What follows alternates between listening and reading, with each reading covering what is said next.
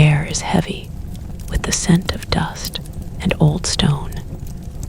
And somewhere in the distance, a lone cicada hums its endless, reedy song. The sun has just begun its slow descent beyond the hills of Latium, painting the sky in streaks of amber and rose. And the marble of the Forum, still warm from the long afternoon, exhales the heat of the day in soft, invisible waves. It is the year 180 after the birth of the man they called Christ.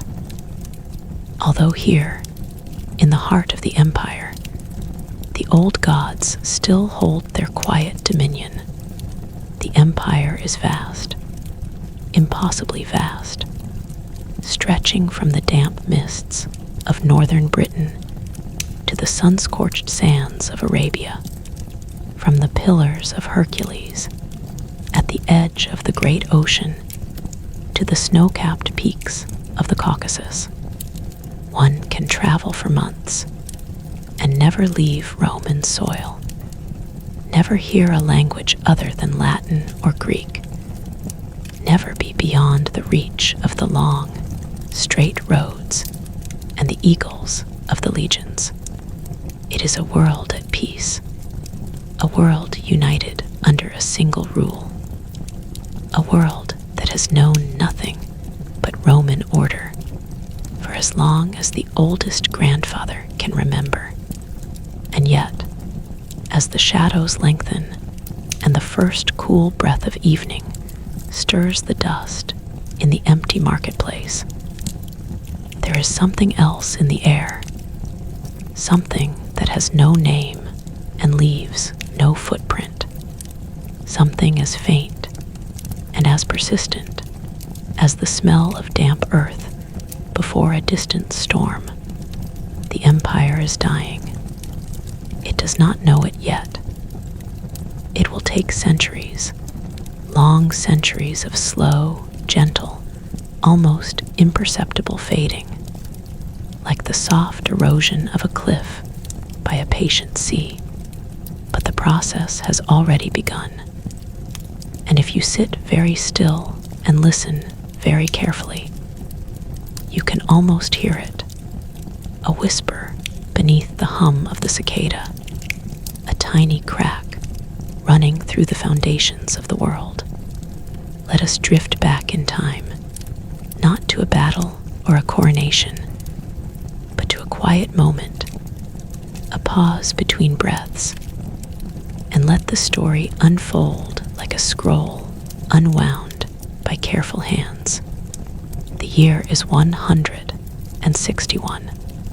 An emperor ascends the throne, a man of deep learning and gentle disposition, a man who would rather read philosophy than command an army, who would rather contemplate the nature of the good than sign a death warrant. His name is Marcus Aurelius, and he will become known to history as the last of the 5 good emperors, the final guardian of a golden age that already trembles on the edge of twilight. He does not want war. He does not want conquest. His own tutor, the Senator Fronto, once wrote to him that the true wealth of a ruler is not gold or land, but the love of his people. And Marcus Aurelius believes this with every fiber of his stoic soul. He rises early each morning, before the slaves have even stoked the fires in the palace kitchens, and he stands by a small window, looking out over the city that the poets call the Eternal City. The rooftops are a jumble of terracotta and tile. The smoke from 1,000 bakeries rising in lazy columns, and the faint sound of the Tiber flowing past the wharves carries up to him like a lullaby. He writes in his journal, not for publication, not for posterity, but for himself. A private conversation with his own soul. The things you think about determine the quality of your mind.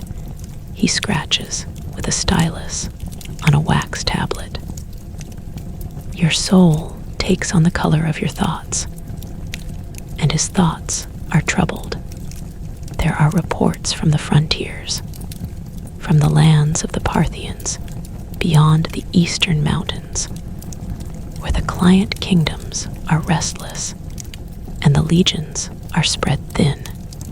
There are whispers of plague in the crowded quarters of the Subura, a sickness brought back by soldiers returning from the east, a sickness that makes the skin break out in dark pustules and fills the lungs with a thick, choking fluid.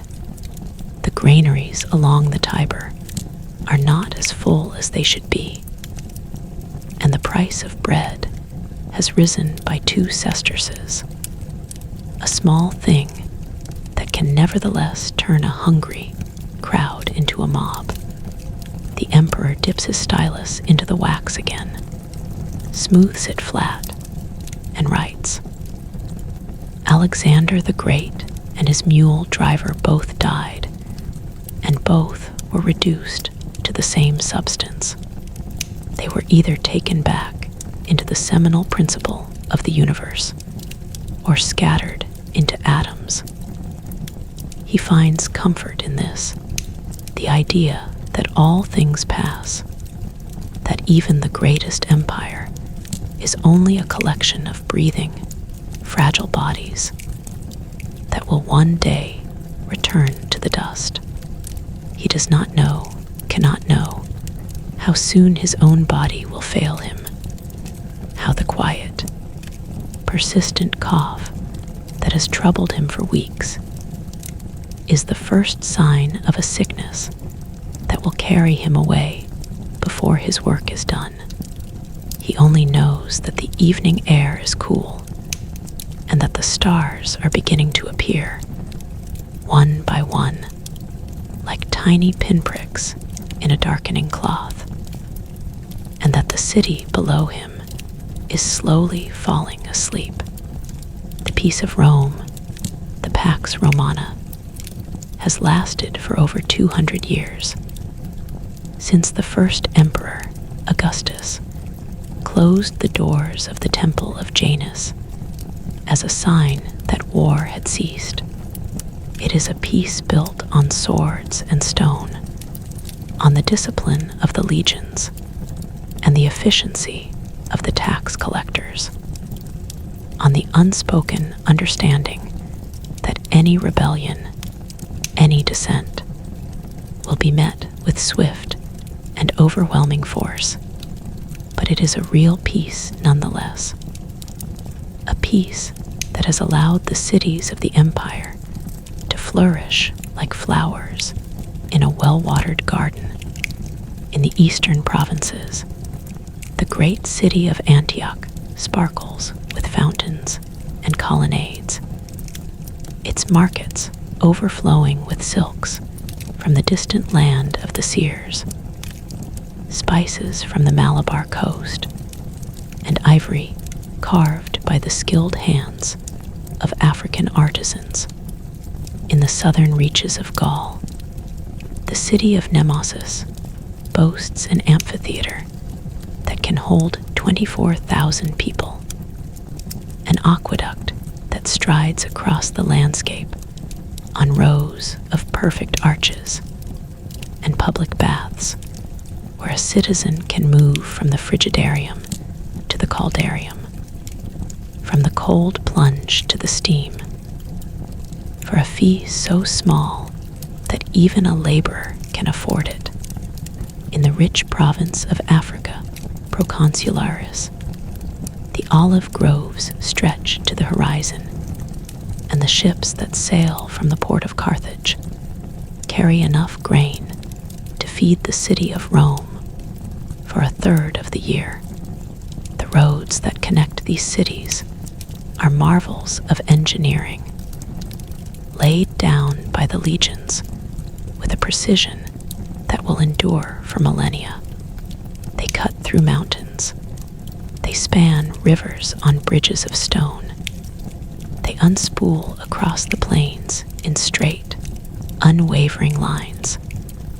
And along them move the lifeblood of the empire, merchants with their mules, couriers with their sealed dispatches, philosophers wandering from academy to academy, slaves being herded to the auction blocks, and always, always, the soldiers, the iron-helmed guardians of the Roman peace.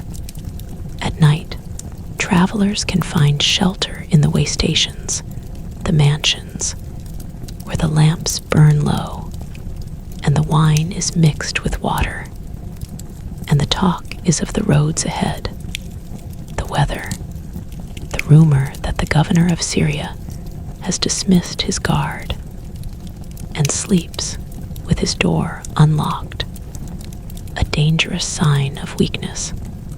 The whole vast machine of the empire hums and clicks and turns.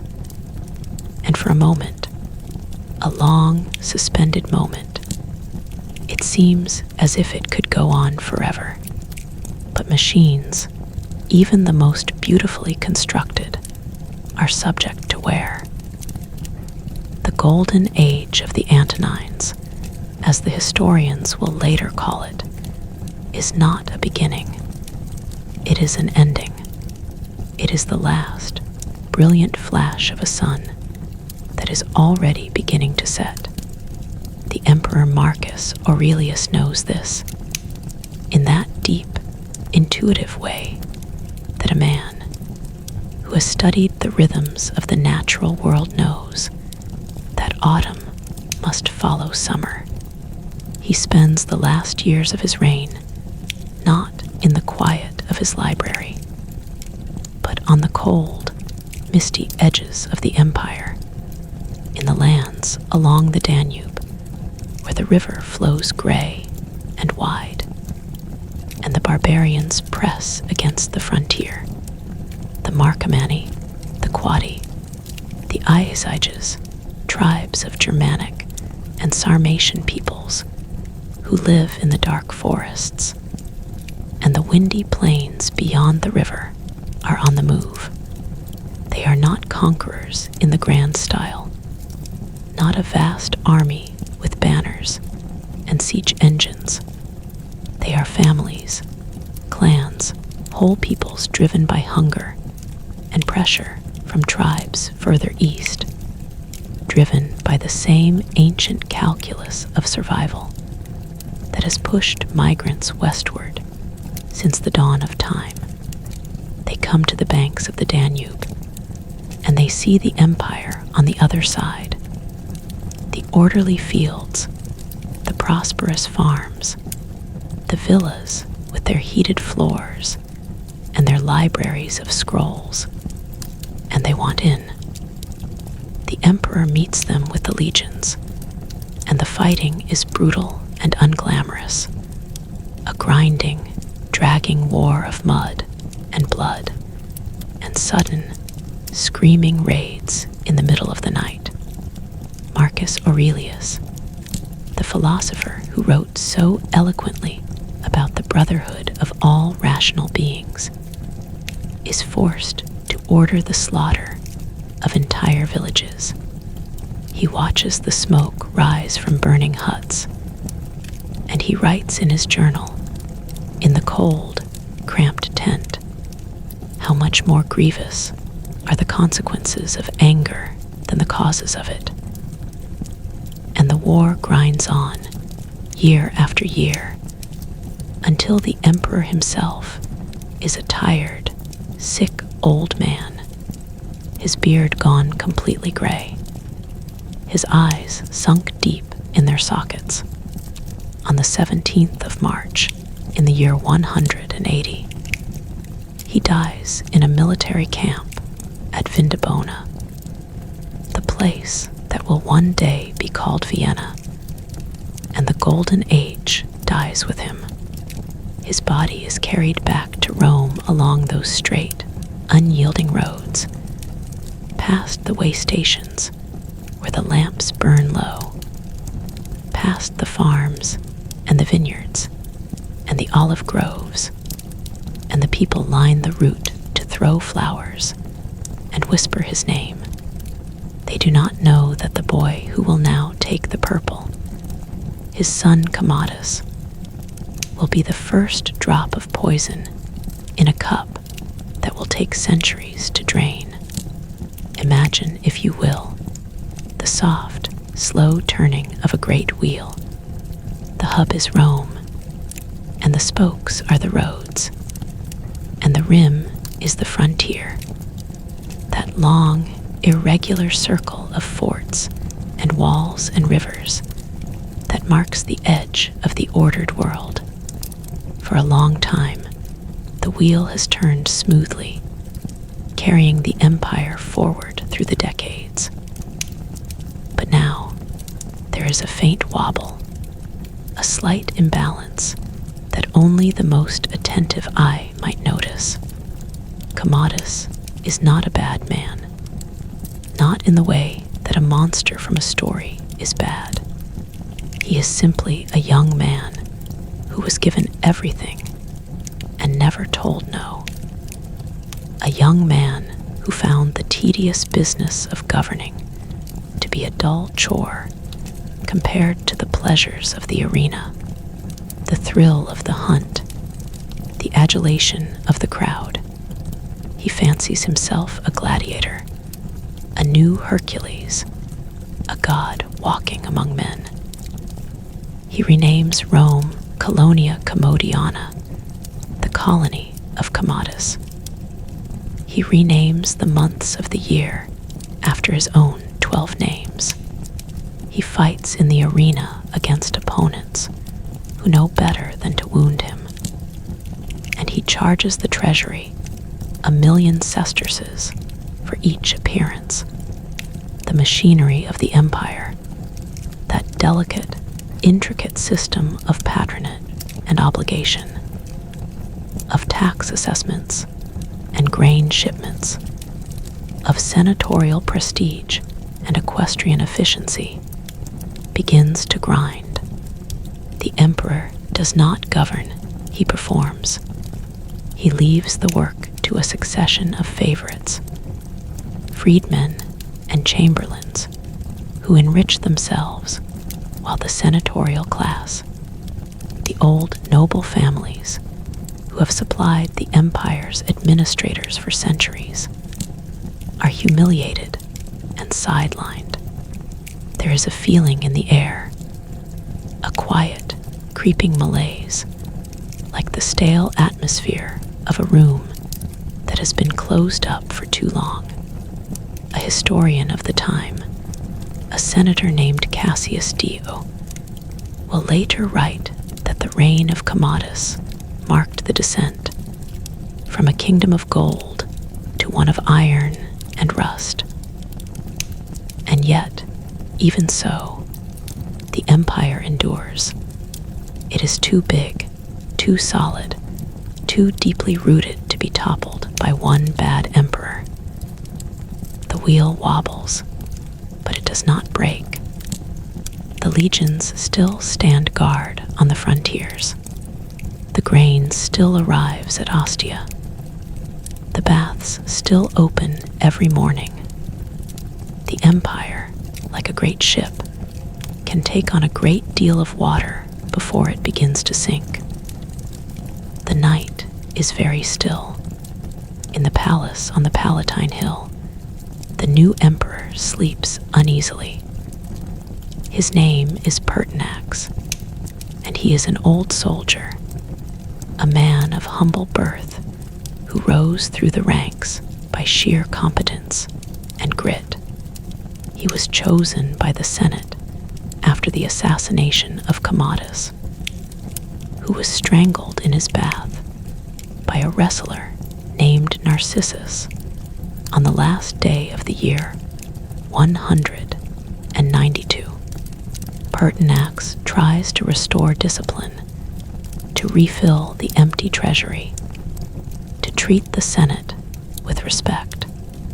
He rises early, like Marcus Aurelius before him, and he works late into the night, his lamp a single point of light in the vast, dark palace. But the Praetorian Guard, the elite soldiers who serve as the emperor's bodyguard, have grown accustomed to the easy life under Commodus. They do not like this new man who expects them to drill and march, who lectures them about frugality, who pays them their wages on time, but offers no lavish bonuses. 3 months after he takes the throne, on a gray, rainy morning in March, a contingent of guardsmen storms the palace. They are not a disciplined phalanx, but a ragged, angry mob, their armor ill-fitting, their faces twisted with greed and fear. Pertinax meets them at the door. He does not run. He does not hide. He speaks to them calmly, reasonably, trying to remind them of their oaths, their honor, their duty to Rome. For a moment, they hesitate, and then one of them, bolder or more frightened than the rest, throws his spear. It takes the emperor in the chest, and he falls, and the empire, with a soft, almost imperceptible shudder, takes another step down the long, slow staircase of decline. The guards, suddenly terrified of what they have done, retreat to their camp, and the body of the emperor lies where it fell, alone in the vast marble hall, the rain drumming softly on the roof above. What follows is a scene so strange, so profoundly surreal, that it will echo down the centuries as a symbol of all that has gone wrong. The Praetorian Guard, having murdered one emperor, now find themselves without a master. They hold in their bloodstained hands the keys to the empire, and so, from the ramparts of their camp, they do the unthinkable. They auction off the throne to the highest bidder. 2 men come forward. One is Sulpicianus, the father-in-law of the murdered Pertinax, who happens to be inside the camp already, trying to calm the guards. The other is Didius Julianus, a wealthy senator who hears the news while dining in the city and is goaded by his slaves to make a bid. The guards pass messages back and forth, the bids climbing higher and higher, the soldiers shouting out the amounts to the assembled crowd outside the walls. Sulpicianus offers 20,000 sesterces per man. Didius Julianus, his voice cracking with desperation and greed, offers 25,000, and the empire is his. He is escorted through the dark, wet streets of Rome, the torchlight flickering on the wet marble, the only sound the tramp of the guards' boots, and the distant, uneasy silence of a city holding its breath. The new emperor walks into the palace, still damp from the rain, and sits on the throne of Augustus. The reign of Didius Julianus will last just 66 days, and it will be remembered for nothing but the auction that began it. The wheel wobbles harder now, its smooth motion turning into a shudder. The provinces, the great engines of the empire's wealth and power, begin to stir. 3 different generals, each commanding a powerful army, are hailed as emperor by their own troops. Clodius Albinus in Britain, Pescennius Niger in Syria, and Septimius Severus in Pannonia. On the Danube, the empire, for the first time in living memory, is poised to tear itself apart, drift now, like a single cloud moving across the face of the moon, to the frontier province of Pannonia, where the broad, muddy Danube flows slow and cold under a sky the color of slate. Here, in a legionary fortress of stone and timber, Septimius Severus receives the news of the turmoil in Rome. He is a man of African birth, from the great city of Leptis Magna on the coast of Libya, with a sharp, intelligent face and a streak of ruthlessness that will serve him well in the years to come. He is not a gentle philosopher like Marcus Aurelius, nor a preening peacock like Commodus. He is a soldier through and through, a man who has spent his life in the camps, who knows the smell of leather and blood, who can ride for days on a handful of dates and a cup of sour wine. He understands, in his bones, the truth that has been lurking beneath the surface of Roman politics for a century, that the empire is no longer ruled by the Senate and people of Rome, but by the legions and the men who command them. The auction of the throne, that grotesque farce, has finally pulled back the curtain and revealed the mechanism underneath. Power lies with whoever controls the swords. Septimius Severus acts swiftly. He makes a secret pact with Albinus in Britain, promising him the title of Caesar, the heir apparent, in exchange for his neutrality. Then he marches on Rome. His army, the tough, battle-hardened legions of the Danube, move with a speed and a discipline that the soft praetorians in the capital cannot match. The cities along the road open their gates without a fight. The Senate, fickle and terrified, pronounces the death sentence on Didius Julianus, who had been emperor for barely 2 months, and the same guards who had auctioned the throne now murder him in the palace, alone and deserted. His last words a pitiful, whispered question. But what evil have I done? Whom have I killed? By the time Severus rides into Rome at the head of his army, the city has already surrendered. He is a new kind of emperor, one who does not pretend to rule by the old traditions. He holds a magnificent funeral for Pertinax, the murdered emperor, to give his rule a veneer of legitimacy. And then he disbands the Praetorian Guard entirely, replacing them with his own loyal legionaries, men who look at the marble and gold of Rome with the hard, appraising eyes of provincials.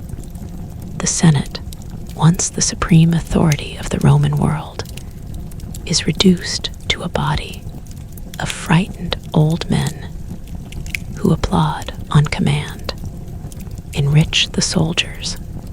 Severus is said to have advised his sons on his deathbed, and scorn all other men. It is the clearest possible expression of the new reality. The empire is a military dictatorship, thinly disguised, and the delicate balance that Augustus had so carefully crafted The dance between the emperor, the senate, and the people is shattered forever. The reign of Septimius Severus and his heirs, the Severan dynasty, is a long, slow, feverish dream. The emperor himself spends almost his entire reign on campaign, pushing the frontiers further into Mesopotamia in the east, strengthening the defenses in the desolate, inhospitable regions of northern Britain, where the mists roll in off the gray sea, and the Caledonian tribes lurk in the heather.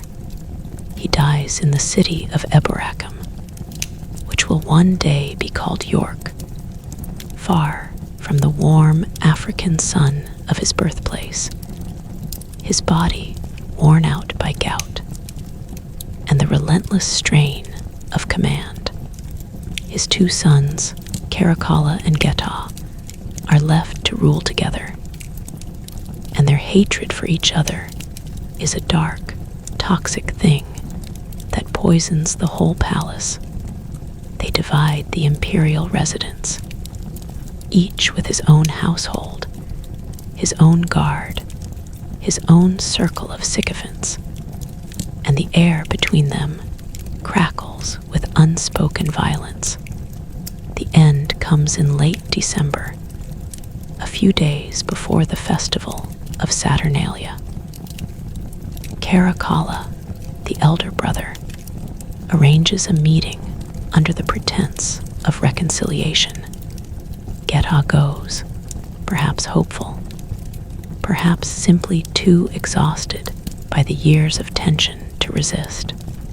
He is met in his mother's apartment, where the two boys are supposed to embrace and make peace, by a group of centurions who have been paid by Caracalla. They cut him down while he clings to his mother's arms, his blood staining her robes, his screams echoing through the marble corridors. Caracalla, his hands now red with the blood of his own brother, strides out to the Praetorian camp and announces that he has survived a plot, that Getaw was the aggressor, that he is now the sole emperor. The soldiers, mindful of the coin that is immediately distributed among them, accept the story. The Senate, terrified and compliant, votes to condemn the memory of the murdered boy. It is a crime so profound, a violation of the most fundamental bonds of family and nature, that it seems to leave a stain on the very fabric of the empire, a stain that cannot be washed away. Caracalla is not a builder or a reformer. He is a restless, driven, deeply unhappy man, haunted by nightmares of his brother's face, constantly on the move, never staying in one place for more than a few months. He toured the provinces, inspects the legions, orders the construction of vast and extravagant baths in Rome that bear his name to this day. And in the year 212, he issues an edict that will transform the empire in ways he cannot possibly foresee. A single piece of legislation that will quietly, almost imperceptibly, erode one of the fundamental structures of the Roman world. It is called the Constitutio Antoniniana, and it grants Roman citizenship to every free inhabitant of the empire. On the surface, it is a noble and generous act, a grand gesture of unity, a declaration that everyone, from the wealthy merchant in Alexandria to the peasant tending his olive trees in the hills of Baetica, is now a full Roman. But beneath the surface, in the dark, unglamorous world of tax registers and legal codes, the edict has another purpose. Roman citizens are subject to certain taxes that non-citizens are not, most notably the inheritance tax, which Caracalla, in his desperate need for money to pay his soldiers, immediately doubles the distinction between the conquerors and the conquered, between the ruling people and the subject peoples, which had been maintained for centuries, is suddenly dissolved. It is a quiet revolution, a leveling of the ancient hierarchies, and its effects will ripple outward through the decades. The old sense of what it meant to be Roman, the shared identity that had bound the empire together, begins to fade, replaced by a more nebulous, less meaningful legal status. It is as if the color of a richly dyed fabric has been slowly leached away by water, leaving behind a pale, uniform gray. The years blur together after Caracalla. He is murdered by his own guards while urinating by the side of a road in the Syrian desert. A tawdry, inglorious end for the man who killed his own brother. His successor, a bewildered old relative named Macrinus, is the first emperor to come from the equestrian class, the lower tier of the aristocracy, a sign that the old barriers are crumbling. He lasts barely a year before he too is overthrown and killed, his head sent as a trophy to the Parthians. The next emperor is a teenage boy, a priest of the sun god, Elagabalus from the Syrian city of Emesa, a beautiful, strange, androgynous creature who scandalizes Rome with his Eastern customs, his multiple marriages, his open disregard for every norm of Roman propriety. He installs a black stone, the sacred emblem of his god, in the temple of Jupiter on the Capitol, and he dances around it in a long, flowing robe, his face painted with cosmetics, while the senators watch in frozen horror. The old Rome, the Rome of Cato and Cicero, of stern republicans and farmers turned soldiers, is dying before their eyes, replaced by something they cannot understand. Elagabalus is murdered when he is just 18, his body thrown into the Tiber, and his cousin Severus Alexander, a mild-mannered boy dominated by his mother, takes the throne. He tries to restore some dignity, some stability, but the forces that are tearing the empire apart are now beyond any one man's control.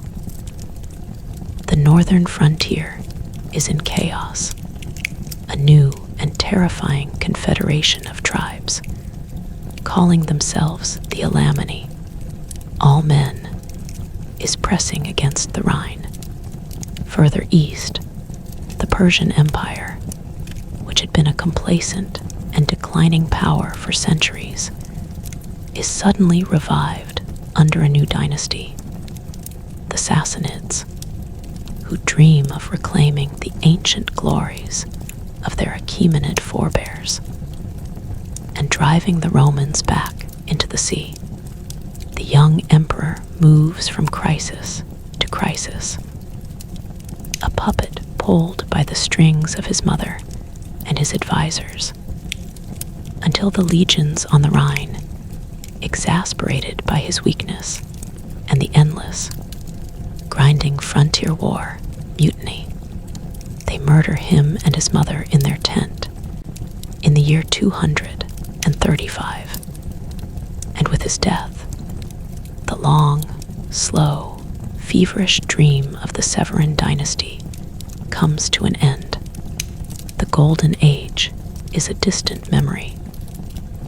The age of iron and rust, as Cassius Dio called it, is about to give way to something far, far worse. Now imagine a vast, dark forest, not a Mediterranean landscape of olive groves and sunlit hills, but a northern forest of oak and pine, where the trees grow so thick that the sun reaches the ground only in scattered, shifting patches, and the air is always damp and cool and smells of moss and decay. This is the edge of the Roman world, the limes, the frontier, and it is here, in the year 235, that the story of the empire's collapse truly begins to accelerate. The death of Severus Alexander unleashes a period of chaos that historians will later call, with grim understatement, the crisis of the 3rd century.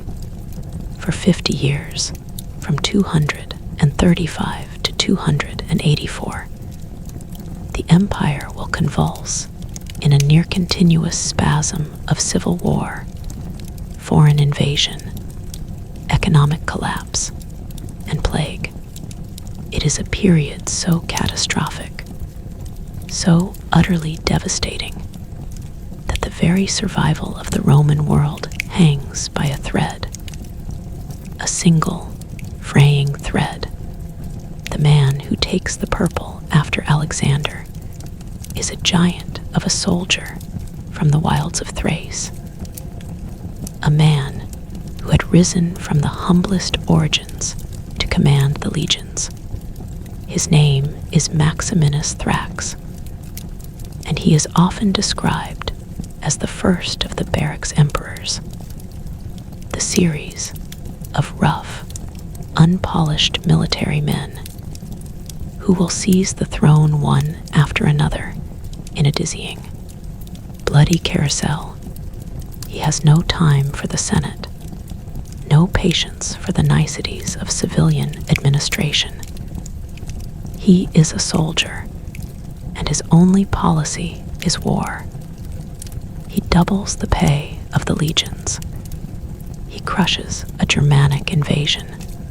He pushes the frontier forward. And to pay for all of this, he squeezes the civilian population with a ruthlessness that the empire has never seen before. The wealthy are stripped of their estates. The temples are robbed of their treasures. The cities, those proud, self-governing communities that had been the glory of the Roman peace, are reduced to mere sources of revenue, their councils forced to collect taxes from their own citizens, on pain of confiscation and exile. A shudder runs through the provinces. The great ship of state, already listing, begins to take on water in earnest. The year 238 is known as the year of the 6 emperors, and it unfolds with the surreal, nightmarish logic of a fever dream. First, a group of young aristocrats in the province of Africa, goaded beyond endurance by the exactions of Maximinus's tax collectors, rise in revolt and murder the procurator. In a panic, they proclaim the elderly governor of the province, a man named Gordian, as emperor. The Senate in Rome, seizing the chance to be rid of the hated Thracian brute, immediately ratifies the elevation. But the revolt is crushed within weeks, by the legions of the neighboring province of Numidia, who remain loyal to Maximinus. The younger Gordian is killed in battle, and his father, the elder Gordian, hangs himself in despair. The Senate, now compromised beyond hope, appoints two of its own members, Pupienus and Balbinus, as joint emperors to organize the defense of Italy. But the Roman mob, still loyal to the memory of the Gordians, demands a role for the dynasty. And so, a 13-year-old boy, the grandson of the elder Gordian, is wheeled out and given the title of Caesar. Meanwhile, Maximinus Thrax is marching on Italy with his entire army, a vast, shambling host that crosses the Alps and descends into the plain of the Po. He lays siege to the city of Aquileia, a wealthy trading town at the head of the Adriatic. The city resists, its walls manned by the citizens themselves, who know what awaits them if they fall. The siege drags on, and the army of Maximinus, exhausted, short of supplies, ravaged by disease, grows mutinous. A group of soldiers, led by men of the Second Parthian Legion, whose families are in a camp that Evelyn had callously exposed to the enemy, storm the emperor's tent while he is resting during a hot, still midday. They murder him and his son and his chief ministers. Their heads are cut off and carried south to Rome on the points of spears, while the mutilated bodies are thrown out for the dogs. It is a moment of savage, almost ecstatic relief for the Senate and the people, but it is short-lived. The two joint emperors, Pupienus and Balbinus, are old men who despise each other. They bicker and scheme, while the city boils with discontent. The Praetorian Guard, resentful of the Senate's appointment of its own candidates, storms the palace during a session of the Capitoline Games. The two emperors are dragged out, stripped, and murdered with such prolonged and gratuitous brutality that the exact details will not be recounted in this quiet, sleepy tale. The 13-year-old boy, Gordian III, is proclaimed sole emperor, a puppet in the hands of the soldiers and his own advisors. 6 emperors in 1 year. The wheel is no longer wobbling. It is spinning wildly, out of control, and the noise it makes is the sound of a world coming apart. Let the scene dissolve, like mist on a warm morning, and then reform on a different frontier, far to the east. The Roman army is on the march, not against Germanic tribes this time, but against the resurgent power of Persia. The young Emperor Gordian III, now a solemn, serious boy of 19, has been taken by his father-in-law, the Praetorian prefect Timesitheus, on a great eastern campaign. Timesitheus is a man of extraordinary competence, perhaps the last truly capable administrator and general the empire will see for a generation. He organizes the supply lines with meticulous care. He outmaneuvers the Persian king Shapur. He wins a string of victories that push the invaders back across the Euphrates. For a fleeting moment, it It seems as if the chaos might be receding, as if the empire might yet find its footing. And then, in a manner that is by now sickeningly familiar, the wheel turns again. Timesitheus falls ill, perhaps with the same dysentery that is sweeping through the camp, and he dies. His replacement as Praetorian prefect is a man named Marcus Julius Philippus, known to history as Philip the Arab, a man of subtle intelligence and ruthless ambition. He sees in the young emperor not a master to be served, but an obstacle to be removed. He quietly undermines Gordian's authority, stirring up the soldiers' resentment by spreading rumors that the grain supplies are being deliberately withheld, that the boy emperor is weak and ineffective. In the winter of 244, the army is camped near the city of Zatha on the Euphrates, a desolate, windswept place where the river flows slow and brown between low, featureless banks. The soldiers, hungry and cold, mutiny. They demand that Philip share the throne with Gordian, a transparent ploy that Philip himself has orchestrated. The young emperor, alone and terrified, pleads with his soldiers, reminding them of his father-in-law's victories, of his own good intentions. It is useless. They seize him, strip him of his robes, and murder him. They build a tumulus, a burial mound, on the spot where he fell, and they proclaim Philip emperor. A messenger is sent to Rome with the news, carefully framed as a natural death. And the Senate, exhausted and broken, accepts the new ruler without a murmur.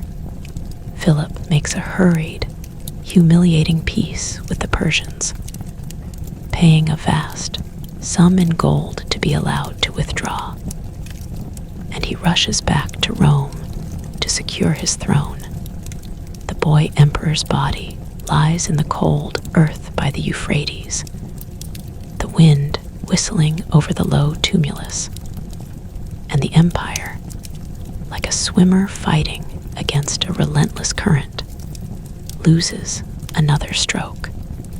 Philip the Arab reigns for 5 years, a period of relative calm that is only the calm before a deeper storm.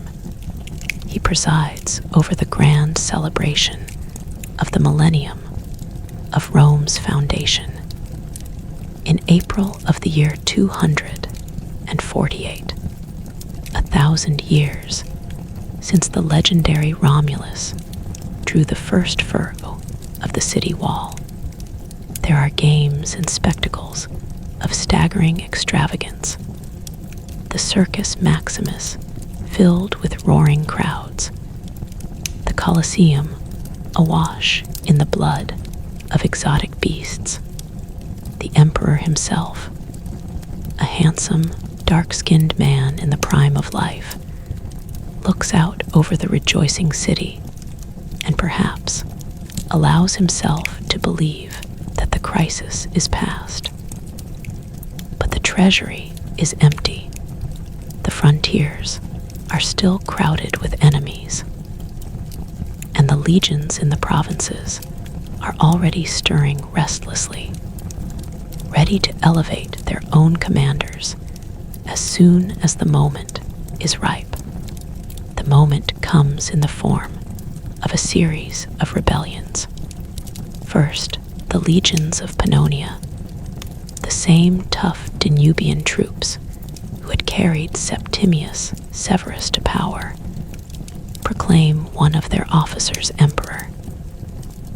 Then another usurper arises in Mosia. Philip, in a panic, offers to abdicate, but the Senate, in a rare show of spine, refuses to accept his resignation. One senator, a man named Decius, is sent to the Danube to deal with the mutinies. He is a respected general, a man of old-fashioned Roman virtue, a throwback to the days of the Republic. And the moment he arrives at the front, his own soldiers, following the now inevitable script, hail him as emperor. Decius protests. He claims he has no desire for the throne. He even writes to Philip to assure him of his loyalty. But the soldiers will not be denied. They force the purple on him, and he marches on Italy. Philip meets him in battle near the city of Verona, in the shadow of the Alps. The fighting is brief and decisive. Philip is defeated and killed, and his young son, a boy of 11 who had been made his co-emperor, is murdered in the Praetorian camp by the same guards who had once sworn to protect him. Decius enters Rome as the undisputed master of the empire. He is a man of deep, sincere piety, a fierce defender of the old Roman gods, and he looks upon the state of the world with a kind of stern, uncomprehending sorrow. He believes that the empire has fallen into crisis because the gods have been neglected, because the ancient rituals have been abandoned, because the people have turned to strange new superstitions. And so, in the year 250, he issues an edict that all the inhabitants of the empire must perform a public sacrifice to the Roman gods and obtain a certificate, a libellus, to prove that they have done so. It is an edict that is aimed, in large part, at a small but growing community of believers who refuse to worship any god but their own. A community whose quiet, stubborn defiance will, in time, transform the world. But that is a story for another part of our long, slow journey. For now, let the candle of the 3rd century gutter and smoke, and let the darkness gather, thick and close, around the sleeping empire. The reign of Decius is short and catastrophic. The year 251 finds the emperor on the banks of the Danube once again, facing a new and terrifying threat: the Goths, a confederation of Germanic tribes that had migrated slowly southward from the shores of the Baltic, are now massing on the frontier in numbers never seen before. They cross the frozen river in the dead of winter. A great swarm of warriors, women, and children, and they fall upon the Roman provinces of Moesia and Thrace with a ferocity that shatters the legions sent to oppose them. The city of Philippopolis, a great and ancient settlement, is stormed and sacked, its population butchered or dragged away into slavery. Decius, a brave and determined soldier, but an unlucky general, pursues the Gothic army through the swampy, mosquito-infested region called the Dobruja. It is a landscape of reeds and stagnant water, of sudden fogs that roll in from the Black Sea, of treacherous, sucking mud that can swallow a man and his horse in moments. The emperor's army, exhausted and demoralized, stumbles into an ambush near a place called Abritus. The Gothic king Sineva has hidden his main force in a marsh, and when the Roman column is strung out and vulnerable, he springs the trap. It is a slaughter. The legions are cut down in the mud, their armor no protection against the swarming Gothic swords and spears. The emperor himself fights bravely, but he is surrounded, cut off from his bodyguard. He is the first Roman emperor to fall in battle against a foreign enemy, and his body is never recovered. His son, Hirnius Etruscus, has already been killed earlier in the same campaign, struck down by an arrow while leading a cavalry charge. The two of them, father and son, lie dead in the mud of a remote and desolate province, and the empire, leaderless once again, sinks deeper into the swamp of despair. The surviving soldiers hastily proclaim the general of Moesia, a man named Trebonianus Gallus, as the new emperor. He makes a shameful peace with the Goths, agreeing to pay them an annual subsidy in gold to keep them from raiding further. The payment of tribute to barbarians, once unthinkable, is now a matter of routine. The treasury is bled dry too by a few moments of fragile, trembling peace. And now, as the 3rd century wears on, the map of the empire begins to crack and splinter like old parchment left too long in the sun. The bonds of loyalty that had held the provinces to Rome are snapping one by one. The governors of distant provinces, seeing that the central government can no longer protect them, begin to look to their own defenses. The legions, stationed far from the capital for years at a time, transfer their allegiance to their local commanders. The economic fabric of the empire is unraveling. The silver coinage, the denarius, once a stable and trusted medium of exchange, has been debased by successive emperors desperate to pay their troops, until it is now little more than a thin silver wash over a base metal core, a ghost of a coin, its value plummeting with every passing month. Prices soar. Trade shrinks back to the level of local barter. The great cities of the interior, the ones that had been so proud and prosperous in the age of the Antonines, begin to contract.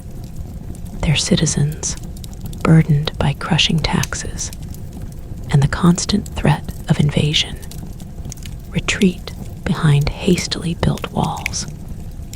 Walls that are often a fraction of the size of the old city limits, enclosing only a small, defensible core, while the outlying districts, the theaters, the baths, the splendid villas, are abandoned to weeds and rubble.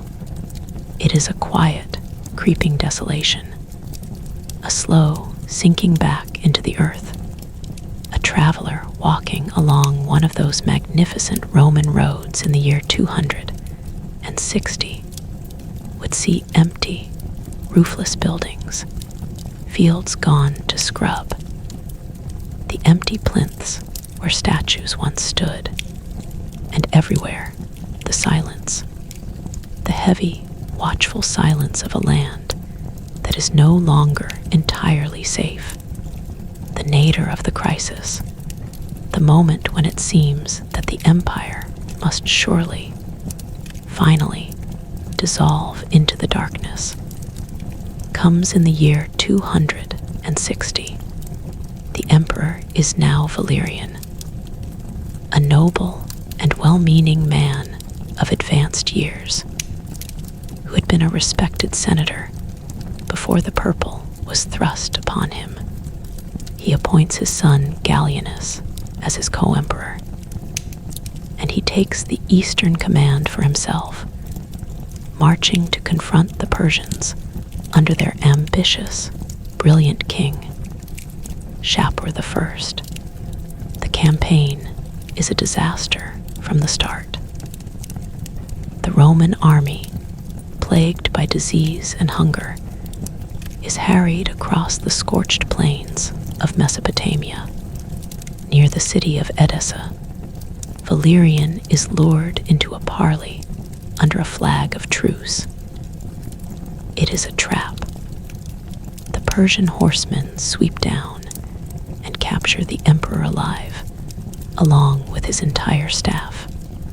The sight of a Roman emperor, the sacred person of the Augustus, in chains at the feet of a foreign king, is a shock from which the empire will never fully recover. The accounts of Valerian's subsequent fate are hazy, shrouded in rumor and legend. Some say he was used as a human footstool by the Persian king, forced to bend his back every time Shapur wished to mount his horse. Others say he was flayed alive after his death, his skin dyed red and stuffed with straw, to be hung as a trophy in a Persian temple. Whatever the truth, he never returned, and his capture opens a vast, yawning vacuum in the east. The Persian armies pour across the undefended frontier, sacking Antioch, the jewel of the Roman East, and carrying off tens of thousands of captives. Meanwhile, in the west, the frontiers on the Rhine and Danube collapse entirely. The Franks and the Alemanni sweep through Gaul, burning and looting as far as the coast of Spain. Another Gothic fleet sails from the Black Sea through the Hellespont and ravages the coasts of Greece and Asia Minor, even sacking the great temple of Artemis at Ephesus, one of the 7 wonders of the ancient world. And as if all this were not enough, the provinces themselves begin to break away. An officer named Postumus, who commands the legions on the Rhine, rebels against Gallienus and establishes his own independent empire in Gaul, Britain, and Spain, a breakaway state that will last for 14 years. In the east, the wealthy city of Palmyra, under its queen Zenobia and her regent Odenathus, effectively takes control of the eastern provinces, carving out a kingdom that stretches from Egypt to Asia Minor. For a time, the Roman Empire is not one, but 3 separate entities. The central core under Gallienus, the Gallic Empire in the west, and the Pomeranian Empire in the east. The wheel, that great, unifying symbol of Roman order, has shattered into 3 broken fragments, each spinning in its own direction. The night is very dark now, and the air is cold. The Emperor Gallienus, a man who has been judged harshly by history, but who was perhaps simply overwhelmed by circumstances beyond any mortal's control, stands on the walls of a city in the Balkans, looking out into the gloom. He has spent his entire reign riding from one crisis to the next, a ceaseless, exhausting circuit of battles and sieges and desperate negotiations. He has reformed the army creating a new mobile cavalry force that can be rushed to any threatened point, a foreshadowing of the army of the future. He has tried to hold the center together while the periphery falls away. But he is a man alone, surrounded by treachery. His own generals are plotting against him. One of them, a man named Aureolus, rebels in northern Italy and declares himself emperor. Gallienus besieges him in the city of Mediolanum, the future Milan, and it is there, in his camp, that a conspiracy of his senior officers decides that the emperor himself is the obstacle to peace. They send a false message to Gallienus's tent, telling him that the enemy is sallying out. The emperor, who never slept without his armor in those years, rushes out into the darkness. And there, in the confusion, a lance, whether thrown by an assassin or by a confused soldier in the dark, finds its mark. Gallienus falls, bleeding, onto the cold, trampled ground. His last words, whispered to a nearby centurion, are of his family, his wife Salanina, his young son Murinianus, who will be murdered by the new regime within days.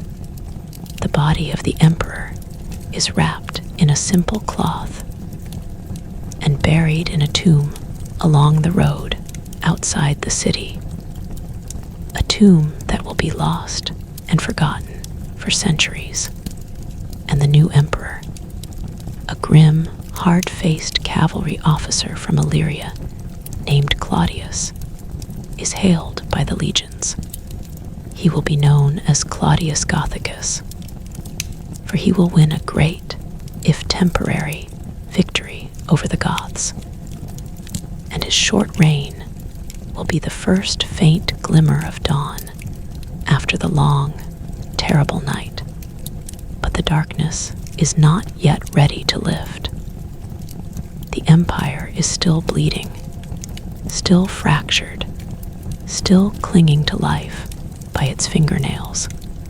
The story of its slow, painful recovery, the story of the men who will piece it back together only to watch it fall apart once more, belongs to another chapter, another quiet hour of drifting and dreaming.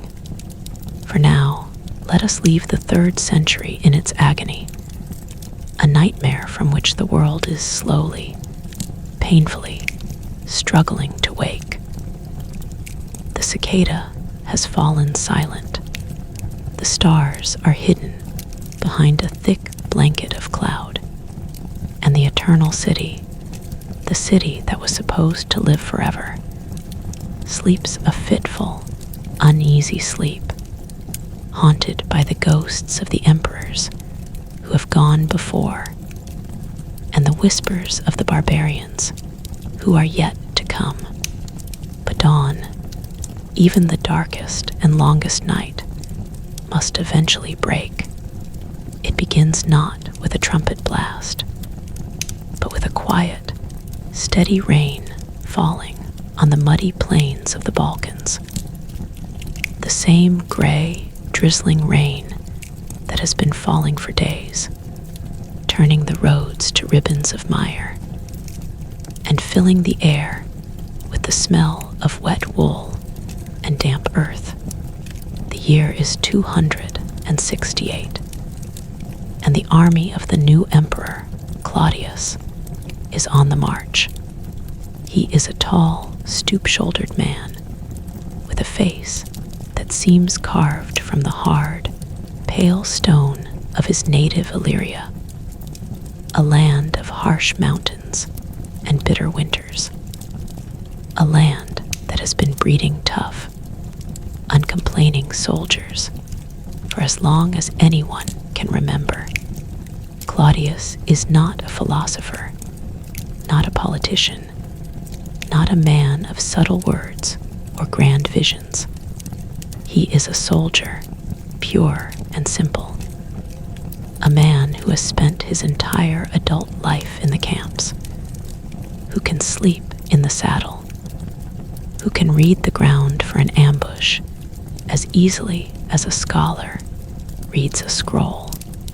He has taken the purple in the wake of Gallienus's murder, and he has done so with a grim, weary sense of duty rather than any personal ambition. The empire is in ruins. The provinces are overrun. The treasury is empty. The army is demoralized and fractious. And somewhere to the north, in the tangled forests and mist-shrouded valleys beyond the Danube, the greatest Gothic army ever assembled is gathering for a final, decisive blow. The tribes have smelled the weakness of Rome, and they are coming. A great migration of warriors and their families, their wagons groaning under the weight of their plunder, their faces set toward the rich, undefended lands of the south. The emperor marches to meet them with the army he has managed to scrape together. A motley collection of the remnants of the Danubian legions, newly raised cavalry units, and a core of the mobile field force that Gallienus had created. The two armies meet near the city of Naissus, a place that will one day be called Nish, in the heart of the Mosian province. The battle that unfolds is one of those vast, sprawling, chaotic affairs that defy the neat narratives of later historians. The Gothic host is enormous, a sea of fur-clad warriors and creaking wagons, their numbers swollen by the prisoners they have taken, and the tribes that have flocked to their banner. Claudius, outnumbered and outflanked, fights with a kind of desperate, cold-blooded brilliance. He uses his cavalry to harry the Gothic flanks, to cut their supply lines, to herd them into the narrow, rocky valleys where their vast numbers become a liability. The fighting lasts for days, a grinding, attritional nightmare of ambushes and counter-ambushes, of sudden, screaming charges in the narrow hours before dawn, of villages set ablaze, and the smoke rising in thick, greasy columns against a pewter sky. The Goths, for all their ferocity, are not a disciplined army. They are a people on the move, and when their wagons are captured, when their families are threatened, their cohesion begins to crumble. The Roman cavalry, the mailed horsemen that Gallienus had nurtured, rides them down in the open fields, their lances glittering in the pale, watery sunlight. The Gothic king, a chieftain whose name the Roman sources do not even bother to record, falls in the fighting, and the great host scatters, breaking into smaller bands that are hunted through the hills and forests for weeks afterward. The victory at Naissus is not just a military triumph. It is a psychological turning point, a single, shining moment of hope after decades of unrelenting darkness. The emperor, standing on a low hill overlooking the battlefield as the rain begins to fall again, receives the acclamation of his troops. They call him Gothicus, the conqueror of the Goths, and for a brief, flickering instant, it seems as if the long nightmare of the 3rd century might finally be coming to an end. But the gods, or fate, or whatever capricious force governs the affairs of men, are not yet finished with the empire. The Emperor Claudius Gothicus, the man who might have been the savior of the Roman world, falls victim to the silent, invisible enemy that has haunted every army since the dawn of time. The plague, the same terrible pestilence that had ravaged the empire in the time of Marcus Aurelius and had never truly gone away, sweeps through the camp. It is a disease that strikes swiftly, a fever that burns the body and clouds the mind, that turns the skin a dusky, mottled purple, and fills the lungs with a thick, choking fluid. The emperor, exhausted by years of campaigning, his body weakened by old wounds and the relentless strain of command, succumbs. He dies in the winter of 270 in a military camp on the banks of the Danube, far from the city he had hoped to save. His brother, a gentle, ineffectual man named Quintillus, briefly takes the purple, but he is abandoned by the army, which has already transferred its fickle loyalty to a new commander, and he dies by his own hand or by an assassin's blade. After a reign of only a few months, the wheel turns once more, and the man who now emerges from the bloody carousel of the barracks emperors is perhaps the most extraordinary figure of the entire crisis, a man whose achievements will be so staggering that he will be granted a title no Roman has ever claimed before: Restitutor Orbis, the restorer of the world. His name is Lucius Domitius Aurelianus, known to history as Aurelian. He rises from the same hard, unyielding soil of Illyria that had produced Claudius Gothicus, a man of humble birth, a soldier's soldier, with a reputation for strict discipline and a ferocity in battle that borders on the inhuman. The historian known as the Historia Augusta, a source that is as unreliable as it is colorful, tells a story about Aurelian that captures something essential about his nature.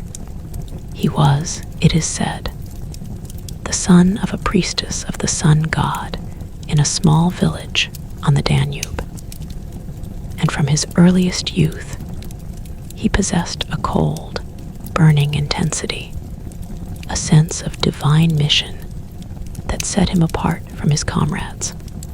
He rose through the ranks by sheer, relentless competence, a centurion who could flog a legionary for a minor infraction one moment, and then lead a suicidal charge against an enemy rampart the next. He is not a cruel man, not a sadist, but he is utterly, terrifyingly single-minded. The empire in his eyes is a sacred trust, a vessel of order and civilization that has been shattered by the weakness and greed of his predecessors. And he will do whatever is necessary, whatever violence is required, whatever mercy must be sacrificed to put it back together. His face, as it is depicted on the coins that will soon flood the empire, is sharp and lean, with a short, tightly curled beard and a deep furrow between his brows, the mark of a man who has spent his life squinting into the sun and the wind. A man who does not know how to rest. The task that confronts him in the year 270 is almost unimaginable. The empire is not merely wounded, it is dismembered. The breakaway Gallic Empire in the west, now under a series of rulers after Postumus, controls all of Gaul, Britain, and northern Spain, a vast and wealthy territory that has been functionally independent for a decade.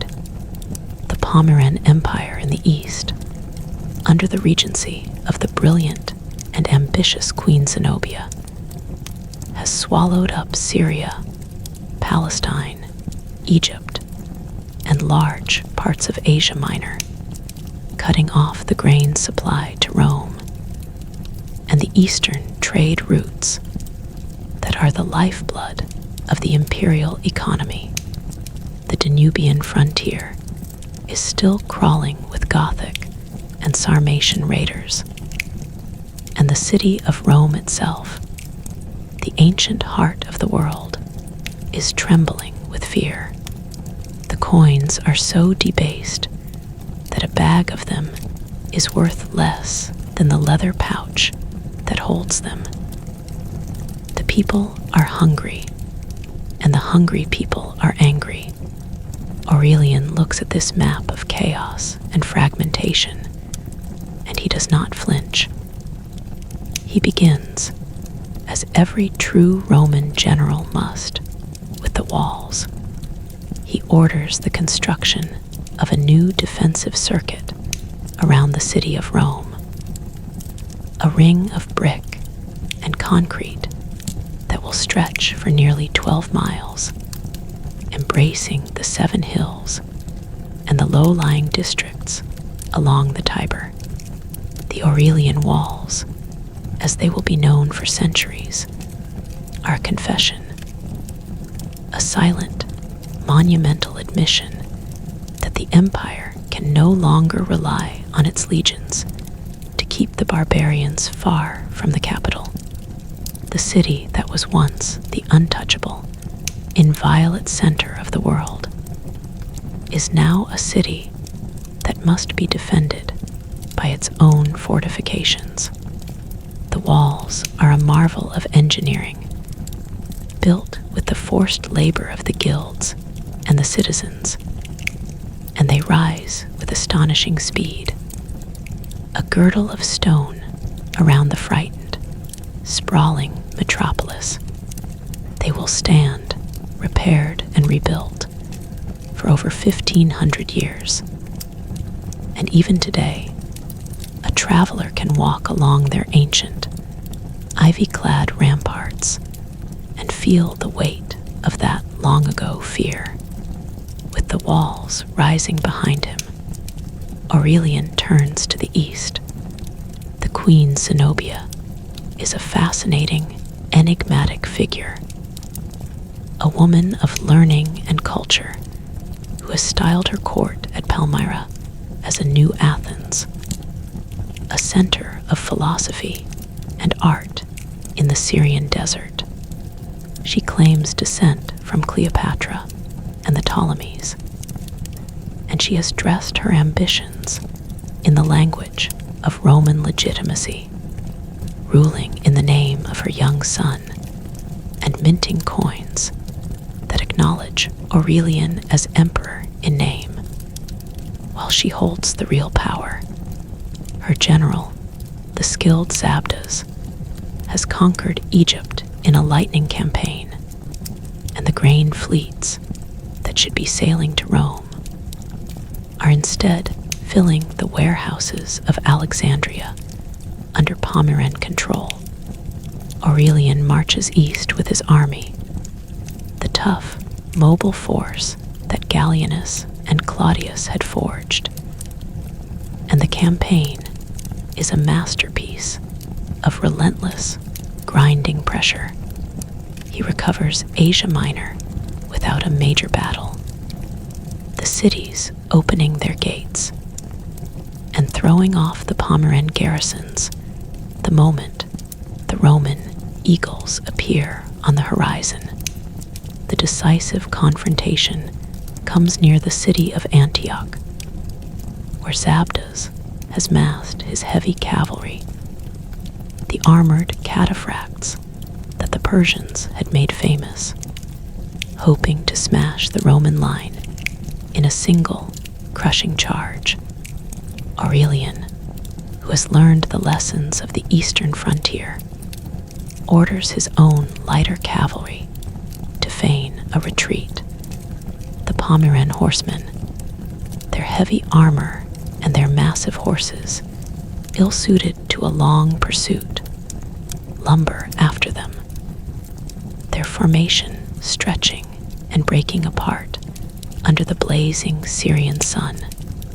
When the enemy is thoroughly disordered, Aurelian gives the signal, and the Roman infantry, who have been waiting in the shelter of a dry riverbed, rise up and fall upon the exhausted, scattered cataphracts.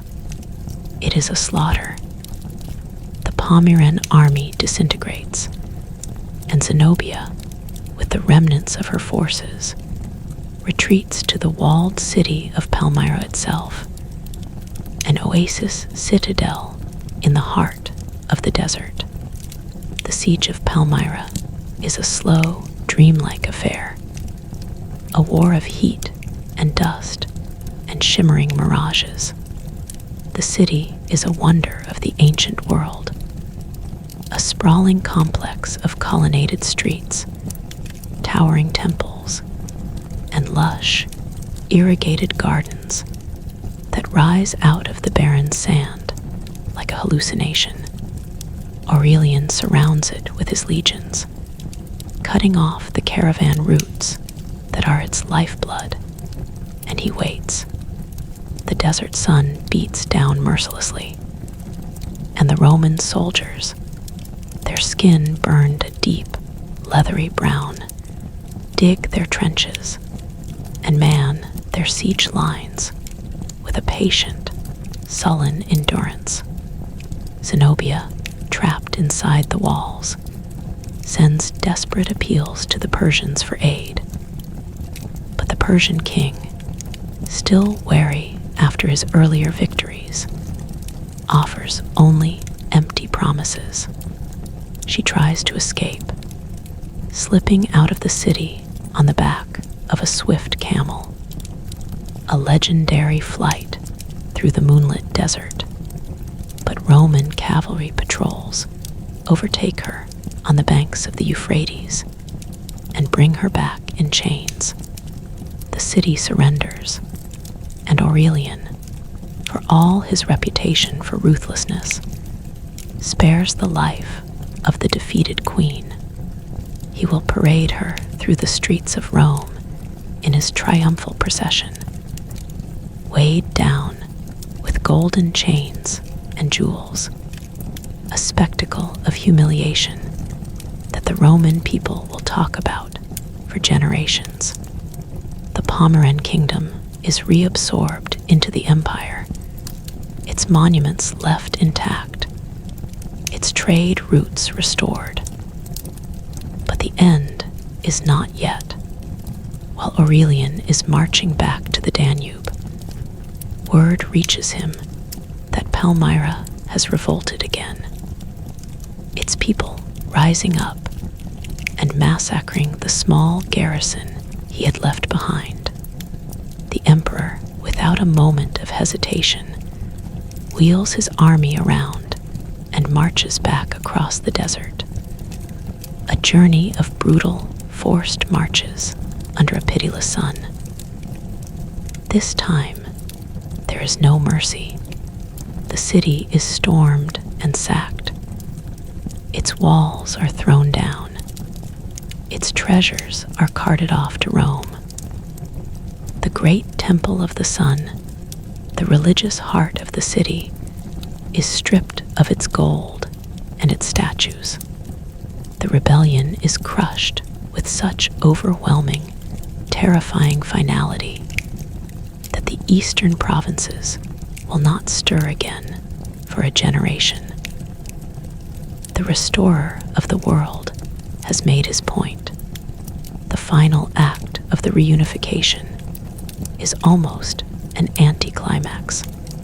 The Gallic Empire, the breakaway state that had controlled the West for over a decade, is now ruled by a man named Tetricus, a Roman senator who had been reluctantly elevated to the purple, and who has grown weary of his fractious, demanding subjects. The sources whisper, perhaps truthfully, perhaps not, that Tetricus secretly wrote to Aurelian, begging to be rescued from his own army, that he promised to betray his troops in exchange for a comfortable retirement. Whether the story is true or a later invention, the battle that decides the fate of the Gallic Empire, fought at the Catalonian fields near the modern city of Chalons, is a strangely bloodless affair. The armies face each other across the grassy plain, the morning mist rising from the damp earth. And when the signal is given, the front ranks of the Gallic army simply lay down their arms and surrender. Tetricus and his son are taken into custody, and the Gallic provinces, after 14 years of separation, return to the fold. Aurelian, standing on that misty plain, has done what no man since Septimius Severus has been able to do. He has stitched the shattered fragments of the empire back into a single, coherent whole. The world is Roman once more. And so, in the year 274, Aurelian rides into Rome in a triumph that is perhaps the most magnificent the city has ever seen. The streets are lined with cheering crowds, the garlands and the banners hanging from every window. The procession winds through the Forum, up the Sacred Way, to the Temple of Jupiter on the Capitol. At its head walks the Senate, the old, tired men who have survived the crisis, their togas dazzling white in the winter sun. Then come the wagons loaded with the spoils of the East and the West, the golden vessels from the temples of Palmyra, the armor of the Gallic chieftains, the captured standards of the Gothic tribes. Then come the beasts, the elephants and the tigers and the strange, long-necked creatures called camelopards that the Romans have never seen before, and that make the children in the crowd shriek with delight and terror. And then, walking in chains, the captives, the Gothic chieftains, their long hair matted and wild, their eyes burning with impotent fury, the Pomeran nobles, their silk robes soiled and torn, and the queen herself, Zenobia, her face pale and set, her slender neck and wrists weighed down with so much gold that she can barely walk, a living testament to the emperor's clemency and his power. And finally, riding in a gilded chariot drawn by 4 snow-white stags, a deliberate evocation of the sun god he so reveres, the emperor himself, Aurelian, the restorer of the world. The crowd roars its approval, the sound echoing off the marble facades of the temples and the basilicas, a sound that seems to chase away the shadows of the last 50 years. For this one glorious day, the empire is whole again. The nightmare is over. But the wheel never stops turning. The triumph of Aurelian is the high point of his reign, and what follows is a slow, inexorable descent. The emperor, for all his genius on the battlefield, is a poor politician. He is stern, aloof, impatient with the tedious compromises of civilian government. He alienates the Senate, which he treats with barely concealed contempt. He alienates the moneyers, the workers in the imperial mint, when he attempts to reform the debased coinage, a reform that leads to a violent and bloody riot in the streets of Rome, a riot that the emperor suppresses with the same brutal efficiency he would apply to a barbarian revolt, sending his soldiers into the crowded streets to cut down thousands of the city's own citizens. A cold, creeping fear begins to spread through the corridors of the palace. The emperor is surrounded by enemies, real and imagined, and the atmosphere grows thick with suspicion and whispered conspiracies. The end comes not on a battlefield, but in a dusty way station on the road to the east. The emperor is preparing a new campaign, a great expedition against the Persians, when a minor official in his household, a secretary named Eros, is caught in some petty corruption. Terrified of the emperor's legendary wrath, Eros forges a list of names, a list of senior officers supposedly marked for execution, and he shows it to the men he has falsely accused. The officers, seeing their own names in what they believe to be the emperor's own handwriting, panic. They do not wait for a trial.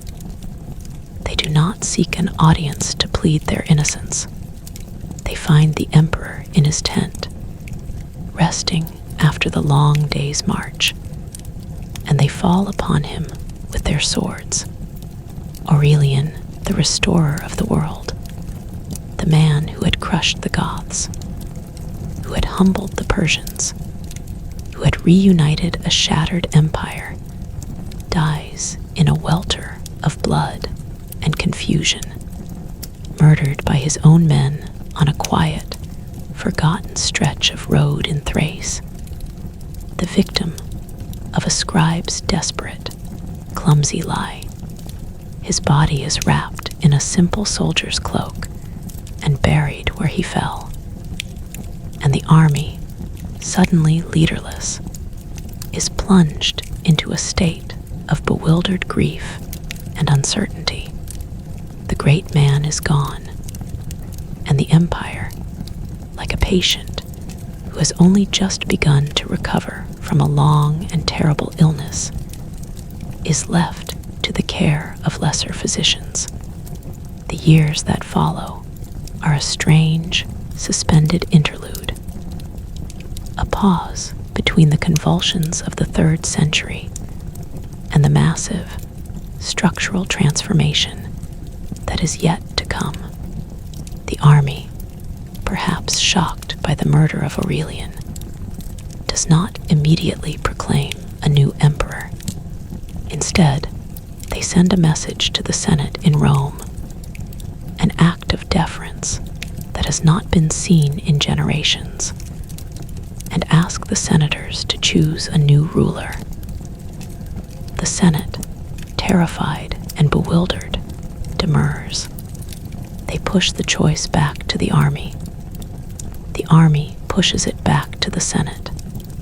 A kind of elaborate, stately dance of mutual fear ensues, until finally an elderly senator named Tacitus, a man who claims descent from the great historian of the same name, is chosen.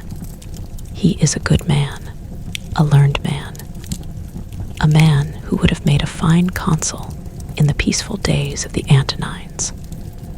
But he is 75 years old, and the empire needs a soldier. Tacitus marches east to deal with a fresh Gothic incursion, wins a minor victory, and then, after a reign of barely 6 months, dies of exhaustion and the effects of the harsh Anatolian winter. His half-brother, Florianus, seizes the purple, but he too is swept aside within weeks by a new Danubian commander, a man named Probus, who will be the last of the great Illyrian restorers. Probus is another soldier of extraordinary energy and competence, a man who seems to have stepped out of the same mold as Claudius and Aurelian, but with a touch of something gentler, something almost visionary. He spends his reign, which lasts from 276 to 282, in a ceaseless, whirring round of activity, driving the Franks and the Alemanni back across the Rhine, chasing the Vandals out of the Balkans, restoring the shattered fortifications of the frontiers. But he also has a dream, a quiet, patient dream of a world beyond war.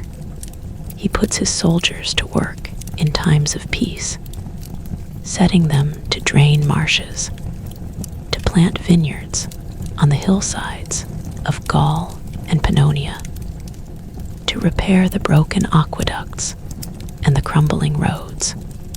Soon, he is reported to have said, there will be no need for soldiers. It is a beautiful, foolish hope, a vision of an empire that can sustain itself on the fruits of peace rather than the spoils of conquest. But the soldiers, the hard, unlettered men of the legions, do not share his dream. They resent the back-breaking labor of the vineyards, the indignity of the shovel and the hoe. They are warriors, not farmers, and they want the gold and the glory of war, not the slow, patient rhythm of the agricultural year. In the summer of 282, a mutiny breaks out among the troops working on a drainage project near the city of Sirmium. In the sweltering, mosquito-infested heat of the Pannonian plain, the soldiers, their muscles aching, their tempers frayed, turn on the emperor. He flees to a watchtower, an iron tower that he himself had ordered built as a defense against the barbarians. But the mutineers break it open. They cut him down, and the last of the great Illyrian emperors, the man who dreamed of planting peace, dies in a pool of his own blood. His vision of a soldierless empire dying with him. The new emperor, proclaimed by the mutinous troops, is a man named Carus, an elderly, bald-headed senator from Narbo in Gaul, who had been the Praetorian prefect under Probus. He is a competent, unremarkable figure, and his reign is notable primarily for a successful campaign against the Persians that penetrates all the way to their capital, Ctesiphon, the great city on the banks of the Tigris. It is the first time a Roman army has sacked the Persian capital, and the victory is a sweet, fleeting taste of revenge for all the humiliations of the past. But Carus, like so many before him, does does not survive his triumph. In the summer of 283, a violent thunderstorm sweeps across the Mesopotamian plain. The emperor is in his tent, perhaps ill with the dysentery that is ravaging the camp, perhaps simply resting after the long day's march. A bolt of lightning, a sudden, blinding, cataclysmic flash of white fire strikes the imperial tent when the guards, their ears ringing, their eyes dazzled, manage to extinguish the flames. They find the emperor dead, his body burned beyond recognition. Whether it was truly an act of the gods or a convenient story concocted by the Praetorian prefect, a man named Aper, to cover a more mundane murder. No one will ever know, but the army, superstitious and shaken, declares the campaign over. The new emperor is Carus's younger son, Numerian, a gentle, dreamy young man who writes poetry and has a reputation for a delicate constitution. As the army retreats from the east, the young emperor is carried in a closed litter. A mysterious illness supposedly afflicting his eyes, making the light of the sun unbearable to him. The column winds slowly through the dusty, sun-baked hills of Asia Minor, the soldiers growing more restless and suspicious with each passing day. A strange, sweet, sickly odor begins to emanate from the imperial litter. And finally, when the litter is opened, the body of the young emperor is discovered, already decomposing, a dagger in his ribs. The Praetorian prefect Aper is the man in charge, the man who had controlled access to the emperor, and the accusation of murder is immediate and universal. The army halts, its grief and fury crystallizing into a single, focused point of rage. And so, on a hillside near the city of Nicomedia, on the 20th of November in the year 284, the soldiers gather in a great, murmuring assembly. The regimental standards are planted in the ground, their eagles glinting in the pale winter sun. The officers, their faces grim and expectant, form a circle, and a man, a commander of the imperial bodyguard named Diocles, steps forward.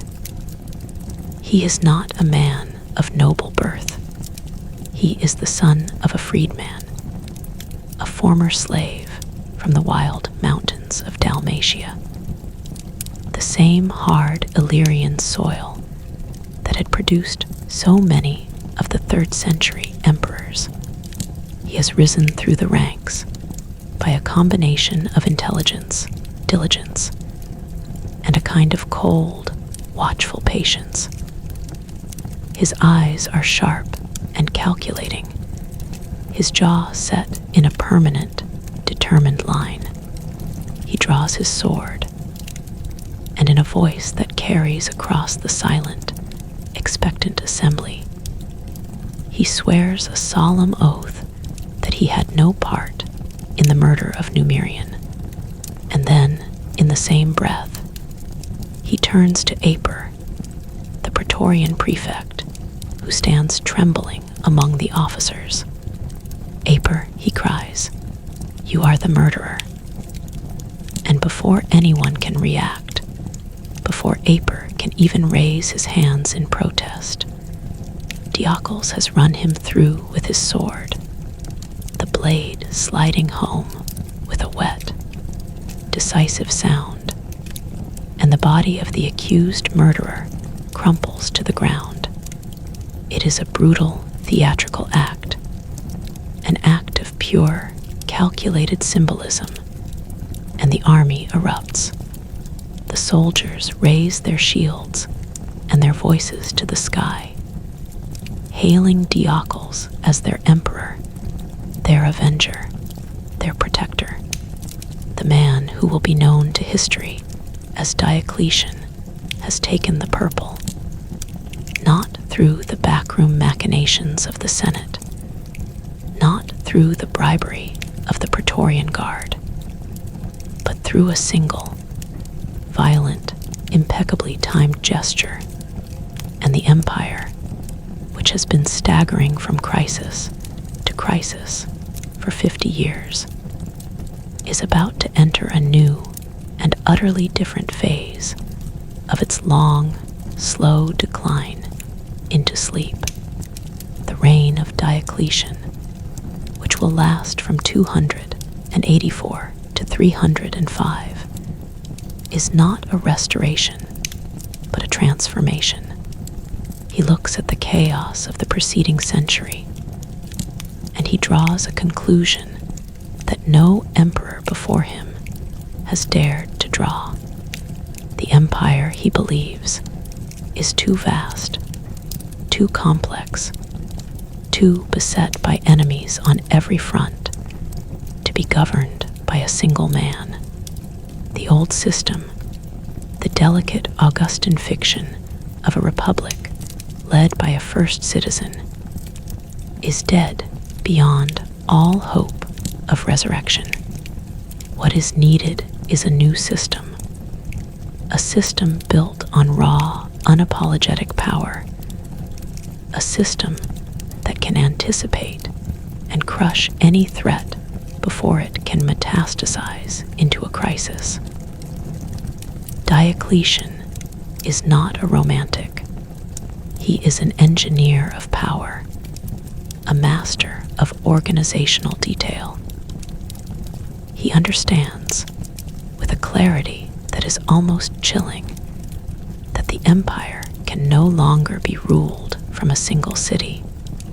Rome, the eternal city, has become a backwater, a ceremonial capital, a place of memories and monuments, far from the vital frontiers where the empire's fate is decided. The emperor rarely visits it. He makes his capital at Nicomedia, a city on the eastern shore of the Sea of Marmara, where he can watch both the Danube and the Persian frontier. And he does not rule alone.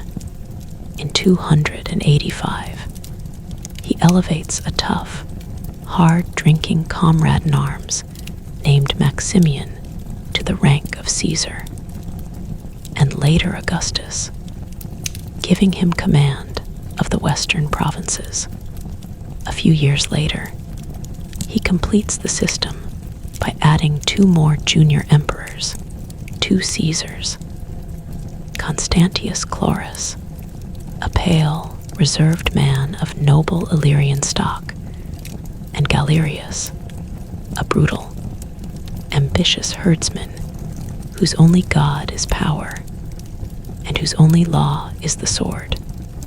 This is the Tetrarchy, the rule of 4, a system designed to put an emperor on every troubled frontier, to ensure that no usurper can rise without facing the combined might of 4 legitimate rulers, and to solve, once and for all, the problem of succession.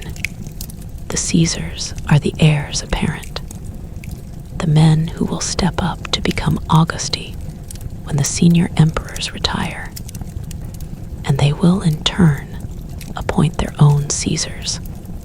It is a neat, logical, beautiful system, a machine of power that Diocletian has designed with all the cold precision of an architect drawing up the plans for a new basilica. And like so many beautiful, logical systems, it will not survive the messy, irrational passions of the men who are supposed to operate it. The Diocletianic reforms go far beyond the structure of the imperial office. The old, creaking administrative apparatus of the empire is dismantled and rebuilt from the ground up. The provinces, which had been large, unwieldy units, are chopped into smaller, more manageable pieces, their number nearly doubled. They are grouped into dioceses, each under a vicar who reports directly to the emperor's court. The military command is stripped from the provincial governors. A separation of civil and military authority that is designed to make rebellion more difficult. A general no longer having automatic control over the tax revenues of his province. The army itself is reorganized, split into two distinct forces. The Limitanae, the frontier guards who man the walls and the watchtowers along the Rhine and the Danube, and the comitatenses, the mobile field armies that are stationed in the interior, ready to be rushed to any crisis point. It is a larger, more expensive, and, in theory, more responsive military machine. The tax system, which had become a chaotic, ad hoc system of exactions, is rationalized. A new system of assessment based on the capitatio iugatio. Taxes not just the land, but the people who work it, creating a web of obligations that binds the peasant to his soil and the town councillor to his post. The coinage, which had been debased into near worthlessness, is reformed with the introduction of a new solid gold coin, the solidus, a coin that will hold its value for centuries and become the standard currency of the Mediterranean world. And the ideology of the imperial office itself is transformed. Diocletian is not a princeps, a first citizen in the mold of Augustus. He is a dominus, a lord and master, a figure of remote, semi-divine majesty. To approach him, one must prostrate oneself, kiss the hem of his purple robe, an act of adoration borrowed from the courts of the Persian kings. He wears silk robes interwoven with gold thread, and his shoes are studded with precious gems. His face, on the statues and the coins, is no longer the realistic, weary face of a soldier emperor, but a mask of serene, detached authority. The empire is no longer a republic in disguise. It is a monarchy, absolute and unapologetic, and the age of the dominate has begun. For 20 years, the system works. The tetrarchs, whatever their personal rivalries, hold together. Constantius, in the west, recovers the rebel province of Britain, which had declared itself independent under a naval commander named Carausius, and he restores the Rhine frontier with a series of sharp, decisive campaigns. Galerius, in the east, fights a long, grinding war against the resurgent Persians, suffering an initial, humiliating defeat in the Mesopotamian desert, a defeat that Diocletian punishes by forcing the young Caesar to run, still in his purple robes, for miles alongside the imperial chariot, a public shaming that Galerius will never forget. But the shame is redeemed by a brilliant, annihilating victory in the mountains of Armenia. A victory that allows Diocletian to dictate a humiliating peace, extending the Roman frontier deep into the Tigris Valley. Maximian in Africa crushes a rebellion of the Berber tribes in the Atlas Mountains. A grinding, difficult campaign of desert skirmishes and mountain ambushes, and Diocletian himself, the master architect, moves from crisis to crisis with a calm, unhurried confidence, his great project of stabilization taking shape under his watchful eye. The empire, for the first time in a century, is genuinely at peace. The borders are secure. The coinage is stable. The granaries are full. The great, groaning machinery of the state has been overhauled, its rusted gears replaced, its broken axles mended. And yet, in the very success of the Diocletianic system, the seeds of a new and different kind of crisis are being sown. The state is now so large, so all-encompassing, so intrusive, that it begins to press down on the society it was designed to protect.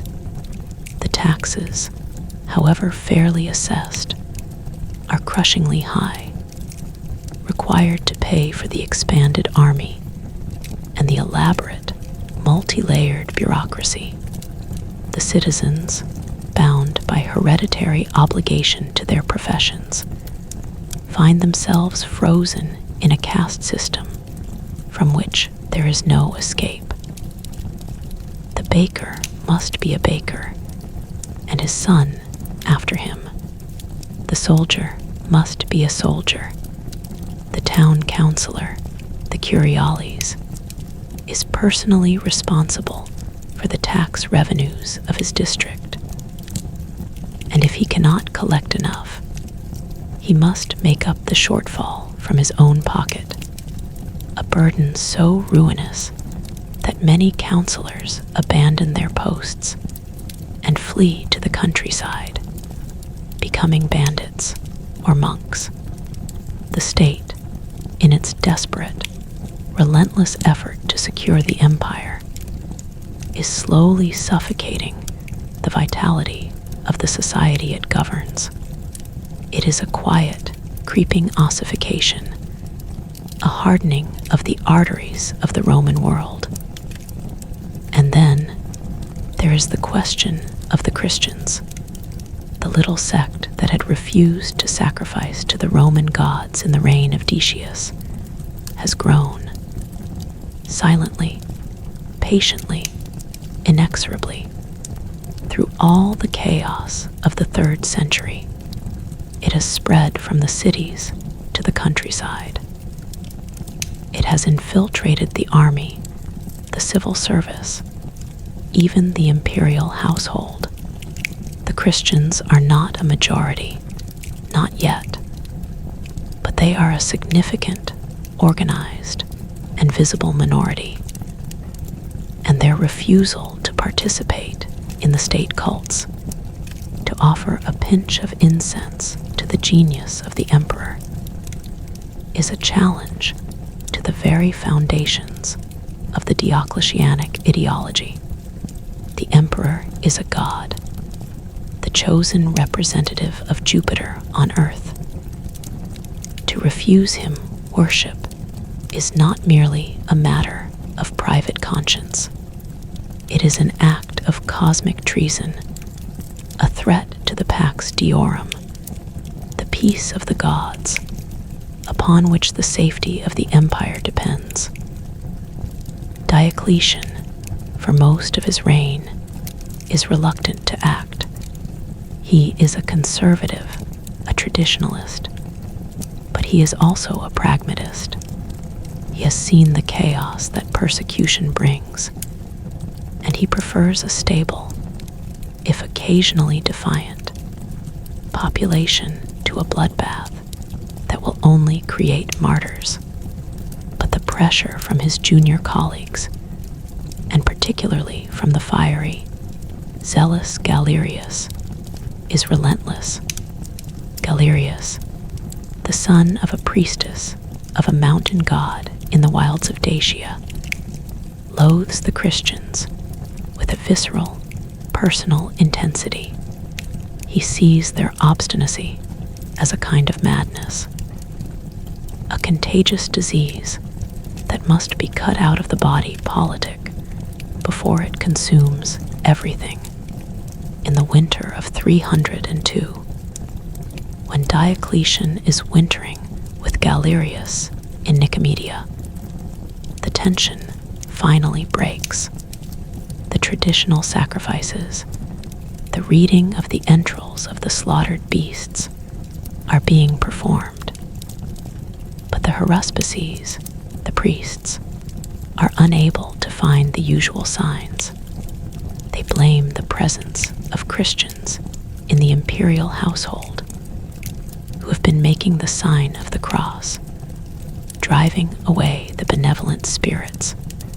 Diocletian, his patience exhausted, his mind clouded by age and the relentless, grinding demands of his office, gives in. He orders a purge of the army and the palace, a relatively minor affair. But Galerius wants more. He wants a final solution, a total eradication of the Christian superstition. The first edict of the Great Persecution is issued on the 23rd of February in the year 303.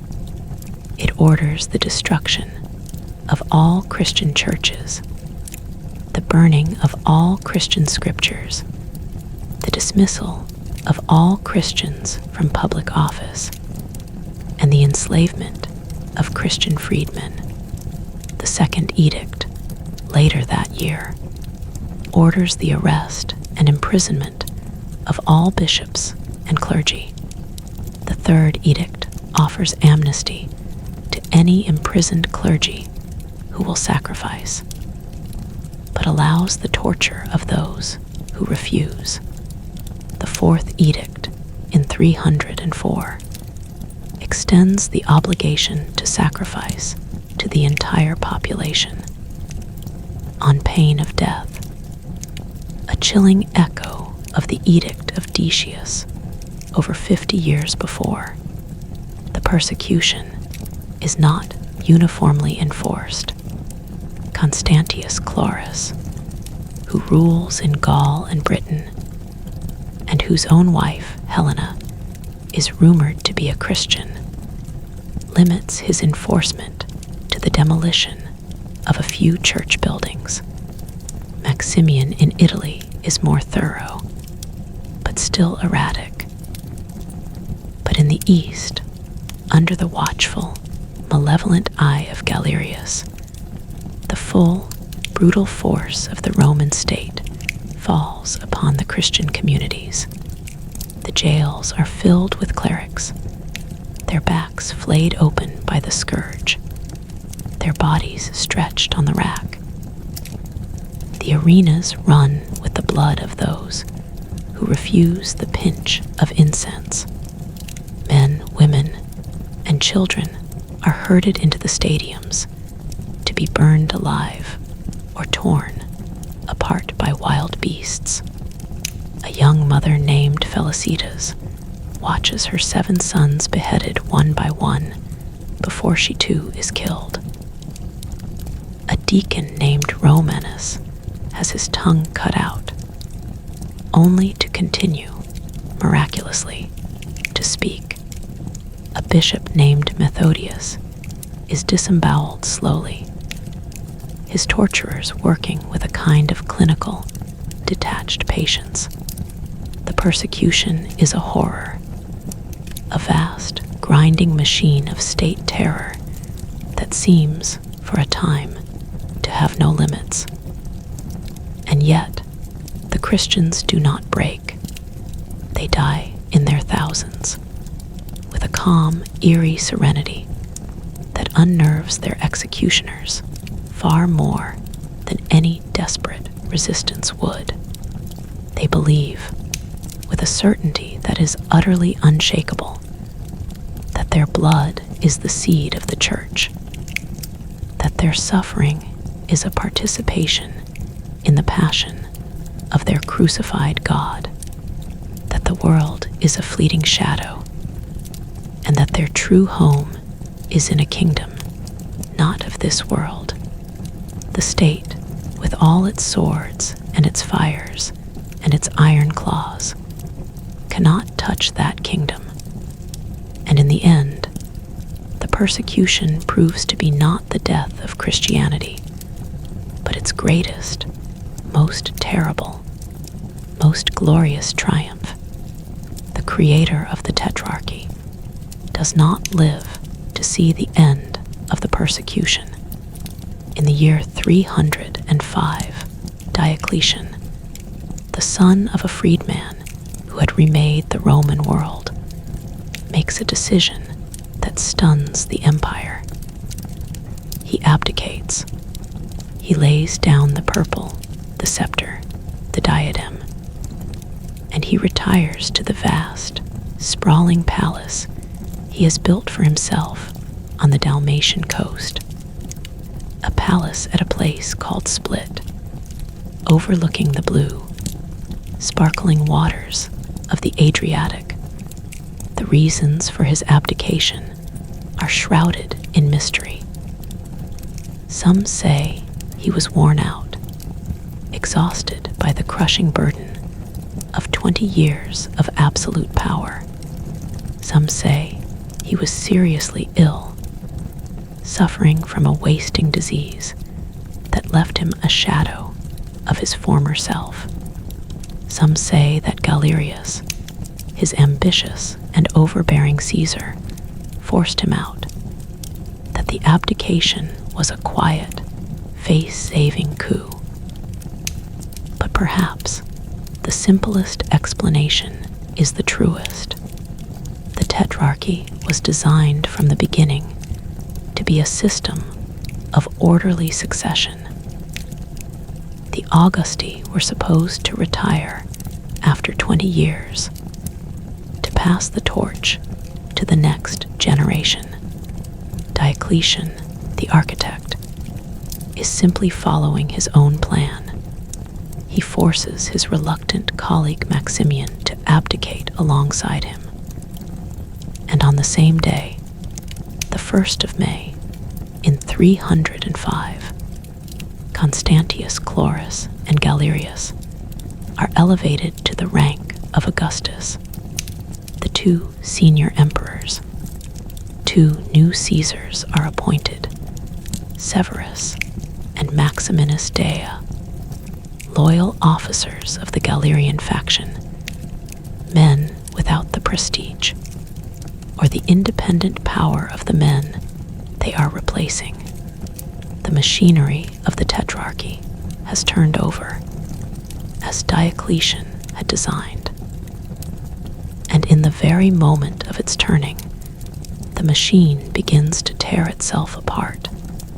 The retired emperor withdraws to his palace at Split, a vast, fortress-like complex of colonnaded courtyards, soaring domes, and cool, marble-paved chambers that is part villa, part military camp, a microcosm of the empire he has left behind.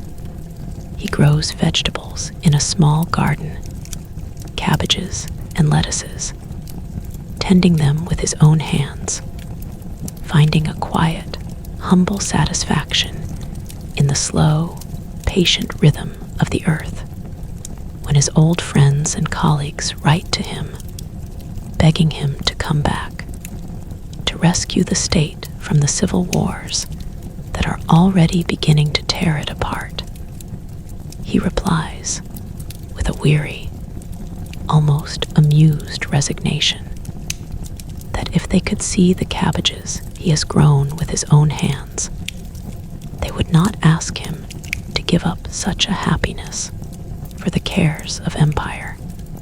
He lives for another 8 years, watching from his seaside retreat as the beautiful, logical system he had created collapses into a chaos as bad as anything in the 3rd century, a chaos from which a new and utterly different world will emerge.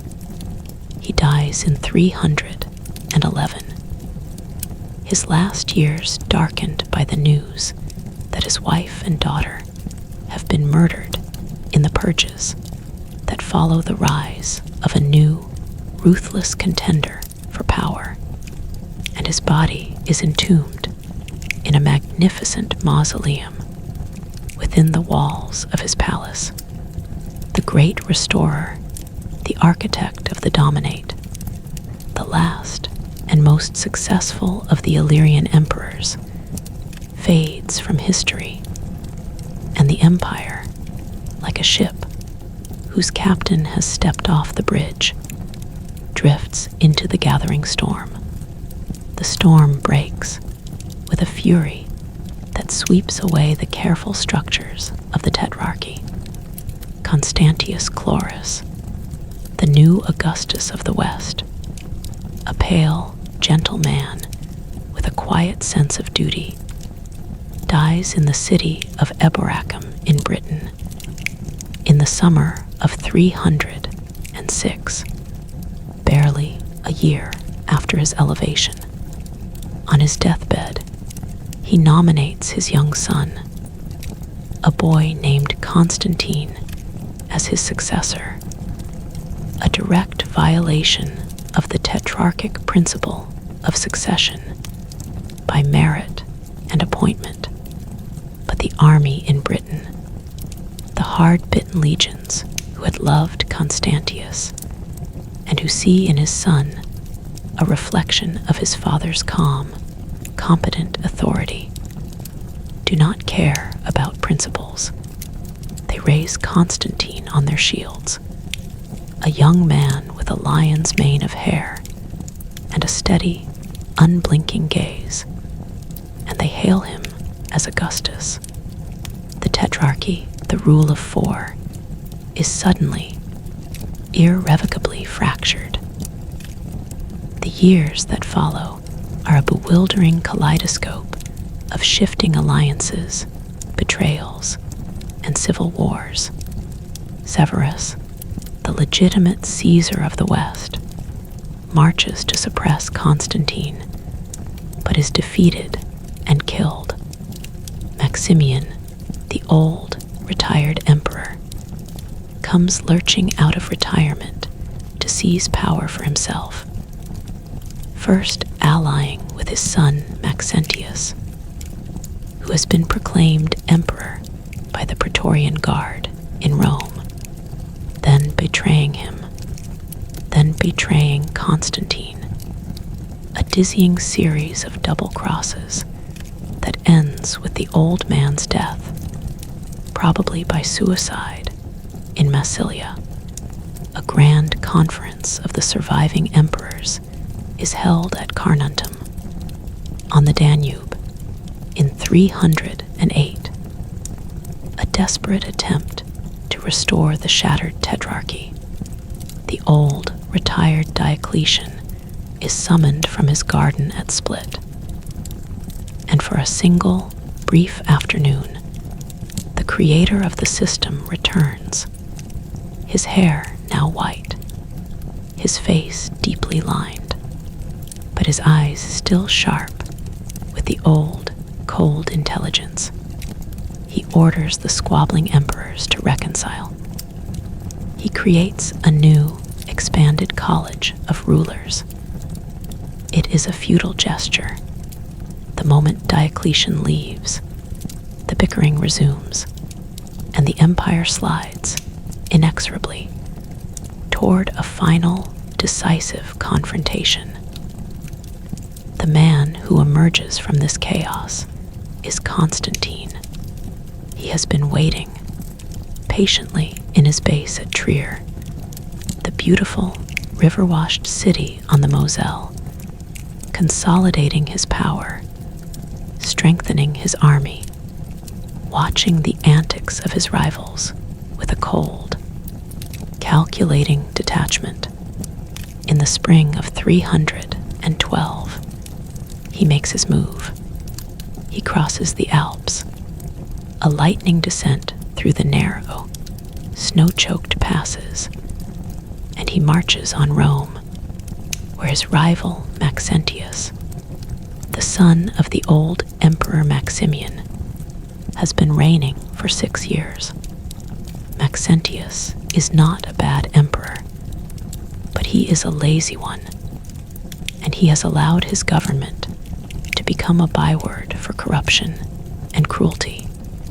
The people of Rome, who had welcomed him at first, have grown weary of his extortions, his debaucheries, his casual, contemptuous disregard for the old senatorial families. When Constantine's army, a relatively small but superbly disciplined force, appears in the plain north of the city, the people of Rome do not rise to defend their emperor. They wait in a tense, expectant silence to see who will win the coming battle. The Battle of the Milvian Bridge, fought on the 28th of October in the year 312, is one of those rare, crystalline moments in history when a single event seems to alter the course of the world. The night before the battle, Constantine, standing in his tent as the torches gutter, and the wind whispers through the dry grass of the plain, has a vision. The details of the vision are contested, shrouded in the hagiography that will later envelop his reign. But the core of the story is this. He sees, in the afternoon sky, a cross of light superimposed upon the sun, and beneath it the Greek words, En tauto Nika, in this conquer. That night he dreams of Christ, who tells him to place a symbol, the Chi-Rho, the first 2 letters of the Greek word for Christ, on his soldiers' shields. When he wakes, he does so. The battle itself is an anticlimax. Maxentius, for reasons that are still a mystery, chooses to deploy his army with its back to the Tiber River, the Milvian Bridge being his only route of retreat. The 2 armies clash in the dust, and the clamor of a late Roman battle, the infantry pushing and shoving with their long, interlocked shields, the cavalry swirling around the flanks, but Constantine's men, carrying the strange, new symbol on their shields, fight with a fervor that seems to transcend mere military discipline. The line of Maxentius bends, then breaks. The soldiers flee toward the narrow bridge, a bottleneck of screaming, panicked humanity, and the bridge collapses under the weight of the fleeing men. Maxentius himself, weighed down by his heavy armor, is swept into the swirling, muddy waters of the Tiber and drowns. His body is pulled from the river the next day, his head cut off and paraded through the streets of Rome on a lance. Constantine enters the city not as a conqueror, but as a liberator, and the Senate, fickle and obedient as ever, hails him as the senior Augustus, the first man in the empire. The victory at the Milvian Bridge is not in itself, the conversion of the Roman Empire. Constantine is a cautious, politically astute man, and he does not immediately outlaw the old gods or demand the baptism of the entire population. But something has shifted, something profound and irreversible. He begins to favor the Christians openly, restoring their confiscated property, showering the bishops with gifts and honors, exempting the clergy from the onerous civic duties that crush their fellow citizens. In 313, he meets with his Eastern colleague, the stern, unimaginative Licinius, in the city of Mediolanum, and together they issue the famous Edict of Milan, a proclamation of religious toleration that extends to Christians and to all other faiths the right to worship freely. It is not the establishment of Christianity, but it is the end of the persecution, the formal, legal acknowledgement that the Christian God is, at the very least, a legitimate deity in the Roman pantheon. The relief that sweeps through the Christian communities is almost palpable. A great, shuddering sigh of release after the long, dark night of the Diocletianic terror. The churches are rebuilt, grander and more magnificent than before. The scriptures, once hidden in cupboards and buried in the earth, are openly copied and distributed, and the emperor himself, the most powerful man in the world, walks through the corridors of his palace in a state of quiet, intense spiritual inquiry, debating theology with his courtiers, preaching sermons to his household, and pondering the nature of the God who had given him victory at the Milvian Bridge. The alliance with Licinius does not last. The two men are too different, too ambitious, too suspicious of each other. Licinius, who rules in the east, begins to slide back toward a quiet, unofficial persecution of the Christians, seeing them, perhaps correctly, as a fifth column loyal to his rival. A series of civil wars erupts between them, a grinding, decade-long struggle for mastery of the empire. The final battle is fought in the autumn of 324, near the ancient Greek colony of Chrysopolis, on the Asian shore of the Bosphorus. Constantine, who has built a navy in secret, lands his army under the cover of darkness and falls upon the unsuspecting Licinius with a ferocity that leaves no room for recovery. The fleet of Licinius is burned in the narrow straits, the flames reflected in the black, restless water, a spectacle that the citizens of Byzantium, the old Greek city on the European shore, watch from their walls with a kind of odd, terrified silence. The army of Licinius is shattered, and Licinius himself, broken and weeping, is captured and sent into exile in Thessalonica. A year later, he is executed on a charge of plotting a new rebellion, and Constantine is the sole, undisputed master of the Roman world. The long, bloody, century-long carousel of the barracks emperors has finally stopped.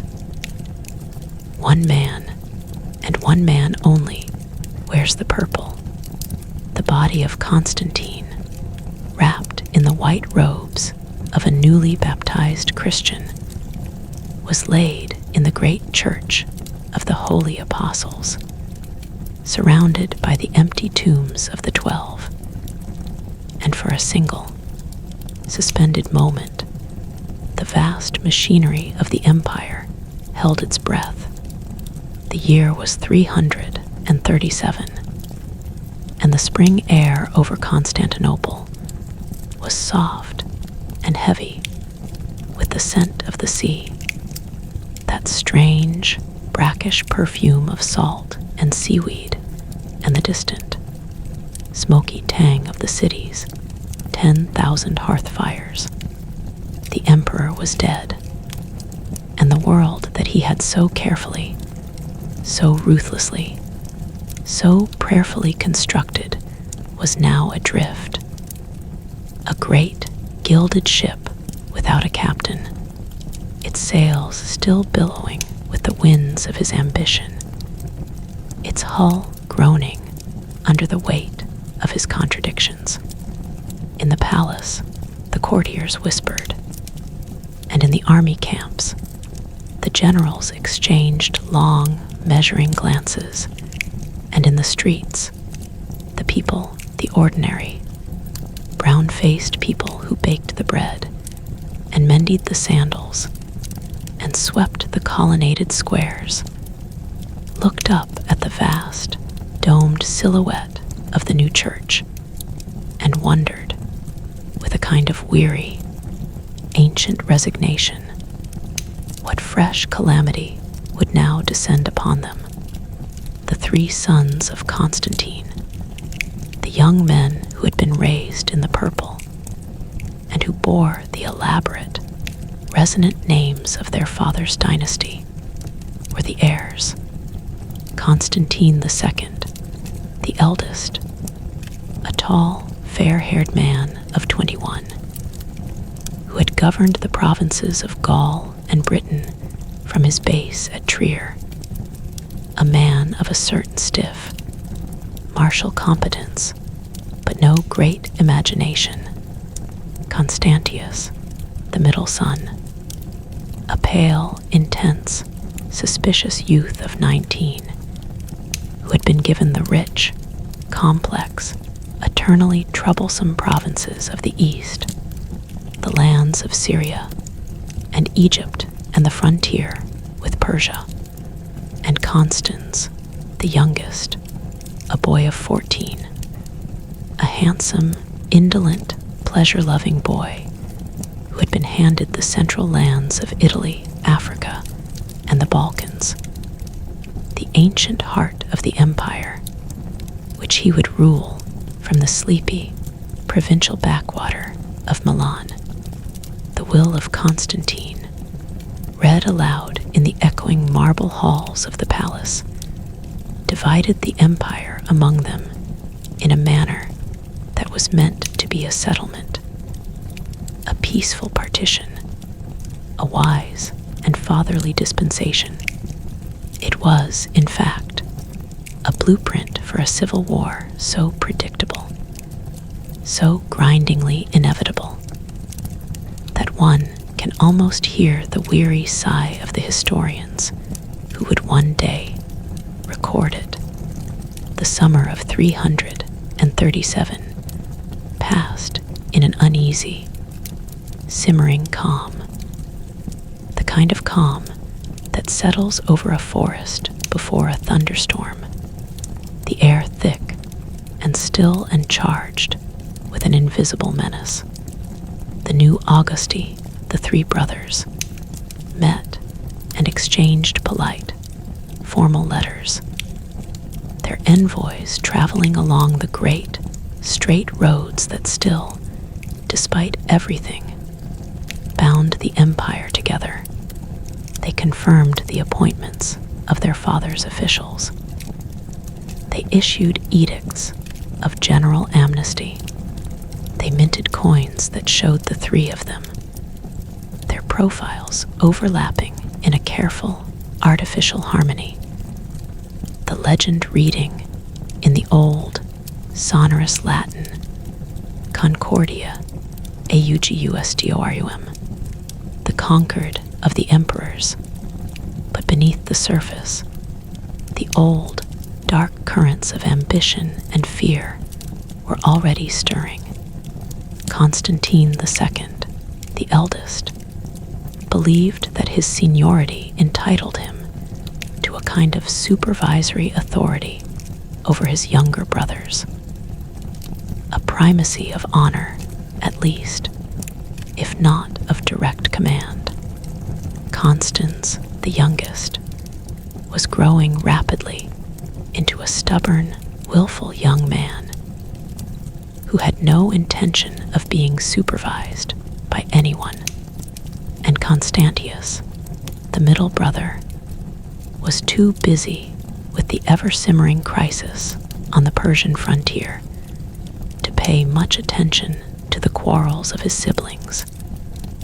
His pale, narrow face turned perpetually eastward, his mind occupied with the movements of the Sassanid king, Shapur II, a ruler who had been crowned in his mother's womb and who had spent his entire long life dreaming of reclaiming the lost territories of his ancestors.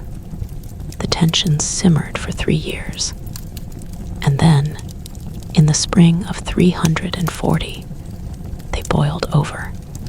Constantine II, marching from Gaul into Italy with a small but veteran army, demanded that Constans cede to him the provinces of North Africa. The demand was a pretext, a deliberately provocative assertion of his seniority, and Constans, who had been expecting it, had already laid his trap in the misty, wooded hills near the city of Aquileia. At the head of the Adriatic, the armies of the two brothers clashed. It was a brief, confused, inglorious affair, a skirmish that flared up in the shadow of the ancient, lichen-covered walls. Constantine II, rashly leading a cavalry charge into a concealed line of infantry, was cut down in the melee, his body trampled, his standard captured. His corpse was unceremoniously thrown into the river Alsa, and Constans, the boy emperor who had been dismissed as a pampered weakling, was now the undisputed master of the entire Western Empire. The next decade, the decade of the 340s, was a quiet, deceptive interlude. A long, slow, drowsy afternoon in the history of the empire. Constans, from his court in Milan, ruled the West with a kind of lazy, capricious energy.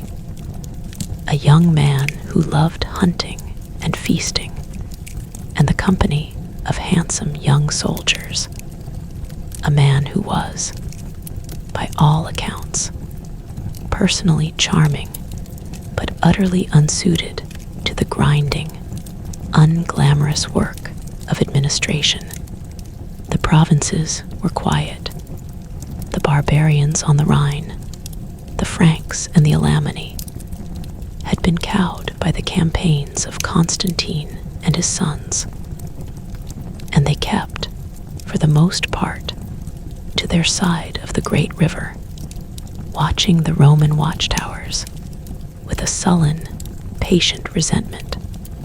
In the east, Constantius waged his long, slow, methodical war against the Persians, a war of sieges and counter-sieges, of sudden, bloody raids and long, tense months of waiting, a war that consumed the revenues of the eastern provinces and kept the emperor permanently encamped at Antioch, the beautiful, decadent, earthquake-prone city on the Orontes.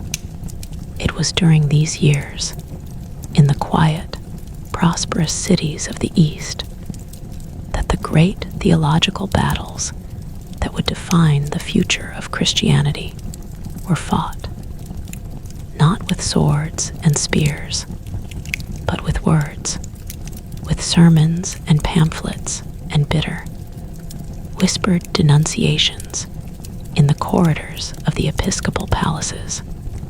The Council of Nicaea, convened by Constantine himself a generation before, had declared that the Son was of the same substance, homoousios, with the Father, a formula that was meant to settle forever the question of Christ's divinity.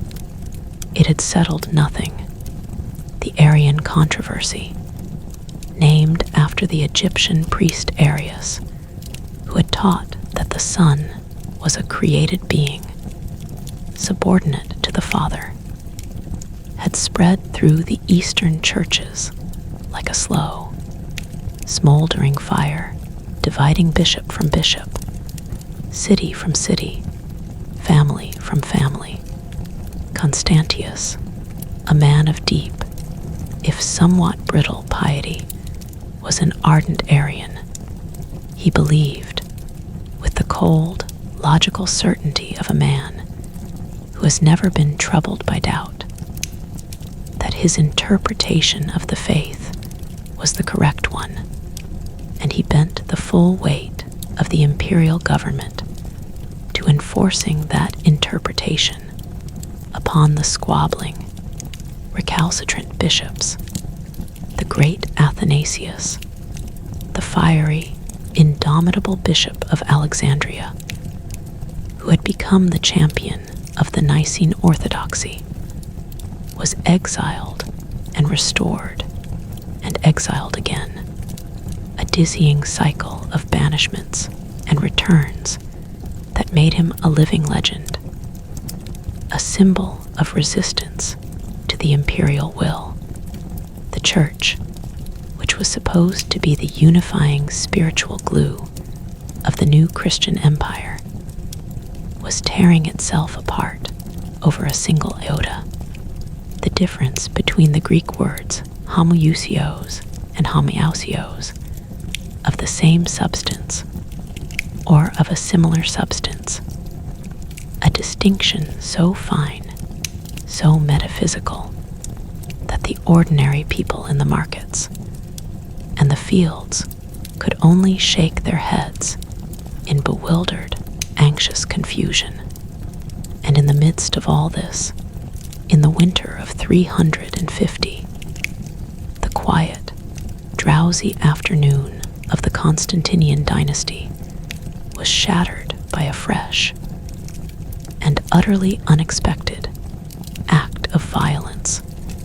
Magnentius was the commander of the elite imperial guard in Gaul, a huge, bluff, red-faced soldier of barbarian descent, a man who had risen through the ranks by a combination of brute courage and a rough, backslapping charisma that the troops adored.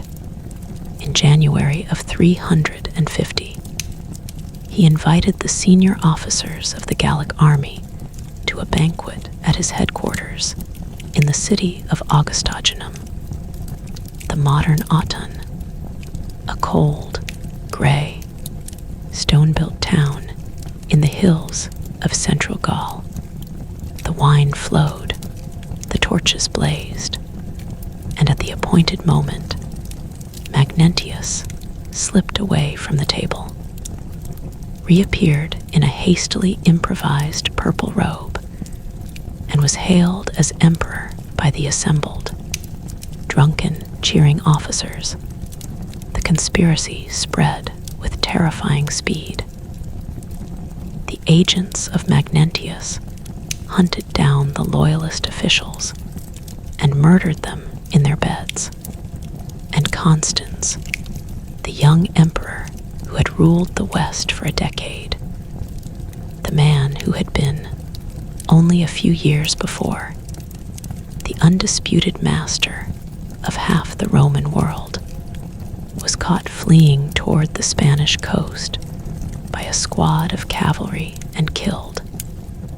His body dumped in an unmarked grave. His memory officially damned by the Senate that had once fawned upon him. The empire, which had seemed so stable, so permanently settled into its new Christian Constantinian mold, was suddenly, violently, plunged back into the old, familiar chaos of the 3rd century. Magnentius, in Gaul, controlled the entire Western army and the wealthy provinces of Britain and Spain. Constantius, in the east, was still bogged down in the endless, grinding war with Persia. His best legions tied up in the siege of the Mesopotamian fortress of Nisibis, a bleak, dusty, fly-blown citadel on the edge of the desert. For a long, agonizing moment, Constantius hesitated. He could not fight a war on 2 fronts. And then, with the cold, patient, utterly ruthless calculation that was his defining characteristic, he made his choice. He made a hasty, humiliating peace with Shapur, abandoning the hard-won gains of years of campaigning, and he turned his army westward, marching along the long, dusty roads through Asia Minor and the Balkans to confront the usurper. But he did not march alone. In a move of cold, dynastic brilliance, Constantius summoned his 2 surviving male relatives, the only men whose bloodline could challenge his own, from their quiet, obscure exile in the provinces. Gallus and Julian, the 2 young sons of his half-brother, had been living under a kind of genteel house arrest for years. First, on a remote imperial estate in the wilds of Cappadocia, and then in the even more remote fortress of Masalem, a cold, drafty, isolated palace in the mountains where they were supervised by a eunuch tutor and kept far from any possible political intrigue. The boys were the grandsons of Constantius Chlorus and the nephews of Constantine the Great, and their very existence was a threat to the reigning emperor. But now, Constantius needed a dynastic placeholder, a legitimate figure to hold the East while he dealt with the usurper in the West. Gallus, the elder brother, a tall, handsome, hot-tempered young man with a streak of savage cruelty that was already becoming apparent, was summoned to the court, given the title of Caesar, and married to the emperor's own sister, Constantina, a woman of formidable, implacable ambition, who was far older and far more politically astute than her new husband. The pair were installed at Antioch to govern the East, while Constantius, with his main army, marched on Italy. The war against Magnentius was a long, bitter, relentlessly bloody affair, fought across the plains of northern Italy and the mountain passes of the Julian Alps. The climactic battle, one of the most horrific in all of Roman history, took place in the late summer of 351 in a broad, flat valley near the town of Mursa, on the banks of the river Drava. The armies were enormous, swollen by the decades of military buildup under Constantine and his sons. The flower of the Roman military machine facing off against itself for an entire day, from dawn until the long, golden twilight of the Pannonian Plain. The two lines of infantry pushed and hacked and screamed at each other, the ground churning into a lake of mud and blood, the air thick with the clash of iron and the shrieks of dying horses. Constantius, a devout Arian, spent the day on his knees in the church of the local bishop, praying with a desperate, white-knuckled intensity, leaving the tactical command to his generals.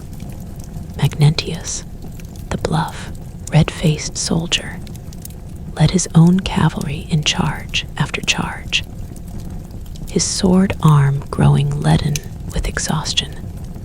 By nightfall, the army of Magnentius was shattered, its remnants streaming away to the west in a disorderly, panic-stricken rout. The casualties were staggering. A generation of Rome's best soldiers slaughtered by their own countrymen. Losses that the empire, its manpower reserves already stretched to the breaking point, could not possibly afford. The historian Eutropius, writing a few years later, would remark, with a kind of grim, understated sorrow, that in that battle, the strength of the Roman Empire was consumed, a loss great enough to defeat any foreign enemy. The victory was total, but it was a victory that tasted of ashes. Constantius, his face pale and drawn, rode across the battlefield the next morning, looking at the endless windrows of the dead, the pale, staring faces of the young men who had been the empire's future, and he wept. But he did not relent. The pursuit of Magnentius continued through the Alpine passes and into Gaul, until 2 years later, the usurper cornered in the city of Lugdunum, the modern Lyon, fell on his own sword rather than be captured. The sole emperor of the Roman world, Constantius II, entered Rome in the spring of 357 in a triumph that was meant to be a statement, a pageant of irresistible, divinely ordained power. The city, which he had never seen before, astonished him. The ancient temples, the towering, colonnaded basilicas, the sprawling, labyrinthine palaces of the Palatine, the sheer, staggering accumulation of 1,000 years of wealth and power, left the pale, intense, deeply provincial emperor from the East awestruck and a little uneasy. He walked through the Forum of Trajan, looking up at the immense, spiraling column that told the story of a distant, glorious conquest. And he murmured, in a voice barely above a whisper, that he could never hope to equal such magnificence. He ordered an obelisk, one of the ancient, towering monoliths of the Egyptian pharaohs, to be transported from Thebes and erected in the Circus Maximus, a gesture of respect for the old, fading grandeur of the city. But he did not stay.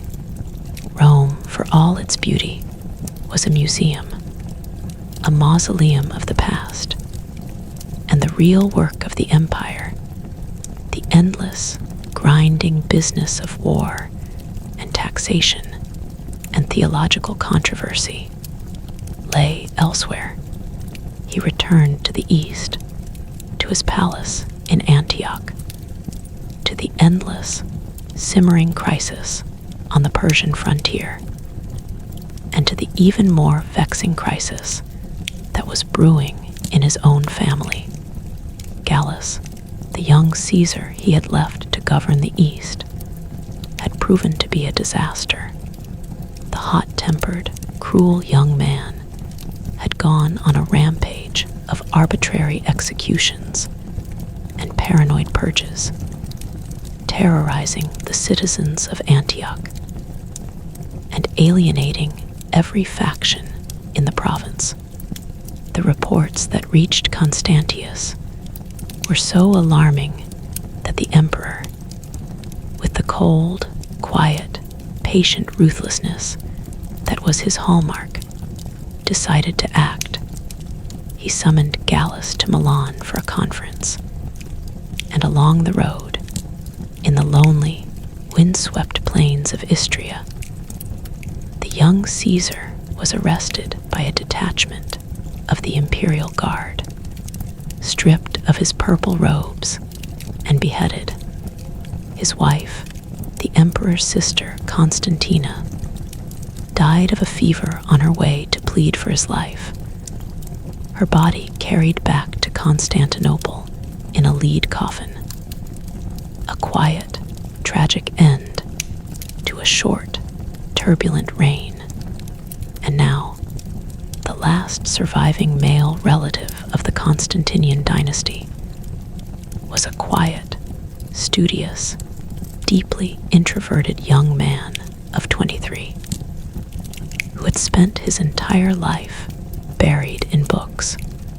A young man who had never commanded a troop of soldiers, who had never held a public office, who seemed, to all who met him, to be the very embodiment of the gentle, unworldly philosopher. His name was Flavius Claudius Julianus, and he would go down in history as Julian the Apostate. In the autumn of 355, Constantius, his suspicions momentarily lulled by the meek, unassuming demeanor of his cousin, summoned Julian to Milan, and in a grand, carefully staged ceremony, elevated him to the rank of Caesar, giving him command of the troubled western provinces. The young scholar, who had been quietly studying the works of Plato and the mysteries of the Neoplatonic philosophers in the peaceful, sun-drenched libraries of Athens, was suddenly, bewilderingly, thrust into the center of the political world.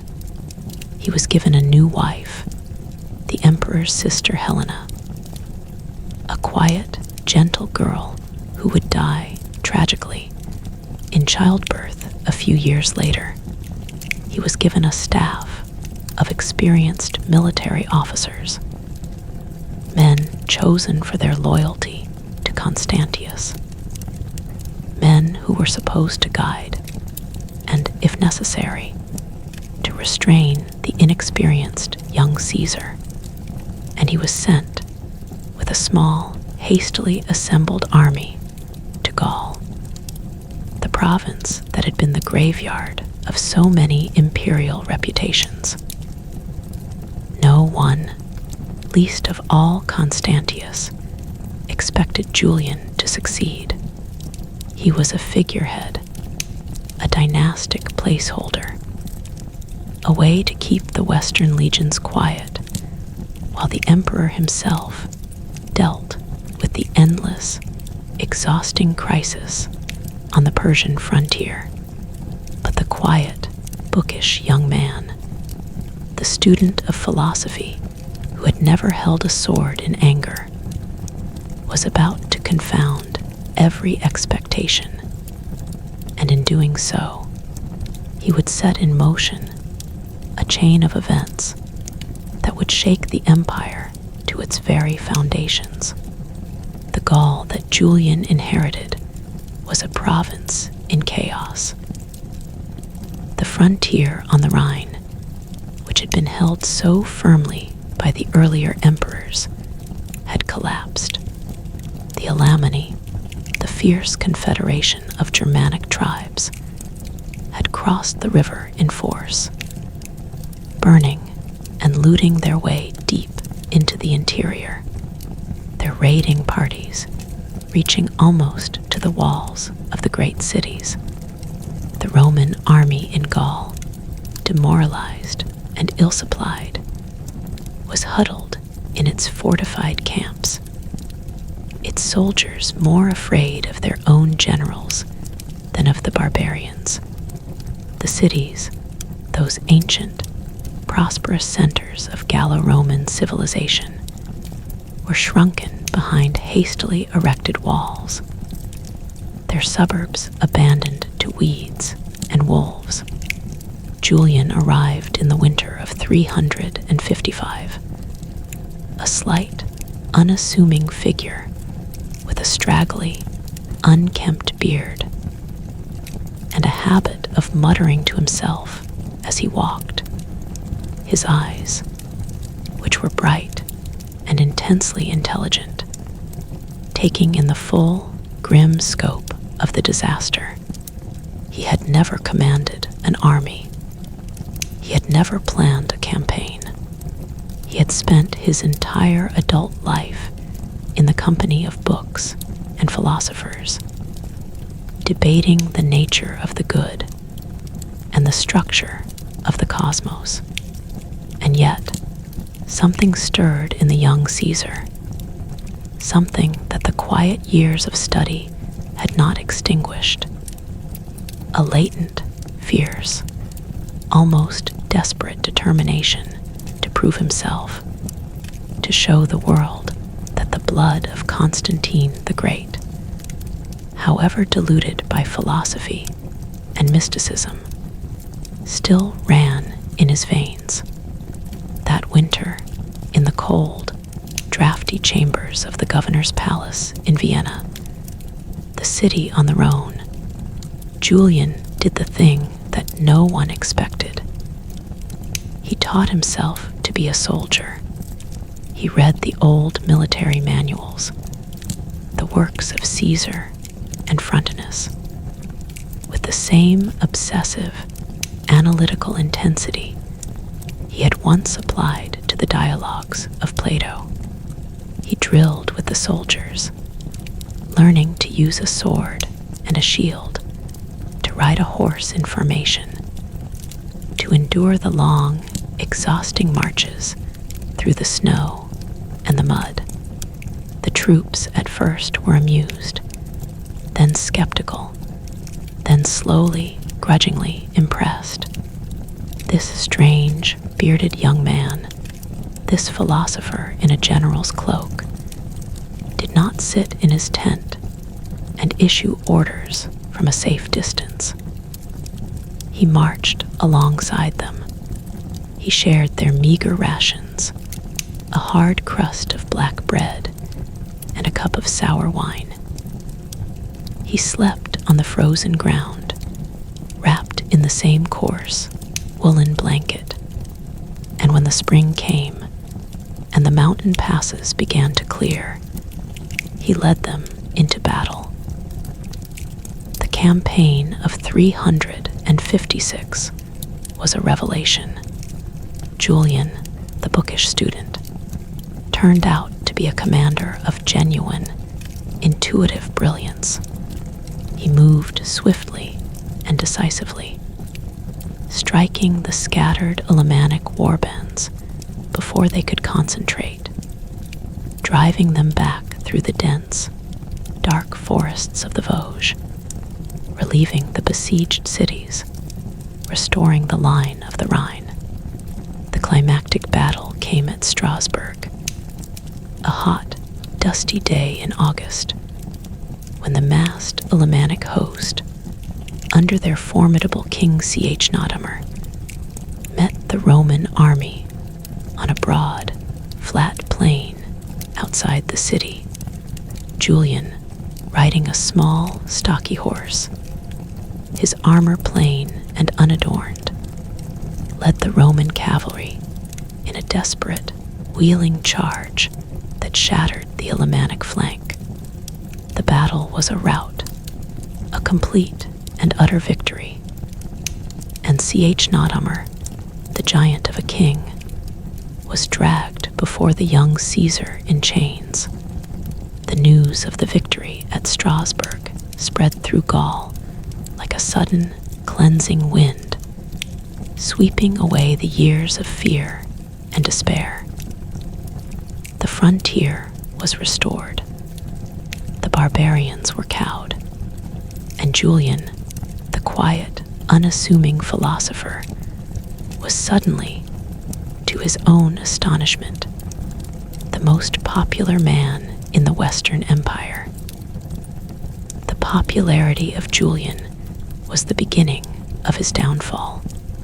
Constantius, watching from his distant court in Antioch, grew increasingly uneasy. The reports of his cousin's victories, of the adulation of the Gallic troops, of the young Caesar's growing independence and self-assurance, gnawed at the emperor's thin-skinned, suspicious soul. The old, familiar paranoia, the curse of the Constantinian dynasty, began to stir. Constantius demanded that Julian send him the best of the Gallic legions, the elite units that had won the victory at Strasbourg, to reinforce the Persian front, where the war with Shapur was once again flaring into a major crisis. The demand was a test, and everyone knew it. Julian's staff, the experienced officers who had been sent to guide him, were secretly corresponding with the emperor, reporting on the young Caesar's every move. And the troops, the rough, loyal, battle-hardened soldiers of the Gallic army, had no intention of being shipped off to the burning deserts of Mesopotamia to die in a foreign war for a distant, ungrateful emperor. In the spring of 360, the legions assembled at Paris, the small, muddy island city on the Seine that Julian had made his headquarters, mutinied. They surrounded the palace, their faces lit by the flickering torches, their voices rising in a great, roaring, irresistible chorus. They hailed Julian as Augustus, the senior emperor, the equal of Constantius. They raised him on their shields, an ancient, half-forgotten ritual. They pressed a makeshift crown, a torque torn from a standard-bearer's neck, onto his head. Julian, the sources tell us, resisted. He pleaded, he argued, he wept. But the soldiers would not be denied, and in the end, the philosopher yielded to the inevitable. He was now the emperor, and the empire was, once again, on the brink of a civil war. The war never came. Constantius, marching west from Antioch with his vast, battle-hardened eastern army, fell ill with a sudden, violent fever in the bleak, dusty plains of Cilicia, near the town of Mopsuestia. The emperor, the pale, intense, deeply unlikable man who had reigned, in one form or another, for 24 years, the man who had survived the massacre of his family, who had defeated the usurper Magnentius, who had dominated the squabbling bishops of the church, was dying. He had never been baptized. He had, like his father before him, delayed the sacrament, perhaps out of a superstitious fear of sinning after the waters of regeneration had cleansed his soul, perhaps out of a deeper, more unfathomable spiritual caution. Now, with the cold shadow of death creeping over him, he summoned the Arian bishop Eusebius of Antioch and received the baptism he had postponed for so long. On the 3rd of November, in the year 361, Constantius II died, a lonely, frightened, deeply weary man. His last words, a whispered prayer to the God whose nature he had spent his life trying to define. And Julian, the apostate, the philosopher, the mystic, the man who had secretly, for years, been worshipping the old gods of Greece and Rome in the quiet, candlelit chambers of his private apartments, was now the sole, undisputed master of the Roman world. The reign of Julian is a strange, luminous interlude, a sudden, unexpected shaft of golden, pagan sunlight breaking through the gathering clouds of the Christian Empire. He is young, only 31 years old, and he is filled with a burning, almost feverish energy, a sense of divine mission that is at once inspiring and deeply unsettling. He publicly proclaims his allegiance to the old gods, the gods of Homer and Plato, the gods of the sun and the stars and the deep, fertile earth. He does not, as his enemies would later claim, launch a bloody persecution of the Christians. He is too intelligent, too philosophical, too steeped in the traditions of Greek tolerance for that. But he strips the church of its privileges, its tax exemptions, its state subsidies. He forbids Christian professors from teaching the pagan classics, a stroke of cultural warfare so devastating in its implications that even his admirers are taken aback. How, he asks, with a cold, precise logic, can a man who does not believe in the gods of Homer presume to teach the Iliad? The Christians, in his view, are apostates from the true faith of their ancestors, a narrow, intolerant, soul-destroying sect that has turned the world away from the beautiful, life-affirming gods of the ancient world. He writes letters and edicts and philosophical pamphlets with a relentless, compulsive energy, his style sharp and witty and deeply, personally engaged. He sleeps only a few hours a night. He eats the simple, frugal meal of a soldier on campaign, a bowl of lentils, a crust of bread, a cup of water. He dreams of a restored empire, an empire purged of the corruption and the decadence of the Constantinian court, an empire where the philosophers are the advisors of kings, and the old temples rise again from their ruins, and the smoke of the sacrifices ascends once more into the clear, bright Mediterranean sky. In the spring of 363, Julian marches east. His goal is nothing less than the destruction of the Persian Empire, the ancient, implacable enemy that has haunted the Roman world for centuries.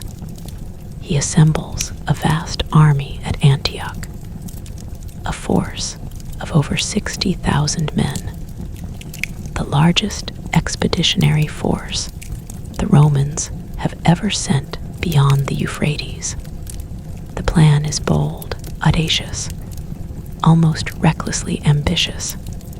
He will march down the Euphrates, linking up with a supporting fleet of ships that will carry the army's supplies. And he will strike directly at the Persian capital, Ctesiphon, the sprawling, wealthy city on the Tigris. The campaign begins well. The army moves with a swift, disciplined efficiency. The Roman engineers bridging the wide, slow-moving rivers. The cavalry scouting the vast, sun-scorched plains. The Persian king, Shapur, refuses to give battle, withdrawing his main army into the interior. A strategy of scorched earth and endless, harassing raids that is designed to draw the Romans deeper and deeper into the unforgiving Mesopotamian desert. By June, Julian reaches the walls of Ctesiphon. The city, a vast, teeming metropolis of mud brick and palm groves, lies before him, its walls shimmering in the heat haze. He wins a brilliant, annihilating victory over a Persian army that sallies out to meet him. A battle fought under the blazing sun, the Roman infantry pushing the Persian cataphracts back into the river in a chaos of screaming horses and drowning men. But the city itself, the great, sprawling urban fortress, he cannot take. The fleet, which had been his lifeline, has been held up by the shifting currents of the Euphrates. The scorched earth policy of the Persians has turned the countryside into a barren, empty waste. The army, hungry, exhausted, increasingly demoralized, begins to murmur, and Julian, the mystic, the philosopher, the man who believes that he is the chosen instrument of the gods, makes a decision that will doom him. He orders the fleet to be burned. The great flotilla of supply ships, the lifeline of the army, is put to the torch. A vast, roaring conflagration that lights up the night sky and turns the waters of the Tigris to a mirror of flame. The idea is to cut off the army's retreat, to force the soldiers to fight, to emulate the desperate, glorious victories of the ancient Greeks. It is a gesture of sublime, terrifying, utterly irrational romanticism, and it is a catastrophe. The army, now without supplies, begins its long, agonizing retreat up the eastern bank of the Tigris, through a landscape of desolate, sun-blasted hills, harried every step of the way by the swift, elusive Persian cavalry. The soldiers are dying of hunger and thirst. The wounded are left by the roadside to die. The heat is a constant, oppressive, crushing weight, a hammer of fire that beats down on the helmeted heads of the marching men. On the 26th of June, a hot, still, breathless day, a sudden, desperate skirmish flares up on the right flank. Julian, who has been leading from the front, his armor plain and unadorned, his face gaunt and burned by the sun, rushes to the scene without stopping to put on his breastplate. A Persian spear, thrown from the swirling, dusty melee, strikes him in the side, slipping under his rib cage and piercing his liver. He falls, the blood gushing from the wound, and his guards carry him, pale and trembling, to his tent.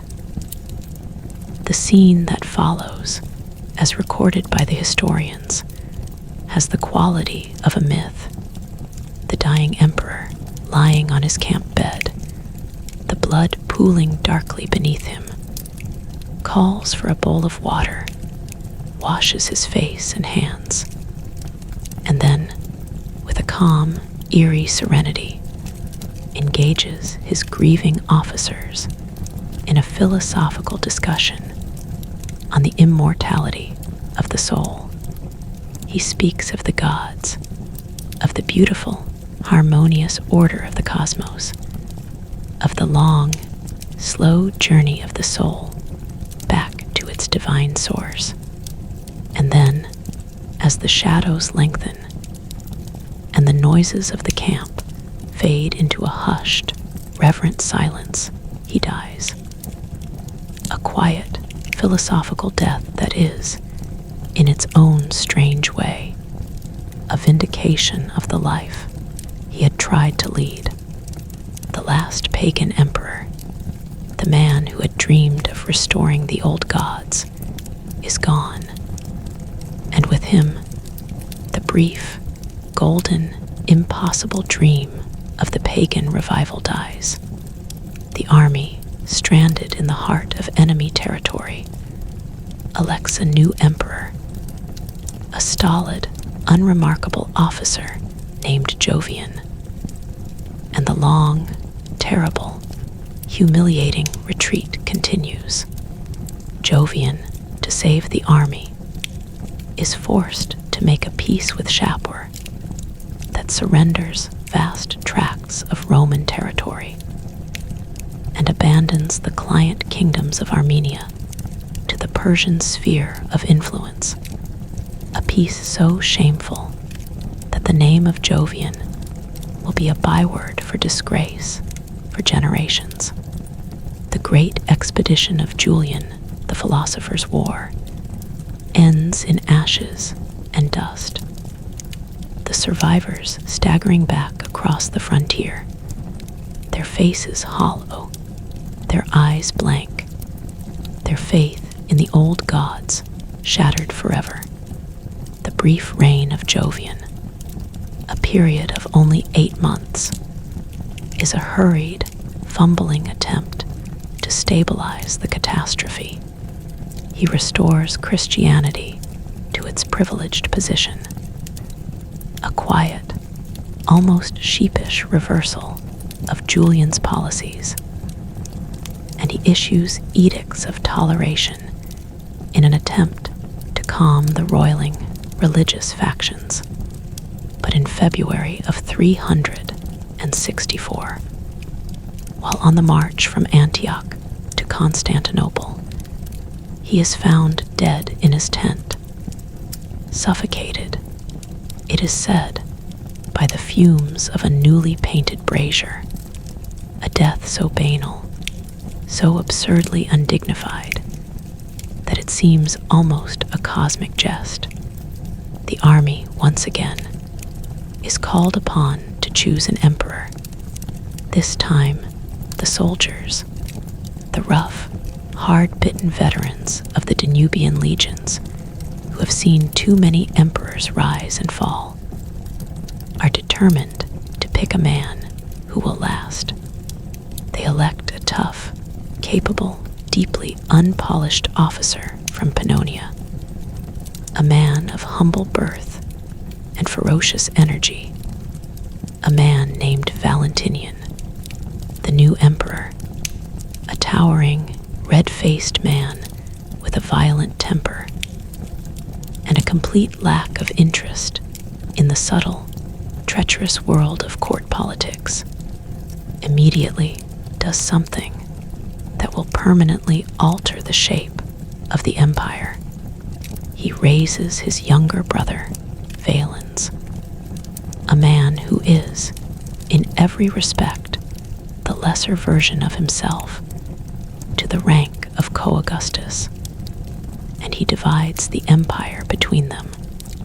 Valentinian will rule the West, the wild, sprawling, increasingly chaotic provinces of Gaul, Britain, Spain, Italy, and Africa.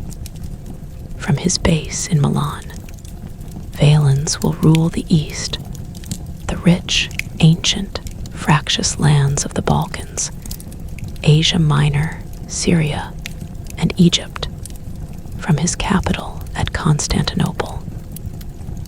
The division is not, in theory, a permanent separation. The empire is still, legally, a single state with two co-equal rulers. But in practice, it is the beginning of the end. The two halves, Eastern and Western, will increasingly drift apart, their interests diverging, their resources committed to different frontiers, their fates no longer intertwined. The East, richer, more populous, more urbanized, will endure. The West, poorer, more exposed, more vulnerable to the relentless, swelling pressure of the barbarian migrations, will not. Valentinian, the emperor of the West, spends his 11-year reign in a ceaseless, exhausting, grinding campaign of frontier defense. He fortifies the Rhine with a network of new watchtowers and fortresses, a line of stone and mortar that stretches from the North Sea to the Alps. He leads his legions across the river, deep into the dark, tangled forests of Germania, punishing the tribes that dare to raid Roman territory. He is a harsh, brutal, deeply unlovable man, a man who keeps two pet bears, named Innocence and Goldflake, in cages outside his bedroom, and who occasionally feeds condemned criminals to them. But he is also a superb soldier, and under his stern, implacable gaze, the western frontier enjoys a brief, fragile moment of stability. In the east, however, a catastrophe is brewing.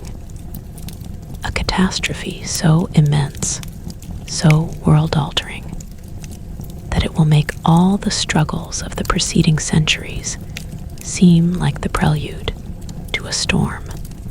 In the vast, trackless steppes beyond the Danube, the grasslands that stretch from the plains of Hungary to the distant, snow-capped mountains of Mongolia, a new and terrifying force is rising. The Huns, a nomadic people of Central Asian origin, have been moving westward for generations. A slow, relentless migration driven by climate change, tribal conflict, and the simple, brutal logic of the steppe. They are a people who live on horseback, who eat, sleep, and fight in the saddle, their bodies squat and powerful, their faces, according to the horrified accounts of the Romans, flattened and scarred by the ritual mutilations of their childhood. They are unlike any enemy the Romans have ever faced. They have no cities, no fields, no fixed abodes. They move like a wind, a whirlwind of dust and screaming arrows, appearing out of the emptiness of the plain and vanishing back into it just as swiftly. Their bow, a recurved composite weapon of horn and sinew, can punch through a Roman shield at 100 paces, and their skill with it is terrifying, supernatural, the product of a lifetime spent hunting and herding on the back of a galloping pony.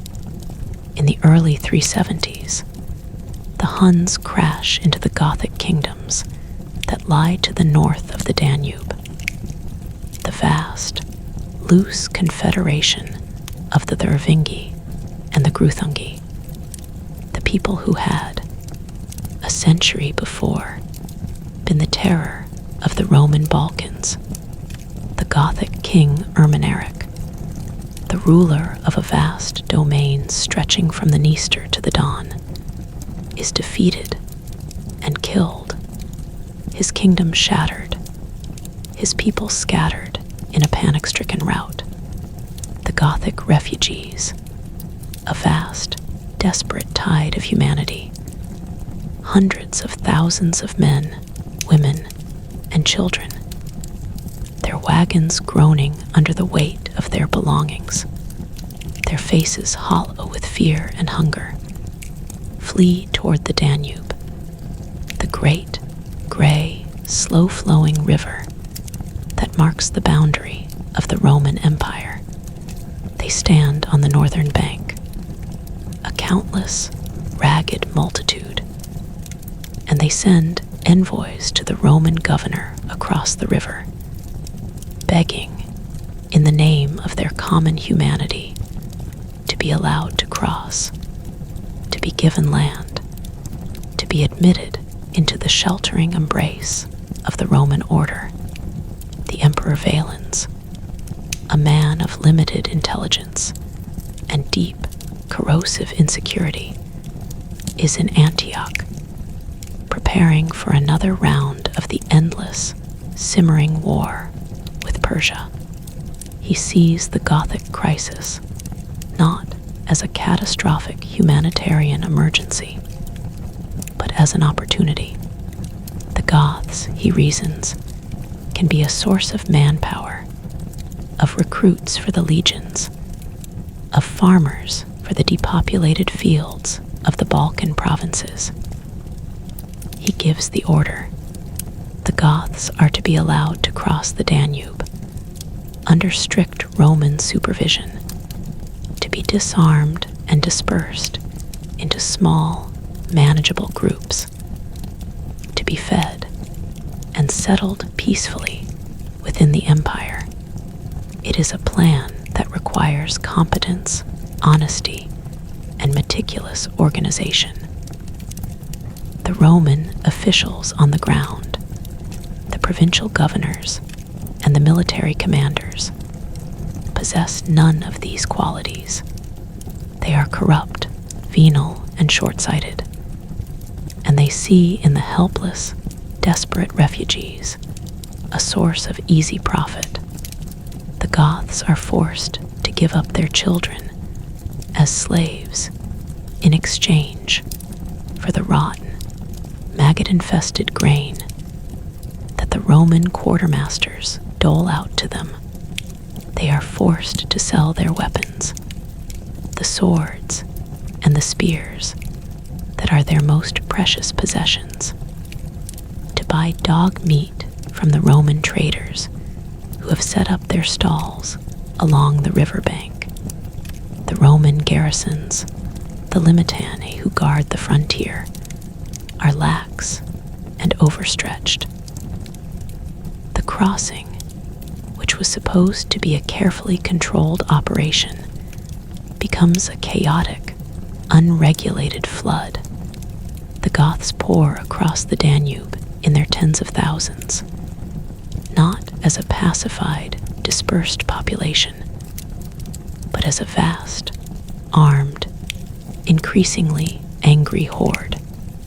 And when, in the summer of 377, a fresh group of Gothic tribes, the Gruthangi, arrives on the northern bank and demands to be led across, the Roman commander, a man named Lupicinus, makes a fatal error.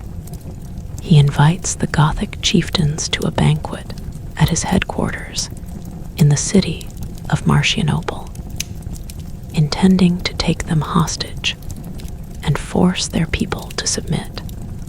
The Goths, suspicious and alert, refuse to be separated from their bodyguards.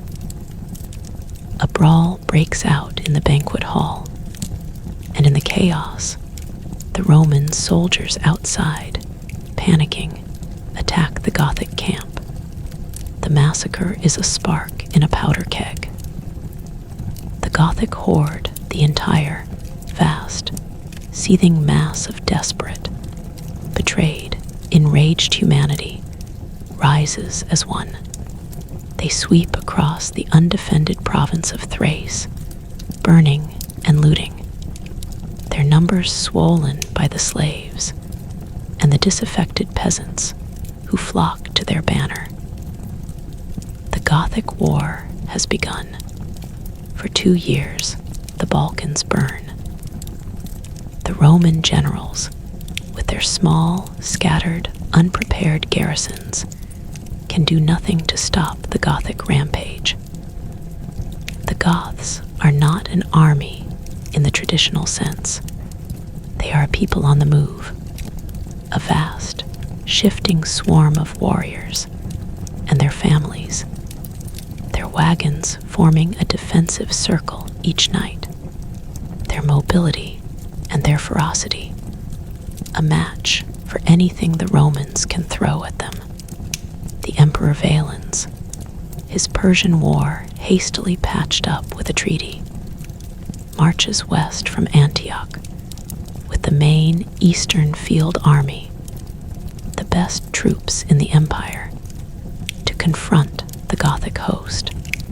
He arrives at Constantinople in the spring of 378, where the urban mob, terrified and angry, pelt him with stones and insults, calling him a coward and a fool.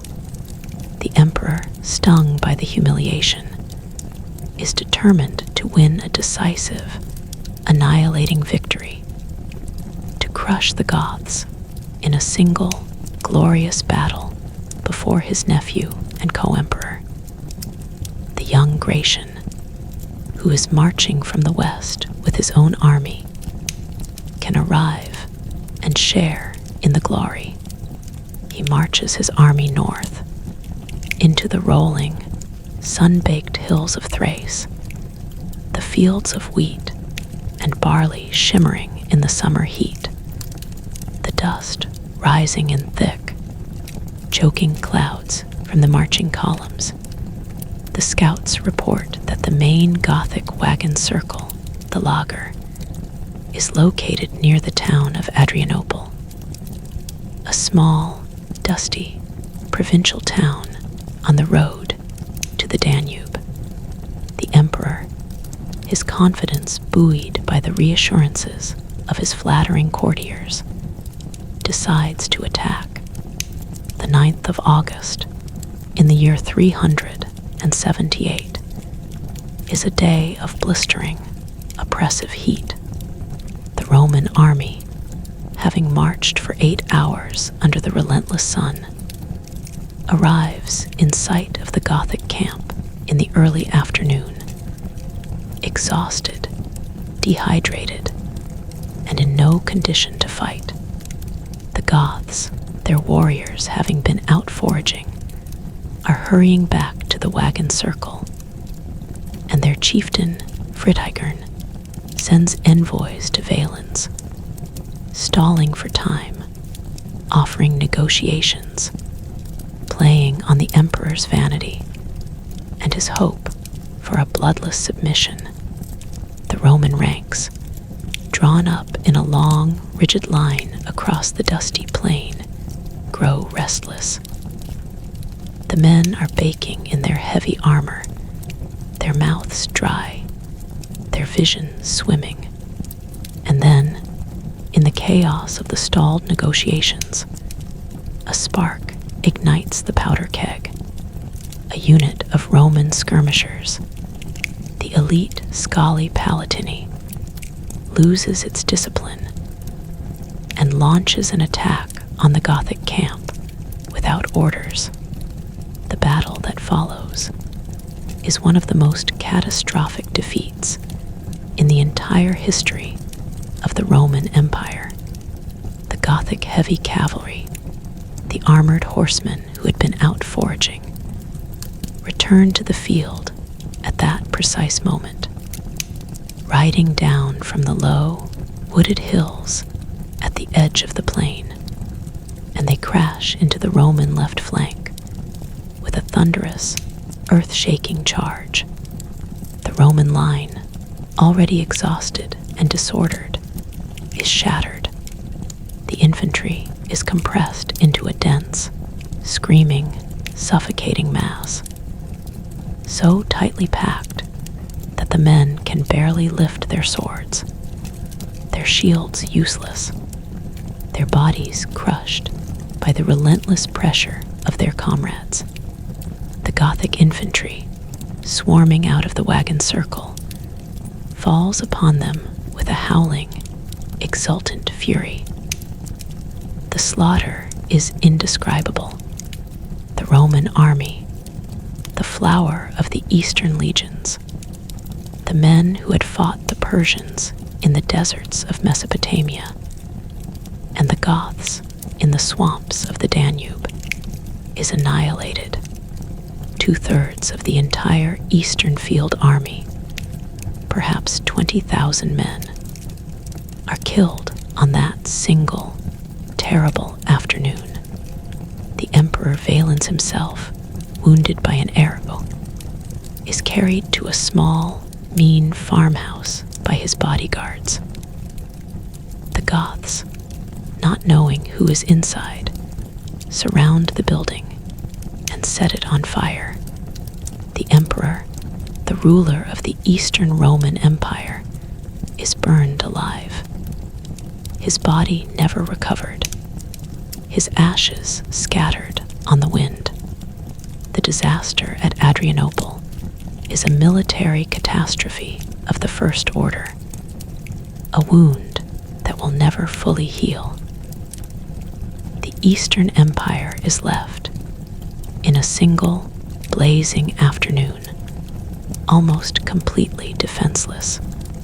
The young Emperor Gratian, a pious, gentle, deeply unassertive young man of 19, who had been co-emperor with his father Valentinian in the west, does not march to Constantinople.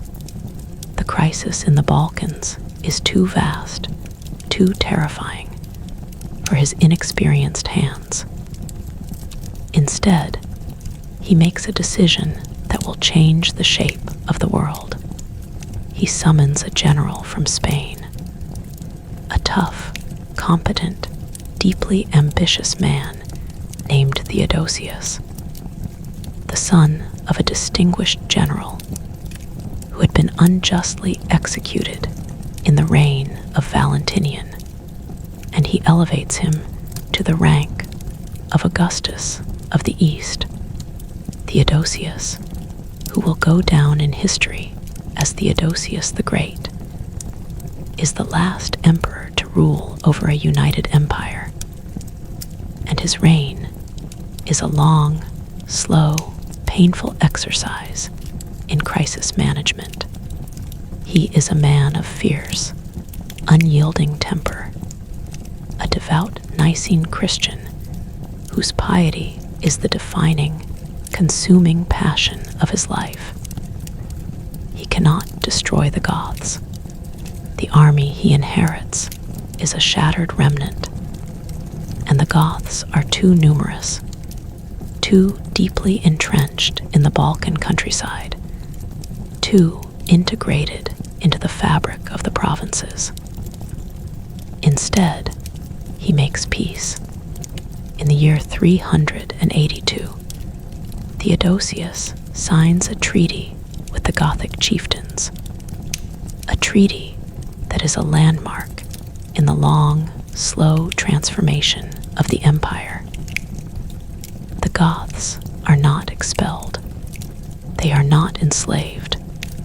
They are settled as a semi-autonomous people within the borders of the empire, their warriors serving under their own chieftains as foederati allied troops in the Roman army. It is a pragmatic, necessary solution to an insoluble problem, but it is also a fateful precedent. The empire, in its weakness, is opening its veins to the barbarian blood that will, in time, overwhelm it. The years that follow are a slow, grinding slide toward the final dissolution of the West. Theodosius, his temper ever more volcanic, his piety ever more rigid and uncompromising, rules the East with a firm, autocratic hand. He stamps out the last, fading embers of Arianism, convening a great council at Constantinople in 381 that reaffirms the Nicene Creed and consigns the heretics to the outer darkness. He clashes with the great bishop of Milan, Ambrose, a man of steely, implacable moral authority, over a massacre of civilians in the city of Thessalonica, a massacre that the emperor had ordered in a fit of blind, red-faced rage. Ambrose, in a scene that will echo down the centuries, refuses the emperor communion, bars him from entering the church, and forces him to kneel, bareheaded and weeping, in the public square, a public penance that is at once a humiliation and a profound, symbolic statement of the new, awesome power of the church over the state. In the West, the empire is slowly, inexorably falling apart. The young Gratian is betrayed and murdered by a usurper, Magnus Maximus, a general of Spanish birth who rules Britain, Gaul, and Spain for 5 years before being defeated and executed by Theodosius. The next Western emperor, Valentinian II, the last, weak, pathetic son of the great Valentinian, is a puppet, first of his mother, the formidable Justina, and then of the Frankish general Arbogast, who finally has the boy strangled in his palace in Vienna in 392. The Frank, a pagan and a soldier of immense, brutal competence, elevates a puppet of his own, a mild-mannered, inoffensive official named Eugenius, to the purple, and Theodosius, the last Augustus of a united empire, marches west one final time to crush the usurper and to restore, for one last, brief, glorious moment, the unity of the Roman world. The Battle of the Frigidus, fought in the cold, windswept passes of the Julian Alps in September of 394, is a bizarre, apocalyptic affair. The army of Theodosius, swollen with Gothic foederati under their own chieftains, the young, ambitious, watchful Alaric among them, meets the army of Arbogast and Eugenius in a narrow, rocky valley, the river Frigidus, the cold river, running dark and swift through the center of the battlefield. The fighting on the first day is a disaster for Theodosius. The Gothic auxiliaries, thrown into the front line against the solid, disciplined ranks of the Frankish infantry, are cut down in their thousands, the river running red with their blood. The emperor, his face pale and drawn, spends the night in prayer, kneeling on the cold, hard ground of the mountain camp, his lips moving in a desperate, silent appeal to the God of the Nicene Creed. And on the second day, the miracle occurs. violent, sudden, cataclysmic windstorm, the Bora, the fierce, cold, descending gale that howls down from the peaks of the Alps, sweeps through the valley. The wind drives directly into the faces of the Western Army, blinding the soldiers with dust and grit, turning their arrows back upon them, snatching the shields from their hands. The troops of Theodosius, seeing the hand of God in the shrieking, elemental fury, surge forward with a new, desperate courage. The line of Arbogast shatters, and the usurper Eugenius, a mild, bewildered man who had never wanted to be emperor, is captured and beheaded, his head paraded through the camp on a spear. Arbogast, the grim, implacable Frank, wanders the mountains for 2 days before falling on his sword. The empire is, once again, unified under a single ruler.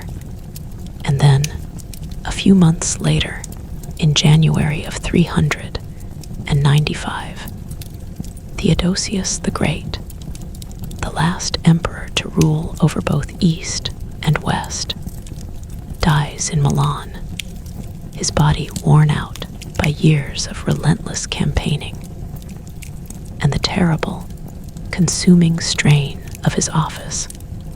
His 2 young sons, Arcadius, a slow, sleepy, ineffectual boy of 18, and Honorius, a sullen, nervous, fragile child of 10, are left in the hands of their guardians to rule the 2 halves of the empire.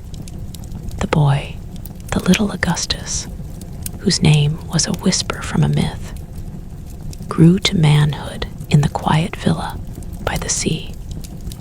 The sound of the waves, his constant, murmuring companion, the scent of salt and pine, and the warm, drowsy hum of the cicadas, the only markers of the passing years.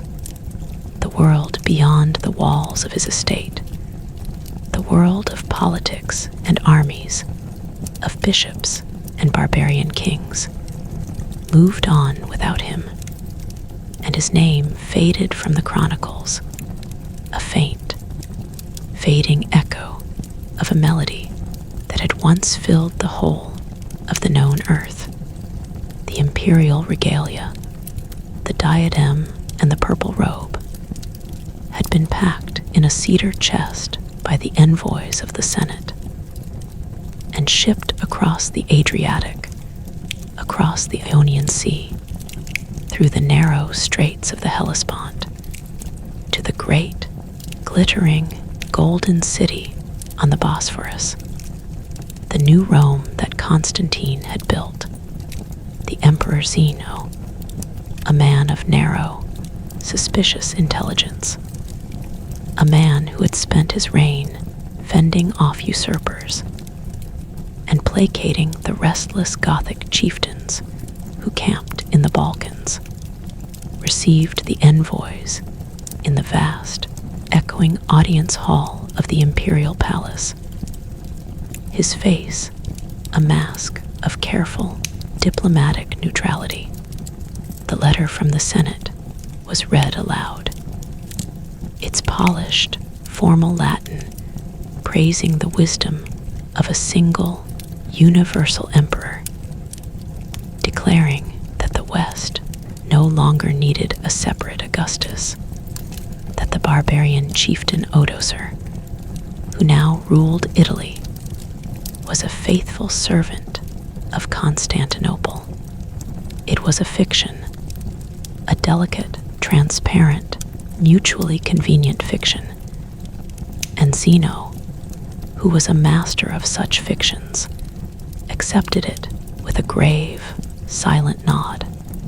He granted Odoacer the title of patrician, a rank of high nobility, a recognition of his de facto rule, while carefully avoiding any explicit acknowledgement of his legitimacy as a king.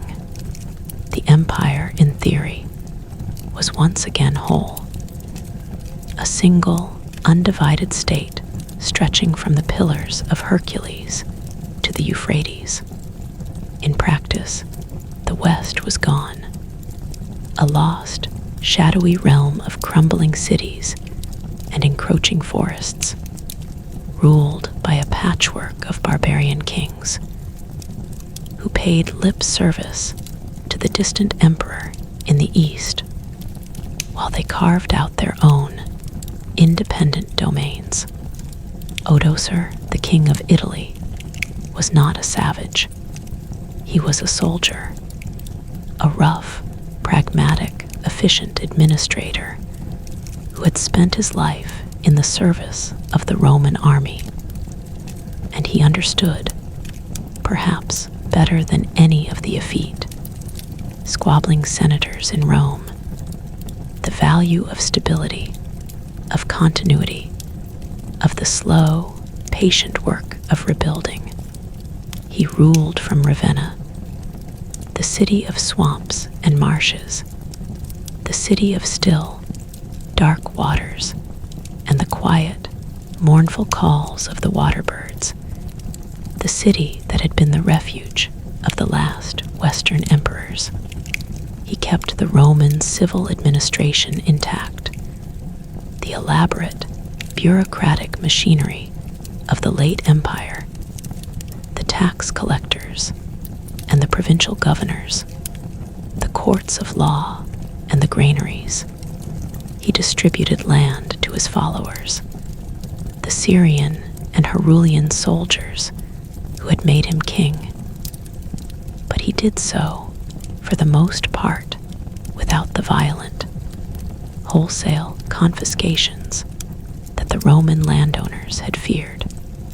The great senatorial families of Italy, the Annoci, the Decii, the ancient, wealthy clans whose ancestry stretched back to the Republic, kept their vast estates, their villas with their heated baths, and their libraries of scrolls, their armies of slaves and tenants.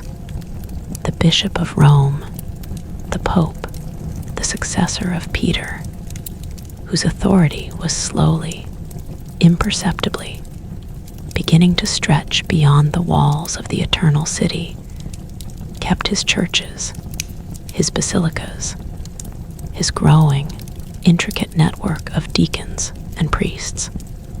The grain still arrived from Sicily, the olives from Apulia, the wine from Campania. The aqueducts, though patched and leaking, still carried water to the fountains and the baths. The Colosseum still stood, its vast, silent, empty arcades a monument to a vanished age of spectacle, a home now for owls and foxes and the quiet, creeping ivy. The empire had fallen, but the world had not ended. It had simply changed, shifted, settled into a new, quieter, more provincial rhythm. A rhythm that was as old as the hills themselves. The rhythm of the seasons, of planting and harvest, of the long, slow, patient cycle of decay and renewal. But the peace of Odoacer, the quiet, unglamorous, bureaucratic peace of the barbarian king, was not to last. The Emperor Zeno, in his palace in Constantinople, watched the rise of the Italian kingdom with a cold, calculating, deeply suspicious eye. Odoacer was too independent, too successful, too little inclined to bend the knee to the distant, nominal overlordship of the East. And Zeno had a problem. A large, restless, dangerous problem. A tribe of Ostrogoths who who had been settled in the Balkans, in the province of Mosia, and who were growing increasingly fractious, increasingly dissatisfied with the meager subsidies and the rocky, unfertile lands they had been granted. Their king was a young man named Theoderic, a man who would become, in the fullness of time, one of the greatest, most complex, most tragically human figures of the entire, long, slow twilight of the ancient world. He had been a hostage in Constantinople as a child, a young, bright-eyed boy from the wilds of the Danube, sent to the glittering, golden court of the Emperor Leo as a guarantee of his people's good behavior. He had grown up in the shadow of the imperial palace, learning the ways of the Romans, their language, their laws, their intricate, subtle, treacherous politics. He had returned to his people a man, a warrior and a diplomat, a chieftain who could quote the philosophers and lead a cavalry charge with equal, effortless grace. And he had a dream, a quiet, burning, unquenchable dream of a kingdom for his people, a land of milk and honey, a land where the Goths could settle and farm and build, a land that would be, in some strange, hybrid, impossible way, both Roman and Gothic, a fusion of the old, civilized order and the new, barbarian vitality. Zeno, the cold, clever emperor, saw in Theoderic a solution to two problems at once. In 488, he gave the Ostrogothic king a commission, a formal imperial mandate to invade Italy, to overthrow the usurper Odoacer, and to rule the peninsula in the name of the emperor, until Zeno himself could arrive to take direct control. It was a brilliant, cynical, profoundly dangerous gambit, a way to rid the Balkans of a troublesome army and to bring the upstart king of Italy to heel, all with a single, elegant stroke of diplomatic legerdemain. Theoderic, who was no fool, understood the game perfectly, but he also understood that the opportunity was too great, too glittering, too pregnant with destiny to be refused. In the autumn of 488, the entire Ostrogothic nation, a vast, shambling, creaking host of perhaps 100,000 souls, men, women, and children, their wagons piled high with their belongings, their herds of cattle and sheep lowing in the dust, their priests and their chieftains, and their warriors with their long, braided hair and their bright, glittering mail began to move. They crossed the Danube, the same gray, slow-flowing river that had seen so many migrations, so many desperate, hopeful crossings, and they wound their way through the mountain passes of the Balkans, along the old, decaying Roman roads, past the ruined watchtowers and the empty, roofless towns. It was a migration, an epic, a vast, moving, breathing fragment of a people in search of a home. And at its head, riding a tall, white horse, his face tanned and weathered by the sun and the wind, his eyes fixed on the distant, shimmering horizon of the Adriatic, was Theoderic, the king who would be called the Great. The war for Italy was a long, brutal, grindingly tedious affair, fought in the marshes of the Po Valley and the narrow, rocky defiles of the Apennines. A war of sieges and ambushes, of sudden, desperate night raids, and long, hungry months of waiting. Odoacer, the tough, resourceful king of Italy, was not easily beaten.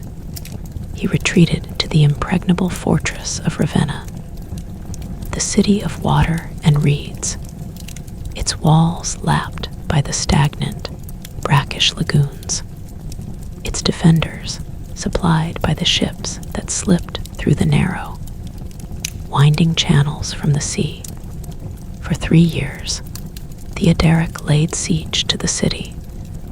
His Gothic warriors camped in the muddy, mosquito-infested plains, their patience worn thin, their supplies running low.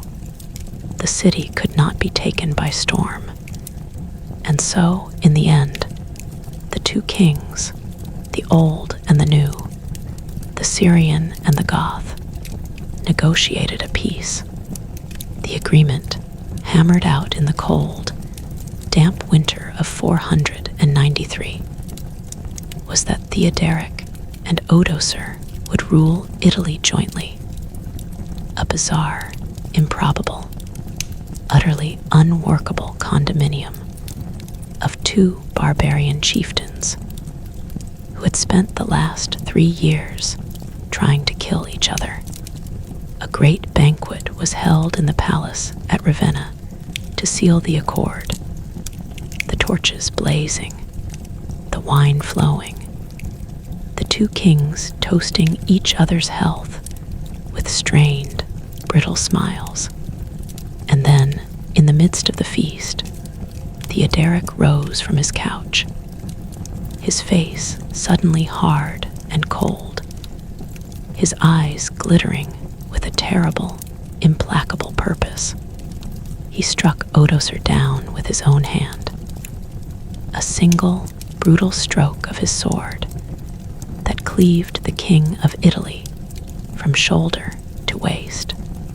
The body of Odoacer crumpled to the marble floor, the wine mingling with the spreading pool of dark, arterial blood, and the guests, frozen in horror, watched as Theoderic, the new, undisputed master of Italy, stood over his fallen rival, his sword still dripping, his voice, when he finally spoke, calm and quiet and utterly terrifying.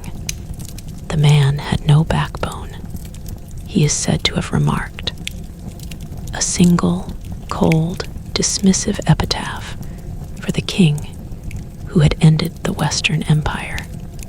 The wife of Odoacer was thrown into a dungeon where she starved to death. His brother was killed by archers while trying to flee.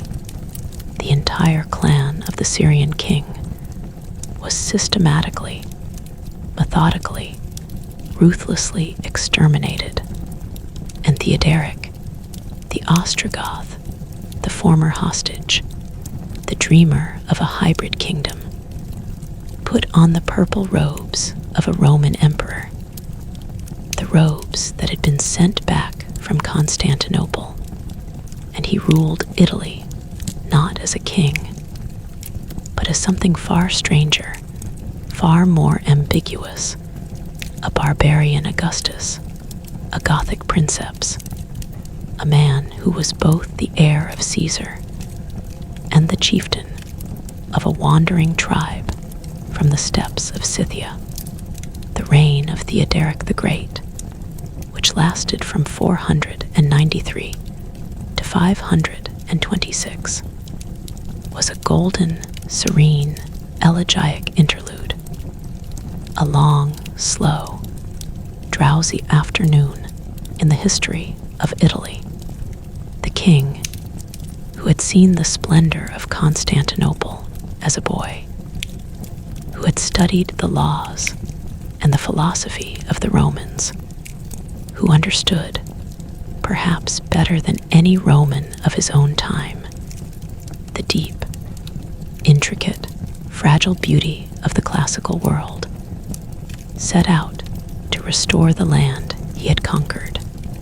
He rebuilt the crumbling walls of the cities, the aqueducts that had cracked and fallen into disrepair, the roads that had been washed away by the winter rains. He drained the marshes of the Po Valley, restoring the fertile fields to cultivation. He encouraged trade, minting coins of good, solid gold, the solidus that still bore the image of the emperor in Constantinople. A quiet, diplomatic acknowledgement of the theoretical unity of the empire. His court at Ravenna became a center of learning and culture, a last flickering flame of classical civilization in the gathering darkness of the West. The philosopher Boethius, a Roman senator of the ancient, noble Anician family, served as his chief minister, a man of profound, melancholy wisdom, who wrote his great, consoling treatise, The Consolation of Philosophy, while awaiting execution in a prison cell, a victim of the king's late, suspicious, paranoid years. The historian Cassiodorus, a Roman of Calabria, served as his secretary. His letters and his official documents, a model of elegant, polished, classical Latin prose.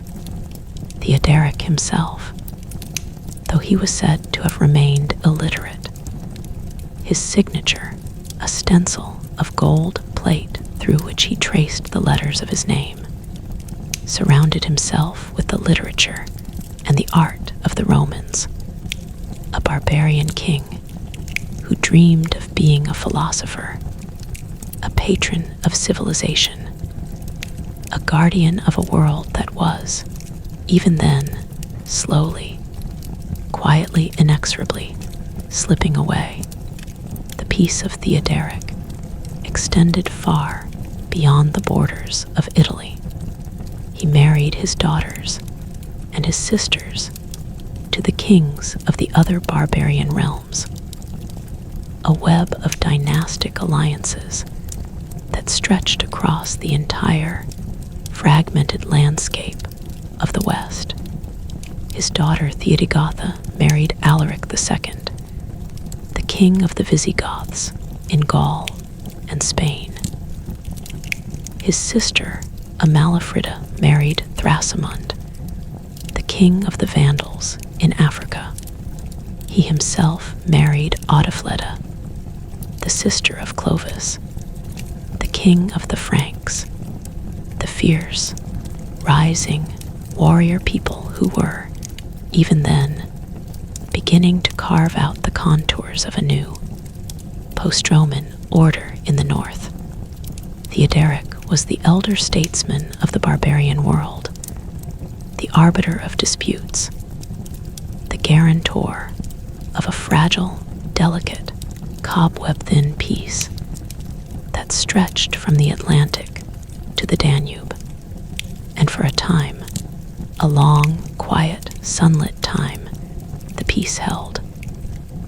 The towns of Italy, their populations shrunken, but their spirits unbroken, enjoyed a brief Indian summer of prosperity. The harvests were bountiful. The churches were filled with the soft, murmuring chant of the monks. The new, quiet, persistent guardians of the Christian faith who were beginning to spread across the countryside, building their monasteries in the ruins of the old pagan temples, in the wild, lonely places of the mountains and the forests. The circus at Ravenna still held chariot races. The crowds, smaller now, more subdued, but still cheering, still waving their colored ribbons, still caught up in the old, visceral, timeless thrill of the contest. The baths still opened every morning, their waters heated by the vast, underground furnaces that had been stoked by slaves for centuries. The world, or at least the small, sheltered Italian corner of it, seemed for a moment to have found a kind of equilibrium, a resting place in the long, slow, downward spiral of the Roman fall. But the dream of Theoderic was a dream, and dreams, by their nature, are fragile, fleeting things, vulnerable to the cold, hard, insistent pressures of the waking world. The king grew old, and as he grew old, he grew suspicious, fearful, haunted by the ghosts of the past and the specters of the future. The religious divide, the deep, bitter theological chasm between the Arian Goths and the Nicene Romans, which had always simmered just beneath the surface of the peaceful kingdom, began to crack and widen. Theoderic was an Arian, a believer in the creed that had been condemned at Nicaea, the creed that declared the Son to be a created being, subordinate to the Father. His Roman subjects, the vast, overwhelming majority, were Nicene Catholics, the followers of the orthodox Trinitarian faith that had become, in the centuries since Constantine, the defining, unifying ideology of the empire. For years, Theoderic had maintained a policy of strict, careful toleration, a live and let live approach that had, for the most part, kept the peace. But the emperor in Constantinople, the aging, ambitious, fiercely orthodox Justin I, was beginning to stir the pot. He issued edicts against the Arians in the Eastern Empire, persecuting the heretics, closing their churches, forcing them to convert or to flee. The news of the persecutions drifted across the Adriatic, carried by the merchants and the travelers, and the Arian Goths of Italy, their fears stoked by their own, increasingly insecure clergy, began to look at their Catholic neighbors with a new, dark, simmering resentment. And Theoderic, the old, tired, paranoid king, began to see plots everywhere, conspiracies woven by the senators, the bishops, the very men he had trusted and promoted and showered with honors, the correspondence between the Roman Senate and the imperial court in Constantinople, letters that were, for the most part, innocuous, polite, diplomatic, began to look to the king's fevered, suspicious gaze like a network of treason, a secret, insidious plan to betray Italy to the Eastern Emperor. The tragedy that followed was swift, brutal, and utterly, heartbreakingly unnecessary. Boethius, the gentle, melancholy philosopher, the faithful servant who had labored for years to build the Gothic kingdom into a civilized state, was accused of treason. The evidence against him was flimsy, a tissue of forged letters and the whispered accusations of jealous rivals. But the king, his mind clouded by suspicion and fear, would not hear his defense. Boethius was arrested, stripped of his honors, and thrown into a cold, dark, stone cell in the palace at Pavia, a place of damp, dripping walls and the faint, distant sound of the river Ticino flowing, slow and indifferent, beneath the window. There, in the long, lonely months before his execution, the philosopher wrote his masterpiece, The Consolation of Philosophy, a dialogue between himself and the allegorical figure of Lady Philosophy, a work of such profound, serene, melancholy wisdom that it would become, for 1,000 years, one of the most read, most beloved, most influential books in all of Christendom.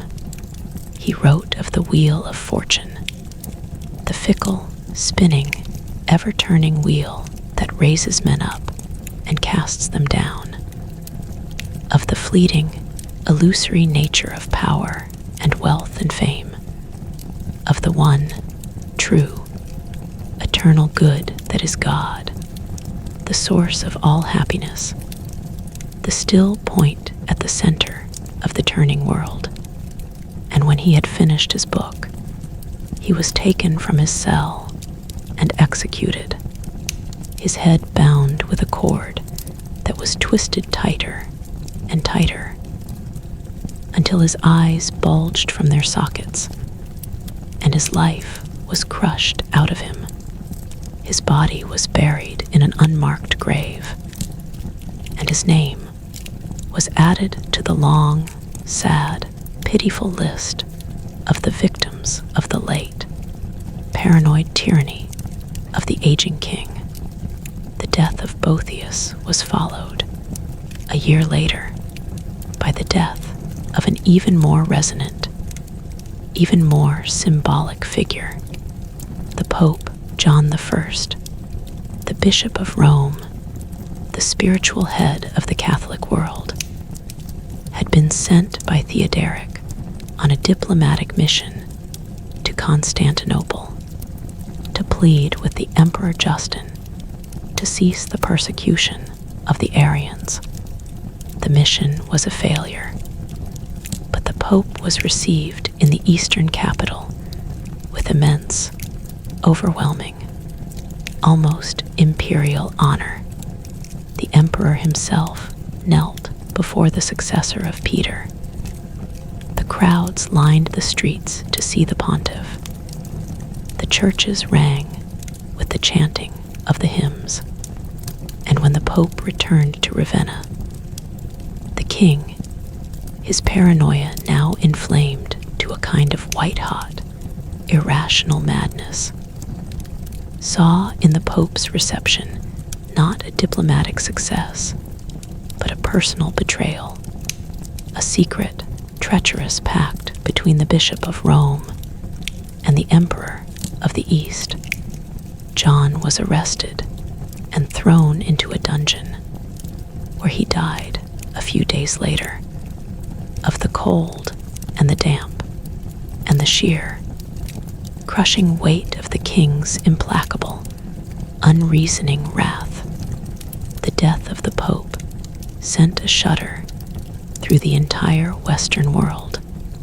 The king who had been the great, wise, benevolent protector of the Romans was now revealed as a tyrant, a heretic, a persecutor of the Holy Church.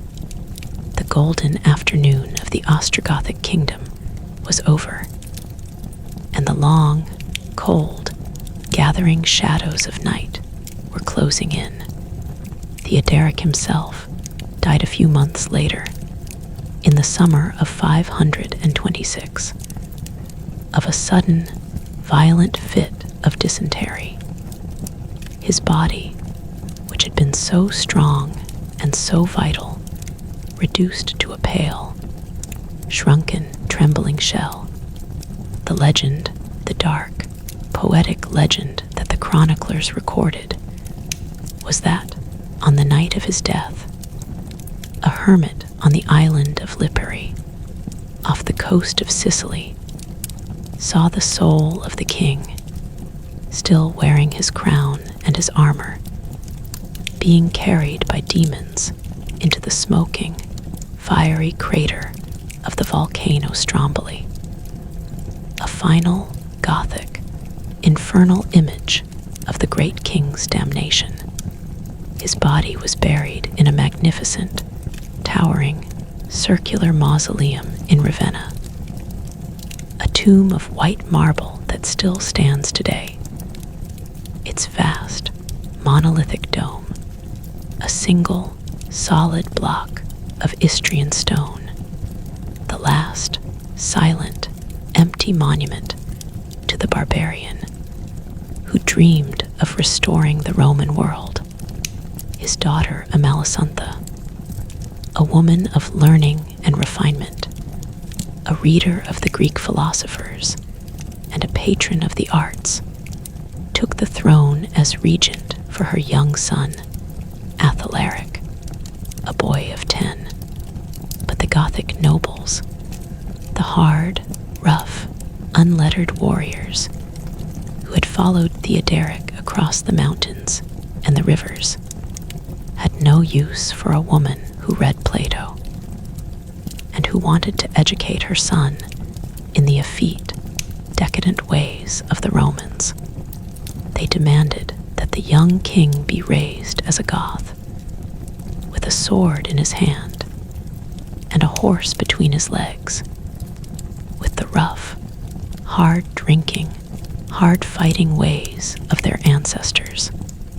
The struggle between the queen regent and the Gothic aristocracy was a slow, grinding, poisonous affair, a war of whispers and intrigues, and the quiet, patient accumulation of resentments. The young Athalaric, torn between his mother's gentle, civilized world and the rough, masculine world of his nobles, collapsed under the strain, descending into a spiral of drunkenness and debauchery that would kill him, of dissipation and disease, before he was 17, and Amalasuntha, the last civilized, Romanized heir of Theoderic, was left alone, a woman without a protector, a queen without a king, a fragile, intelligent, deeply vulnerable figure, standing on the edge of a gathering, thunderous darkness. The darkness came from the east, from the glittering, golden, endlessly ambitious city of Constantinople, where a new emperor had ascended the throne, a man whose name would become synonymous with the last, great, desperate, ultimately futile attempt to restore the Roman Empire to its ancient glory. His name was Justinian, and he was the nephew and adopted son of the old, illiterate, soldier emperor Justin, a peasant from the wilds of Illyria, who had risen through the ranks to seize the purple. Justinian was not a peasant. He was a man of education, of culture, of immense, voracious, insatiable ambition. A man who slept only a few hours a night, who ate little, who worked with a kind of feverish, compulsive, almost demonic energy. His pale, thin, ascetic face, with its faint, enigmatic smile, haunting the corridors of the vast, labyrinthine palace. He dreamed of nothing less than the complete restoration of the Roman world, the reconquest of the lost provinces of the West, the codification of the ancient, tangled, contradictory mass of Roman law into a single, coherent, eternal legal code, and the establishment of a single, orthodox, universally enforced Christian faith. By his side, his equal and his inspiration, his partner and his conscience, was a woman of singular, extraordinary, improbable destiny. Her name was Theodora, and she had been, in her youth, an actress, a dancer, a courtesan, a woman of the demi-monde, the lowest, most disreputable stratum of the teeming, tumultuous city. The scandal of her marriage to Justinian, the future emperor, had convulsed the court, the laws having to be changed to allow a man of senatorial rank to marry a former actress. But Theodora was not a woman to be defined by her past. She was a woman of fierce, steely intelligence, of indomitable, unyielding will, a woman who had looked into the darkest, most brutal corners of the human experience and had emerged with a clarity of vision and a ruthlessness of purpose that matched and often exceeded that of her husband. When, in the early years of Justinian's reign, the Great Nika riot erupted in Constantinople, a savage, cataclysmic urban uprising of the blues and the greens, the rival chariot-racing factions that left the city in flames and the emperor cowering in his palace, preparing to flee. It was Theodora who stood before the terrified council and declared, in a voice of cold, calm, unshakable steel, that royalty is a fine burial shroud, and that she would not abandon the purple, even in death. The generals, shamed and galvanized, crushed the rebellion in a vast, bloody massacre in the Hippodrome. The bodies of 30,000 of the emperor's own citizens piling up in the sand, and Justinian was saved. His throne, his empire, his destiny, preserved by the iron will of his wife, with the rebellion crushed and the eastern frontier secured by an expensive, humiliating peace, with the resurgent Persian Empire under the brilliant, formidable King Khosrow I. Justinian was free to turn his gaze to the west, to the lost, broken, barbarian-ruled provinces that had once been the heartland of the Roman world. The first step in the grand, audacious, impossibly ambitious plan was the reconquest of Africa, the rich, granary province that had been the kingdom of the Vandals for a century. The Vandal king, Hilderic, a man of gentle, Romanized Catholic sympathies, had been overthrown by his cousin Gelimer, a man of the old, fierce, Aryan, Vandal warrior stock, a man who had no patience for the soft, conciliatory ways of his predecessor. The usurpation gave Justinian the pretext he needed, a casus belli, to intervene in the name of the legitimate, deposed king.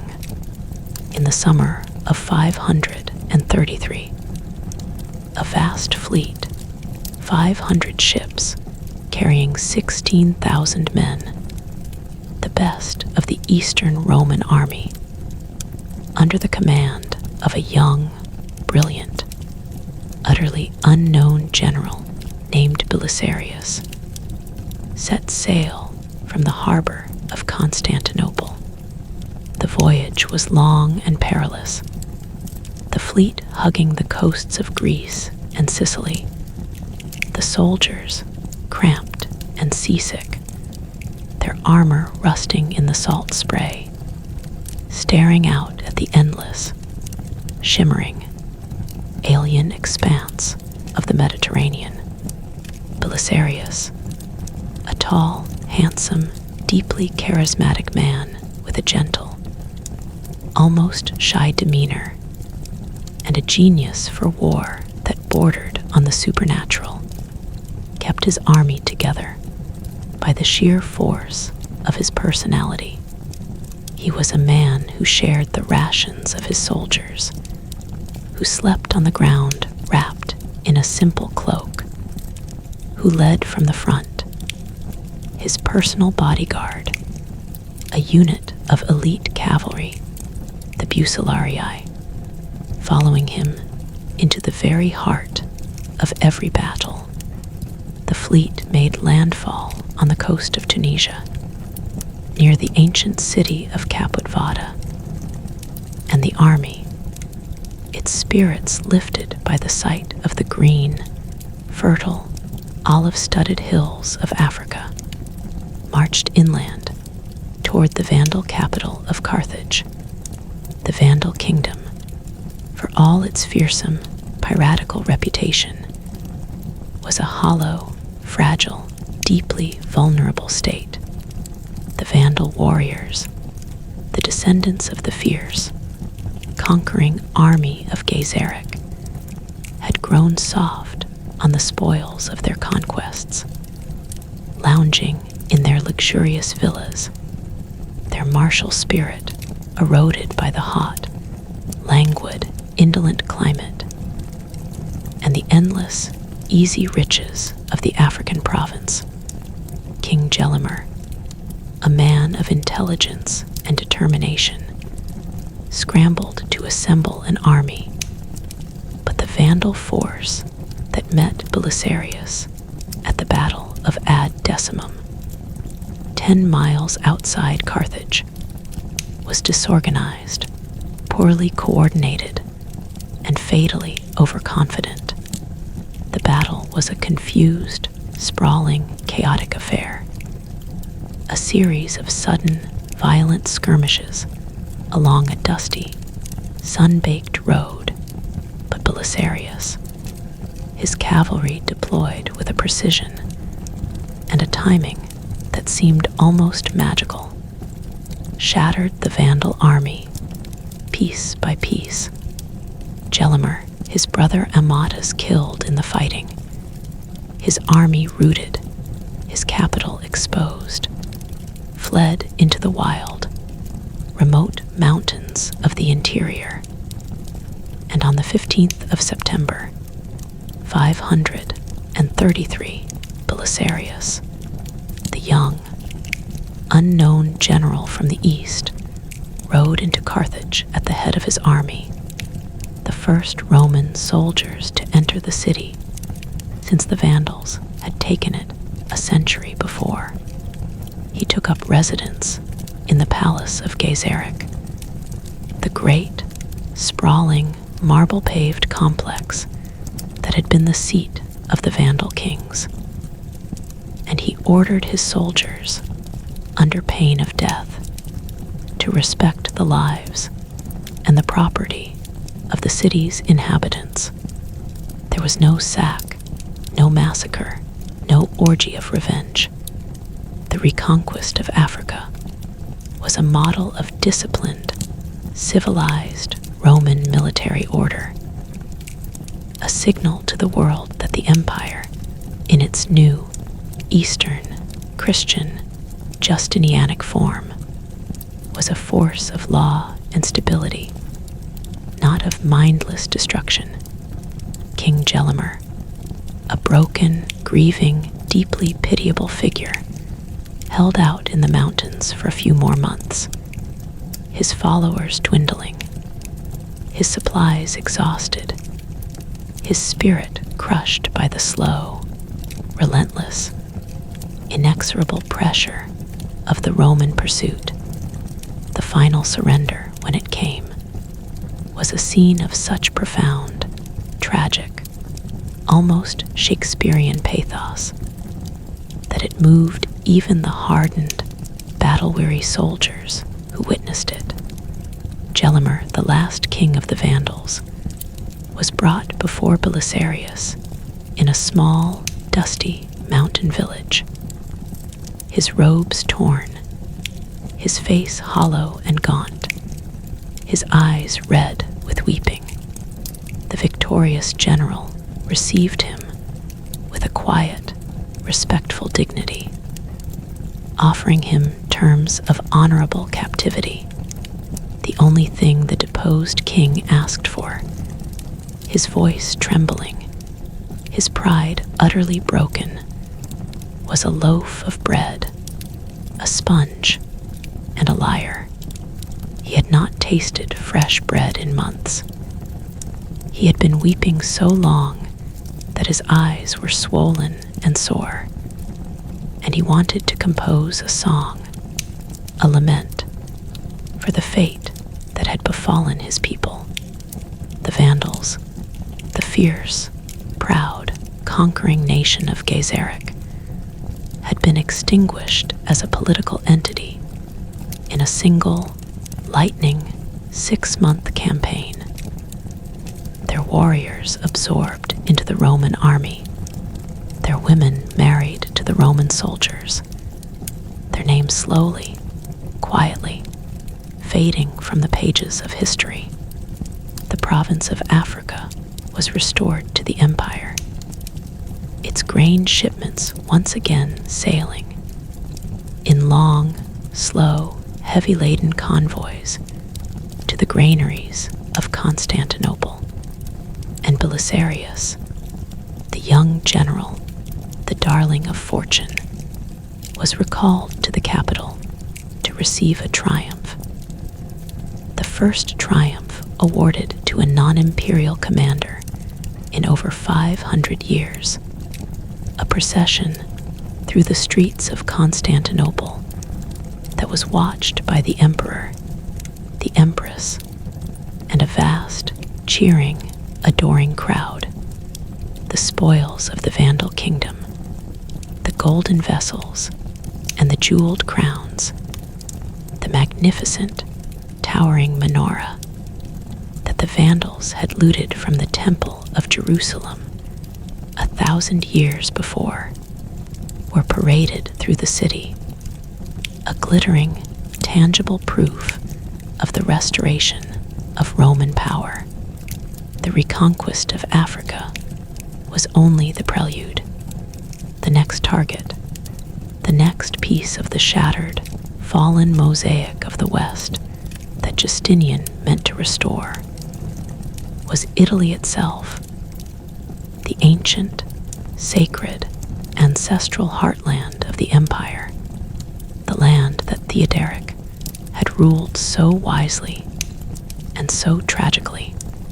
The pretext this time was the murder of Amalasontha, the last civilized, Romanized heir of the great Gothic king, the Queen Regent, her position made untenable by the relentless, grinding hostility of the Gothic nobles, had secretly reached out to Justinian, offering to cede her kingdom to the empire in exchange for protection.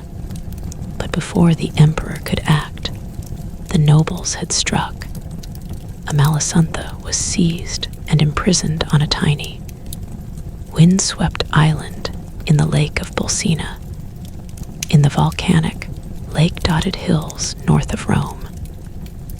And there, in the cold, damp, stone chamber of the island fortress, she was murdered, strangled in her bath by the agents of her cousin, Theodahad, a man of weak, vacillating, treacherous character who had been elevated to the throne in her place. The death of the queen, the daughter of Theodoric, the patron of learning and the arts, sent a shockwave of revulsion and outrage through the courts of the West.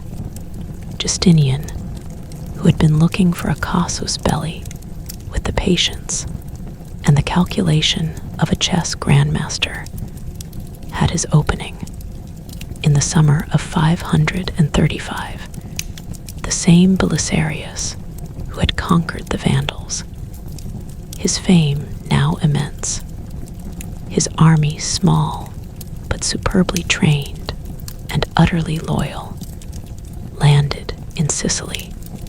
The island, its Gothic garrisons isolated and demoralized, fell with barely a fight, and the Roman army crossed the Strait of Messina and marched into the toe of Italy. The Gothic king Theodahad, a man of words rather than deeds, a man who had spent his life studying the philosophy of Plato and the architecture of the ancients, panicked. He offered to cede the entire kingdom to Justinian, to retire into a comfortable, obscure monastic exile. But his offer was too late, too hesitant, too transparently desperate. The Gothic nobles, the rough, proud warrior aristocracy who had despised Amalasuntha and who had no intention of surrendering their kingdom to the Greeks of the East, rose in revolt. Theodahad was deposed and murdered, and a new king, a man of fierce, indomitable barbarian courage, was raised on the shields. His name was Witiges, and he was determined to fight to the last drop of his blood to defend the kingdom of his people. The Gothic War, which would rage with intermittent, exhausted pauses for the next 19 years, was the single most devastating, catastrophic conflict in the entire, long, sorrowful history of the Italian peninsula. Belisarius, with an army that never numbered more than 10,000 men, a tiny, mobile, brilliantly led force, advanced up the Italian boot, the cities opening their gates to him, the Roman population, the descendants of the ancient, noble families, welcoming their liberators with garlands and tears of joy.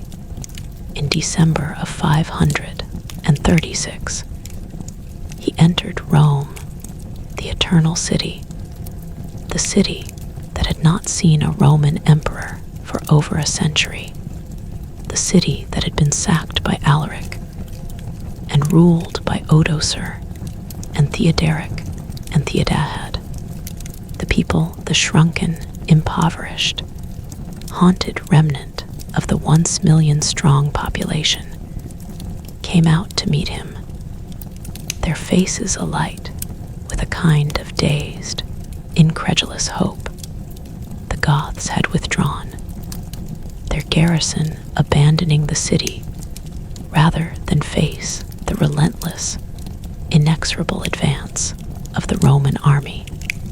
Belisarius, who was a soldier, a practical, hard-headed, deeply realistic man, knew that the respite was temporary. He immediately set to work, repairing the ancient, crumbling 12-mile circuit of the Aurelian walls. The walls that had been built by Aurelian in the dark, desperate days of the 3rd century, the walls that had never been breached by a foreign enemy. He was going to hold Rome, and he was going to force the Goths to fight him on his own ground. The siege of Rome by King Witiges, which lasted for over a year, from the spring of 537 to the spring of 538, was an epic, a legend, a Homeric struggle of endurance and attrition that tested the limits of human courage and suffering. The Gothic army, swollen to over 100,000 men, surrounded the city, cutting off the aqueducts, the ancient, towering, arched waterways that had supplied the city with fresh water for 1,000 years. The baths, those vast, marble-paved, steam-filled palaces of cleanliness and leisure, closed forever. The fountains fell silent.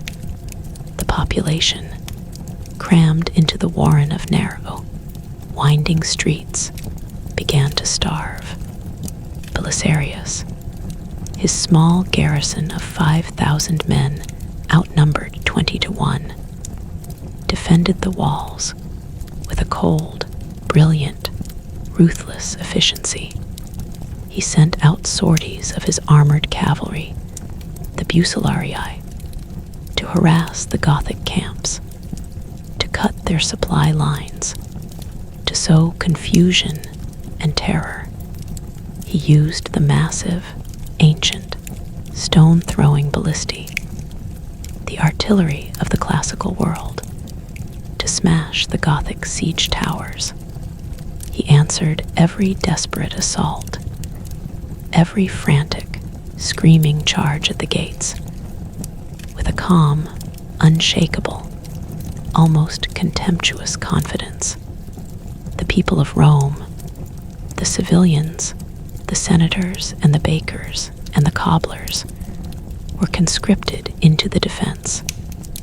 Their hands, soft and unaccustomed to the labor, blistered and bleeding as they carried stones to the ramparts, as they manned the ancient, rusted catapults. The siege dragged on through the burning, fever-ridden summer, through the cold, wet, muddy winter, the Tiber flooding its banks, the corpses of the starved and the slain piling up in the streets, the stench of death hanging over the city like a pall.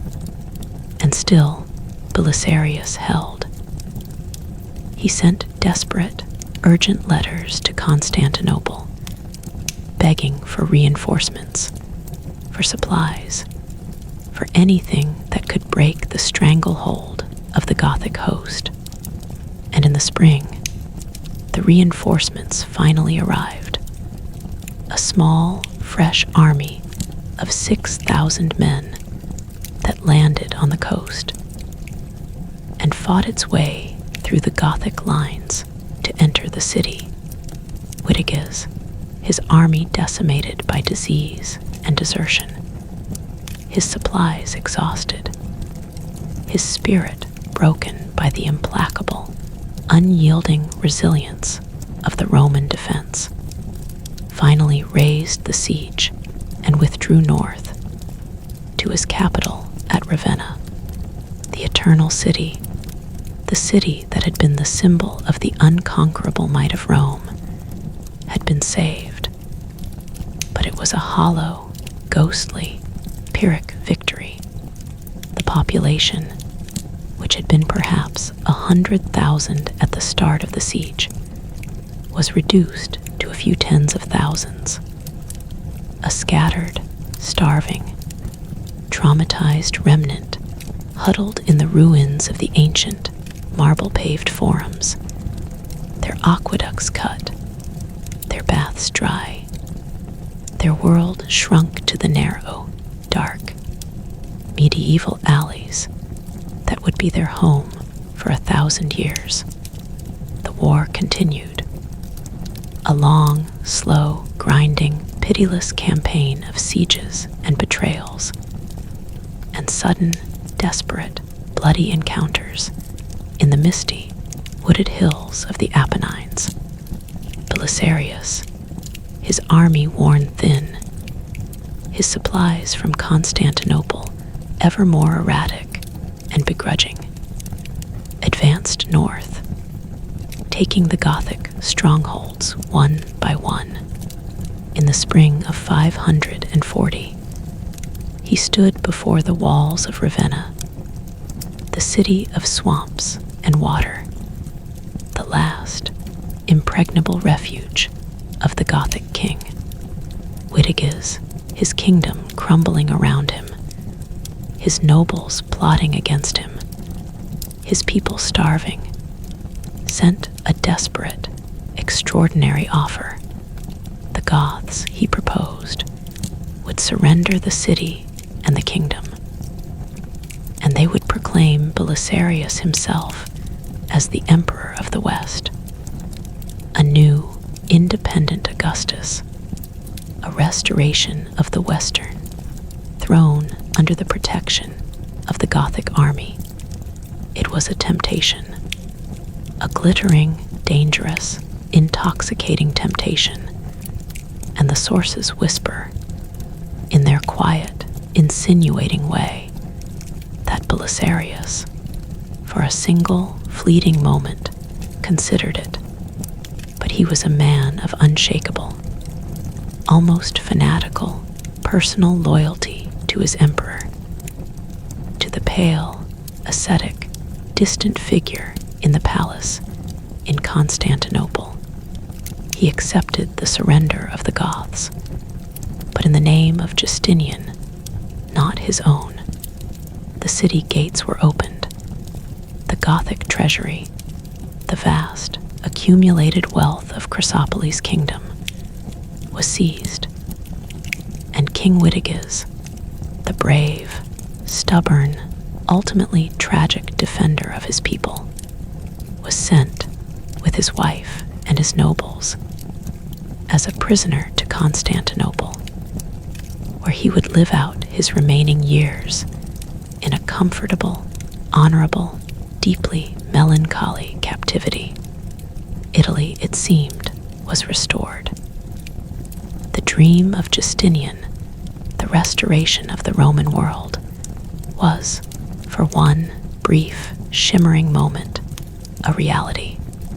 But the dream was a mirage, a phantom conjured by the sheer, desperate will of a distant emperor who had never set foot in the lands he was reconquering. The cost of the war, the immense, staggering, ruinous cost, had drained the eastern treasury, and the peace, when it came, was a fragile, bitter, deeply unstable thing.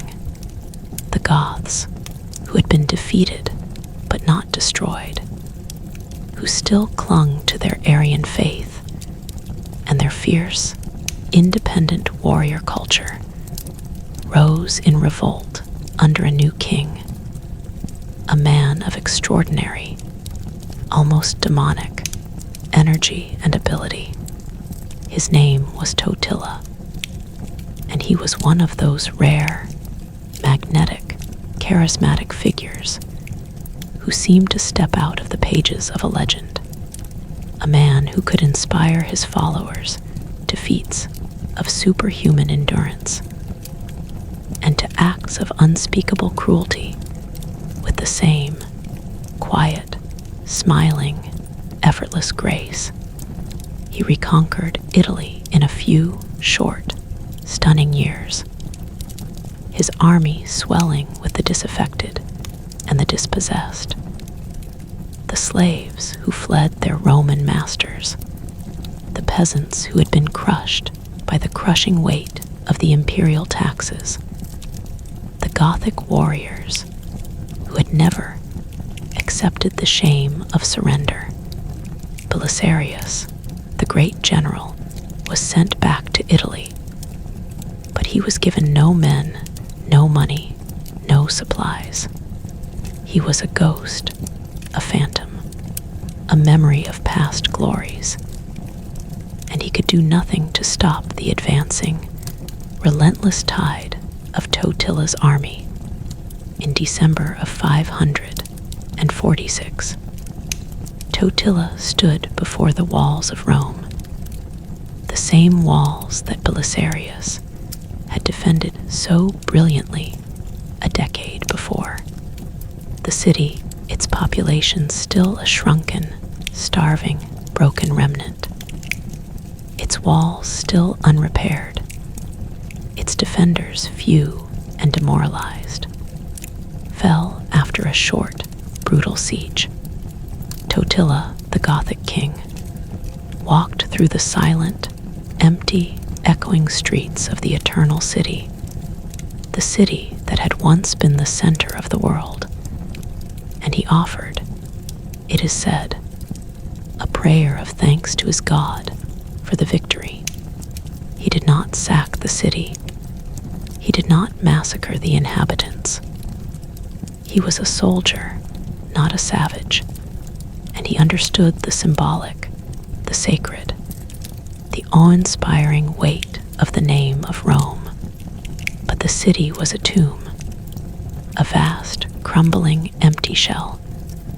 Its great, marble-paved forums overgrown with grass, its temples and its basilicas silent and desolate, its people, those few who remained, wandering through the ruins like ghosts in a dream. Totila held Rome for only a short time before a fresh Roman army under a new commander, the eunuch General Narses, a man of cold, calculating, bureaucratic genius, marched on the city and retook it. The war dragged on, a slow, grinding, pitiless war of attrition, until, in the summer of 552, at the Battle of Tagini, in the dark, wooded, mountainous heart of the Apennines, Totila, the last great Gothic king, was defeated and killed, his body wrapped in a simple soldier's cloak and buried in an unmarked grave. The Gothic kingdom of Italy was destroyed, its warriors scattered, its women and children sold into slavery, its name slowly, quietly, fading from the pages of history. The restoration of the Roman Empire in the West, the glorious, triumphant, Justinianic reconquest, was a hollow, ghastly, apocalyptic victory. Italy, the land that had been the cradle of the Roman civilization, the land of Virgil and Cicero, of Augustus and Marcus Aurelius, was a wasteland. The cities were ruins, their aqueducts shattered, their forums plundered, their populations reduced to a few frightened, impoverished survivors, huddled in the shadow of the great, crumbling, ancient walls. The fields were untilled, the farms abandoned, the roads washed away by the winter rains, and overgrown with brambles and weeds. The long, slow, patient work of Theodoric, the rebuilding of the classical world, had been utterly, completely, mercilessly undone. The plague, the great, terrible, apocalyptic plague of the reign of Justinian, had swept through the Mediterranean world in the early 540s. A visitation of bubonic pestilence that carried off, in some regions, a third, a half of the population. The empire exhausted and depopulated, its treasury empty, its armies stretched to the breaking point, had won the war. But it was a victory that tasted of ashes, a victory that had destroyed the very thing it had sought to restore. The Roman Empire, the universal, eternal, God-ordained imperium of Augustus and Constantine, was still, in theory, the master of the Mediterranean. Its laws, codified in the great corpus juris civilis that the emperor's jurists had compiled, spreading across the western kingdoms, a ghostly, legal echo of a vanished unity.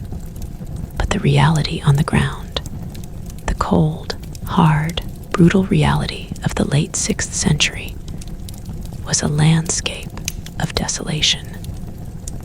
A world of crumbling stone and fading memory. A world that was slowly, quietly, imperceptibly turning into something new. Something that would one day be called the Middle Ages. The old emperor, the pale, ascetic, sleepless Justinian, lived on in his vast, echoing palace on the Bosphorus. For another 13 years after the final Pyrrhic victory in Italy, he was surrounded by a circle of sycophantic courtiers and quarreling bishops. His mind, which had once been so sharp, so clear, so insatiably curious, growing ever more rigid, ever more obsessed with the minute, intricate, interminable details of theology. The Empress Theodora, the iron-willed, indomitable woman who had been his partner and his anchor, had died years before of a slow, wasting cancer. Her body, which had been so beautiful and so vital, reduced to a pale, shrunken, suffering shell. The emperor, who had loved her with a fierce, consuming, almost unhinged passion, was never the same after her death. He walked through the corridors of the palace alone, a tall, thin, stoop-shouldered figure. His face, with its faint, enigmatic smile, now a mask of deep, unutterable melancholy. He still worked, still dictated his edicts and his theological treatises, still dreamed his impossible dreams of a restored, unified Christian Roman world. But the fire had gone out of him in the early hours of the morning of the 14th of November, in the year 565. The emperor, who had been born a peasant's son in the wilds of Illyria, who had risen to be the most powerful man on earth, who had rebuilt the Hagia Sophia, the great, golden, soaring, domed cathedral that was the wonder of the world, who had codified the laws that would govern the lives of millions for 1,000 years, who had reconquered Africa and Italy and the islands of the Western Sea, died quietly, peacefully, in his bed. His body was carried with immense, solemn, magnificent pomp to the Church of the Holy Apostles, the mausoleum of the emperors, and laid to rest beside the sarcophagus of his beloved Theodora, the golden age of Justinian, the last great, glorious, utterly unsustainable burst of imperial energy, was over. The empire, the vast, sprawling, overstretched, exhausted empire, was left to his nephew, Justin II, a man of limited ability and deep, corrosive paranoia, who would spend his reign slowly, inexorably, descending into a kind of howling, pitiable madness. The long, slow twilight of the Roman Empire in the East, a twilight that would last for another 800 years, had begun. And the West, the poor, shattered, desolate West, was left to its fate. A new people, a new, fierce, hungry, pagan people, the Lombards, the Langobardi, the Longbeards, a Germanic tribe from the distant, misty shores of the Elbe River, had been watching the slow, grinding self-destruction of Italy from the northern side of the Alps. In the spring of 568, just 3 years after the death of Justinian, they poured across the mountains, a vast, shambling, irresistible tide of warriors and their families, their wagons and their herds, their long braided hair and their bright, glittering axes, the Roman garrisons, the few scattered, demoralized regiments that Narses had left to hold the peninsula, were swept away like sandcastles before a rising tide. The cities, the ancient, proud, already half-ruined cities of the Italian plain, opened their gates or fell to the storm. The Lombards, who were pagans, who worshipped the old, dark, forest gods of the Germanic pantheon, the Woden and the Thor and the Tiwaz, had no interest in the Roman administration, the intricate, bureaucratic machinery of the late empire.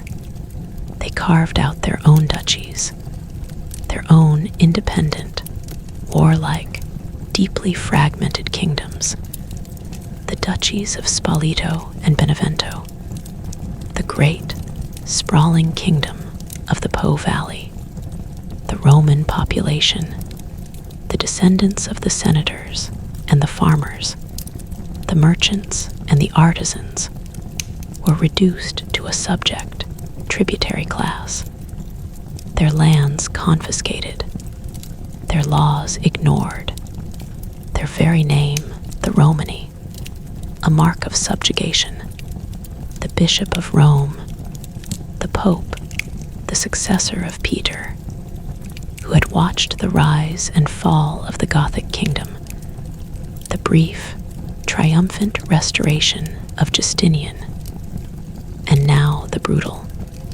pagan conquest of the Lombards, was left as the sole, surviving, legitimate representative of the Roman order in the West.